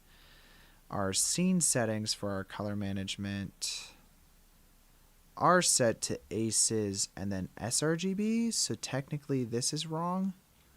We can adjust this though by going to ACES CG, saving that, and then this render, I'm going to re-render it just to double check.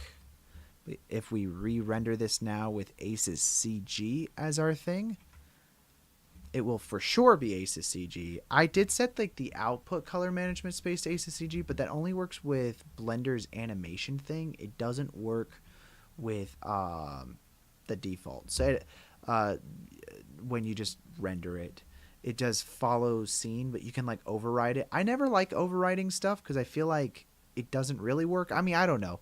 Blender's color management is half a mystery to me, and I half understand how it works. But anyways, I'm using the same config file for Blender's ACES pipeline inside of Blender for its config, but I'm also using it inside of Nuke. So actually our color management is 1-for-1 perfect. So the images should be 1-for-1. They should look exactly the same. So once this is done, though, we're going to go ahead and save this out.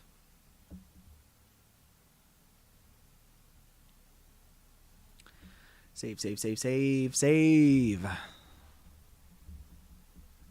So once it's done, finished image, save as. See, there's this override button right here. You can do follow scene or override. I don't like to override. So there we go. We're just going to do that. Let's just see how this looks. So if we drag in, let's do version 2, copy paste the shuffle node, and then let's just, okay, they're both the same. Perfect. Just wanted to double check. Now, we're going to do a little bit of comp work, guys. Just a little bit of comp work. I don't know if I do have virtual lens, so let's go ahead and first do that. We're going to add in a nice little virtual lens to this thing. We're going to do a little bit of work, guys, just to make this look beautiful. We're also going to add in a lens distortion, so let's do that real quick so that way, you know, we kind of know where things are going. That's going to be a little bit more of a barrel distortion right there, but if we go in a negative number, you know, like we can create this to feel a little bit more like we're in the scene. You can see the difference there. It's like really stretching your image. The problem with Blender is that it doesn't do those things. It's very flat with how its CG renders. So we try to do a few things like adding lens distortion that really helps sell your image. I think adding that in would be nice. I think adding a little bit of haze in could be good inside of Nuke. So let's go ahead and turn that on. Probably not quite as much. We're going to really not have that much. Just a tiny bit, really. And honestly, that's even still too much. Let's mix that back in. Let's make this quite a bit more, but like mix it less. You see that? Like just a little bit of overall glow, I think really helps sell that. Lighting effects, spherical aberration. No. No.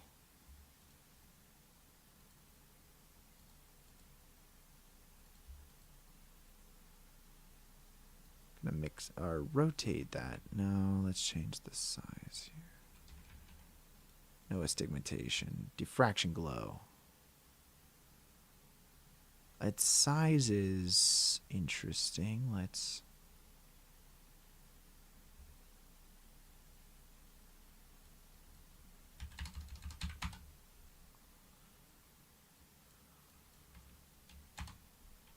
something like that could work for me. And then veiling glare. Let's do that. Oh man, that's nice. Adds this nice little extra glare at the top. Oh, super sweet.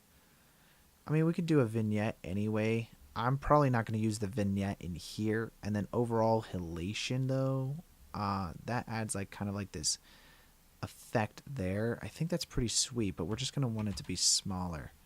Maybe not that small. Like a 1 could do. You know what? Maybe a 2 is right. We just want to mix it back in. So pixel aspect ratio, let's just make that a 1.5. I think that could be cool. And then let's just mix that back in slightly, so that way we're still getting that fringing that's happening there. Real cameras capture that, especially with light that's kind of coming through the lens. And that just adds a little bit of extra realism to your shot. Just a little bit. And then overall, I think that's really nice. Okay, so that's just your virtual lens. And so basically, we're just now adding that effect to everything else. We can just use the grain node, but I think... let's do grain. And we'll use the regrain feature. And I'm going to change the grain size here to be quite a bit smaller.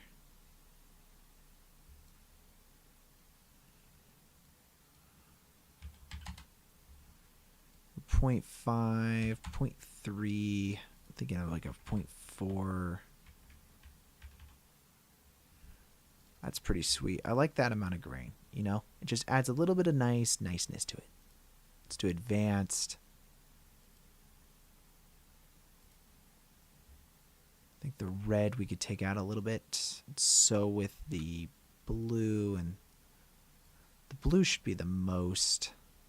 So if we bring that in, maybe even make the blue size a little bit larger. There we go. And then with our grain amount, yeah, it's pretty sweet. And obviously, the more grain we have at this point, the more filmic it can look. But yeah, just I feel like keeping the size not too large.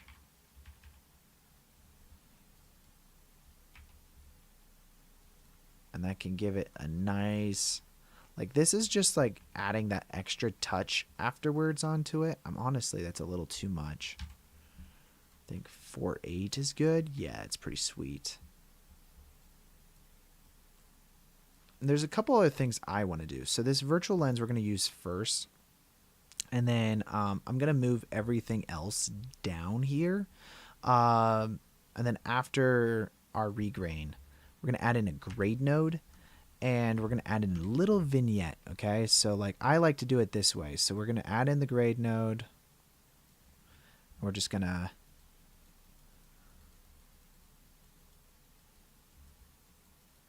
do, like, a shape. Probably do an RGBA on that. Add a blur into it. And then change this to, like, a 500.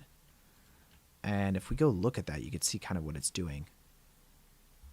Really not... just a little bit of a shape like so. And if we go into our grade node here now, we can actually just make this darker. Now we want to invert our mask. That's going to bring that down.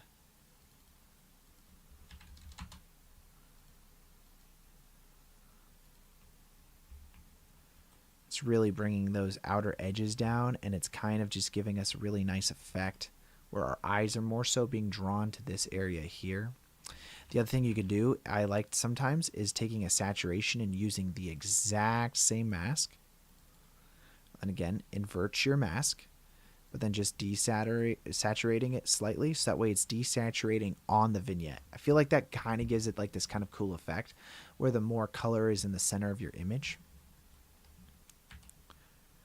Some other things I like to do with this is, after this virtual lens, we're going to mix and I'm going to create a little dot there.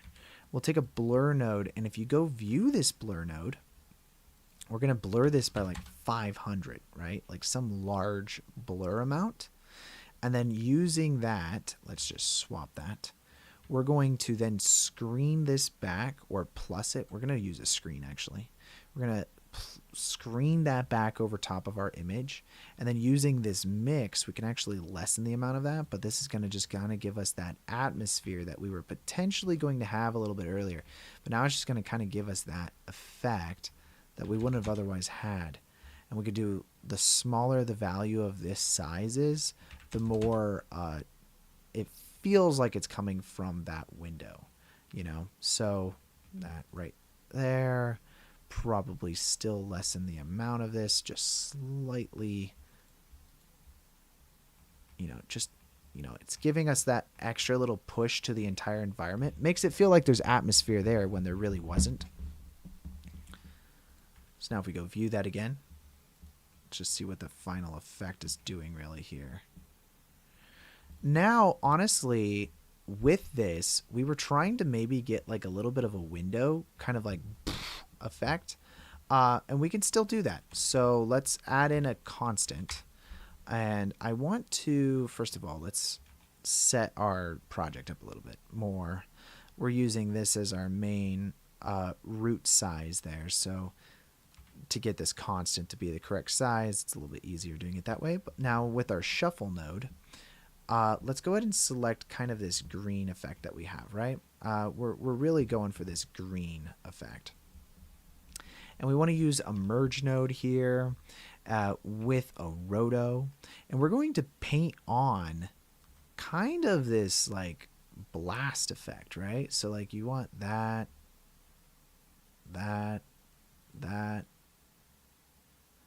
And honestly, I mean, it's like, it's really to there, isn't it? Like we want it to kind of come out of the window in that way. And just blurring it out, of course.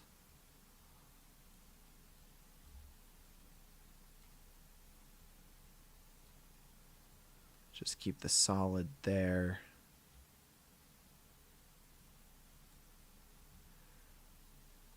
And then if we just pre-malt that,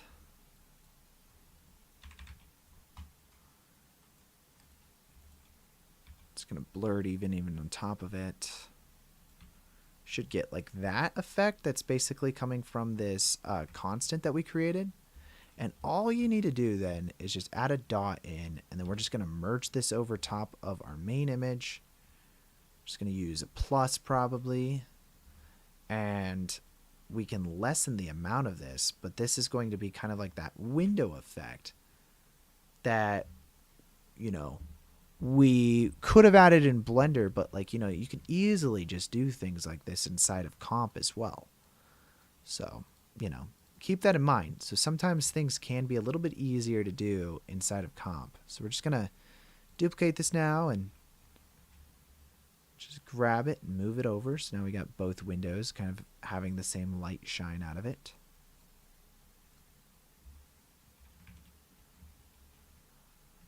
Let's go ahead and duplicate it again.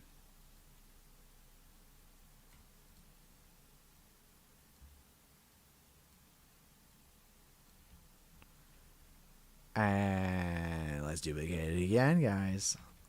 You can never go wrong with duplicating it again. I'm just going to invert it, use it over here. It's going to be a lot less subtle, or a lot more subtle, I should say. Can't see it quite as much. Duplicate it again. Getting all of these windows to kind of just give a little bit of a God ray effect out the window. And let's just do, we could do the bottom window. Keep it consistent.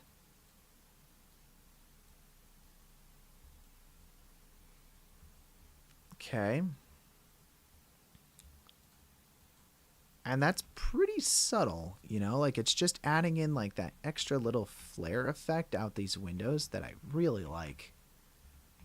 And we could even add it into these circle windows. Let's do that as well, right? I mean, just grab this guy, duplicate him, and, you know, it just needs to be kind of following that arch.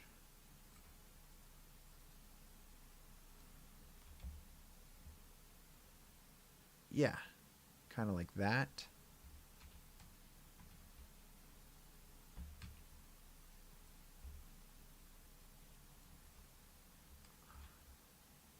I think that's good.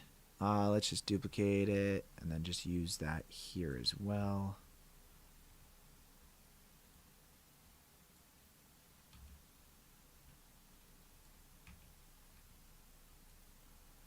Probably fade this out a little bit more on the top and bottom because it doesn't have quite as square of a, yeah, something like that probably. Just using these different feather tools.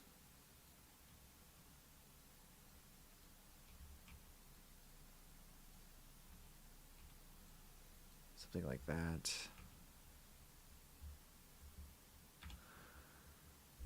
Okay, so there's your windows right there. And then now, you know, just viewing that all together, let's just see how well all that works. Some of these, you know, you might need to do a little bit more work on, right? For instance, this. Maybe we do need this to be a little further. We want to see a little bit more of the streak, right? Again, you can adjust all of these individually.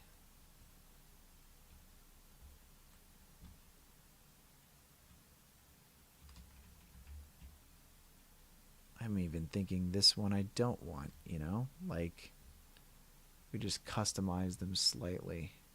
Like, that's fine, because that's giving us into the sky there.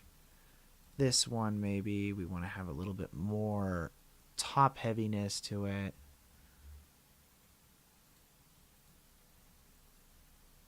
It's a little bit much. And then everything, we could just blur it over a little bit more. Or less, you know, like just play with it till it looks right.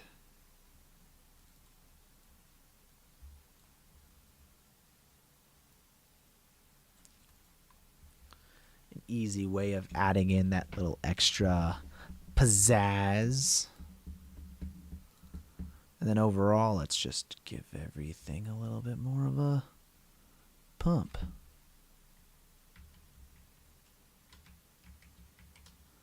Even thinking with this blur though, like, so we're blurring by 400. What if the width was wider?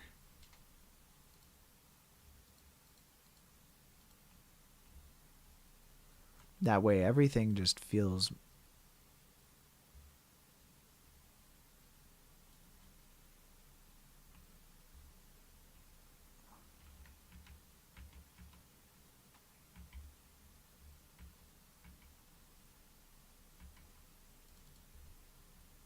yeah, we'll keep it as 400. I think that's fine. Okay. And then, yeah, I mean, we had that little extra halation that we're doing there. It's a little bit of haze. Let's see. We're not using this. We are using this. Let's just bring in a little bit more, maybe. Oh, whoops, no.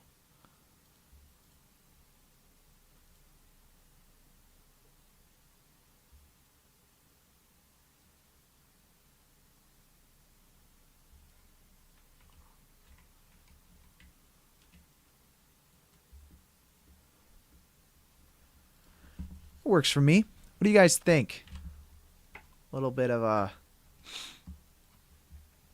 nice effect there.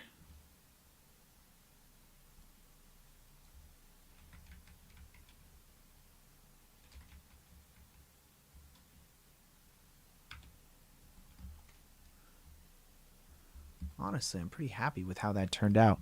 So this is just the might do a little bit less on the windows here.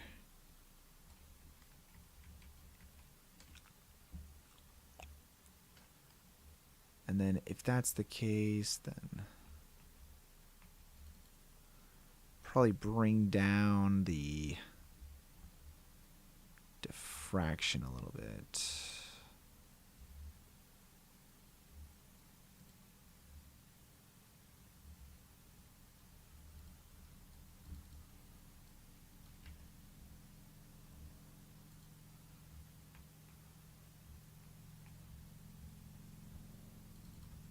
Okay. I think that's it, guys. So this is going to be the as a helicopter. This is going to be the final image for creating Beetlejuice inside of Blender and Nuke. You guys can download these project files. They'll be over on the Patreon. I'm going to upload them immediately after this stream is up. But honestly, this was a fun little one to do. As a quick reminder, I'm not going to be streaming for the next 2 weeks. I'm taking a little bit of a break, but I will be back in November. So happy Halloween to all of you guys. I hope you guys have a good time. Dress up, give out candy, do all the fun stuff that you know you should be doing. And if you guys do make your own creepy renders over the next couple weeks, I would love to see them. Please upload them to Discord. Again, the link for that is in the description. Oh, by the way, copy yourself a t-shirt of my Bad Omen. It's my film that I did. The link is, well, I already posted the link. Let's see. Can I find that link? You guys can grab it. It's 35% off. I definitely recommend grabbing one of these now, because everything is 35% off. So if you guys go grab those, then, you know, then you get it for 35% off. Where's my chat? Where's the chat? There it is. Yeah, but here's the link for it. If you guys want to check that out, I will see you guys back in a couple weeks. Thank you guys so much for watching the stream today. It was a great time working on this, and I'm glad it really came out. It really came through. So a lot of fun doing texture paint work, because it's really nice. It's I feel like super artistic because it's just painting, you know. That's always the most fun for me on these projects. But anyways, I'll see you guys back in a couple weeks. You guys have a good one. Again, hit the subscribe button and the like button, and I will see you guys in the next one. Bye.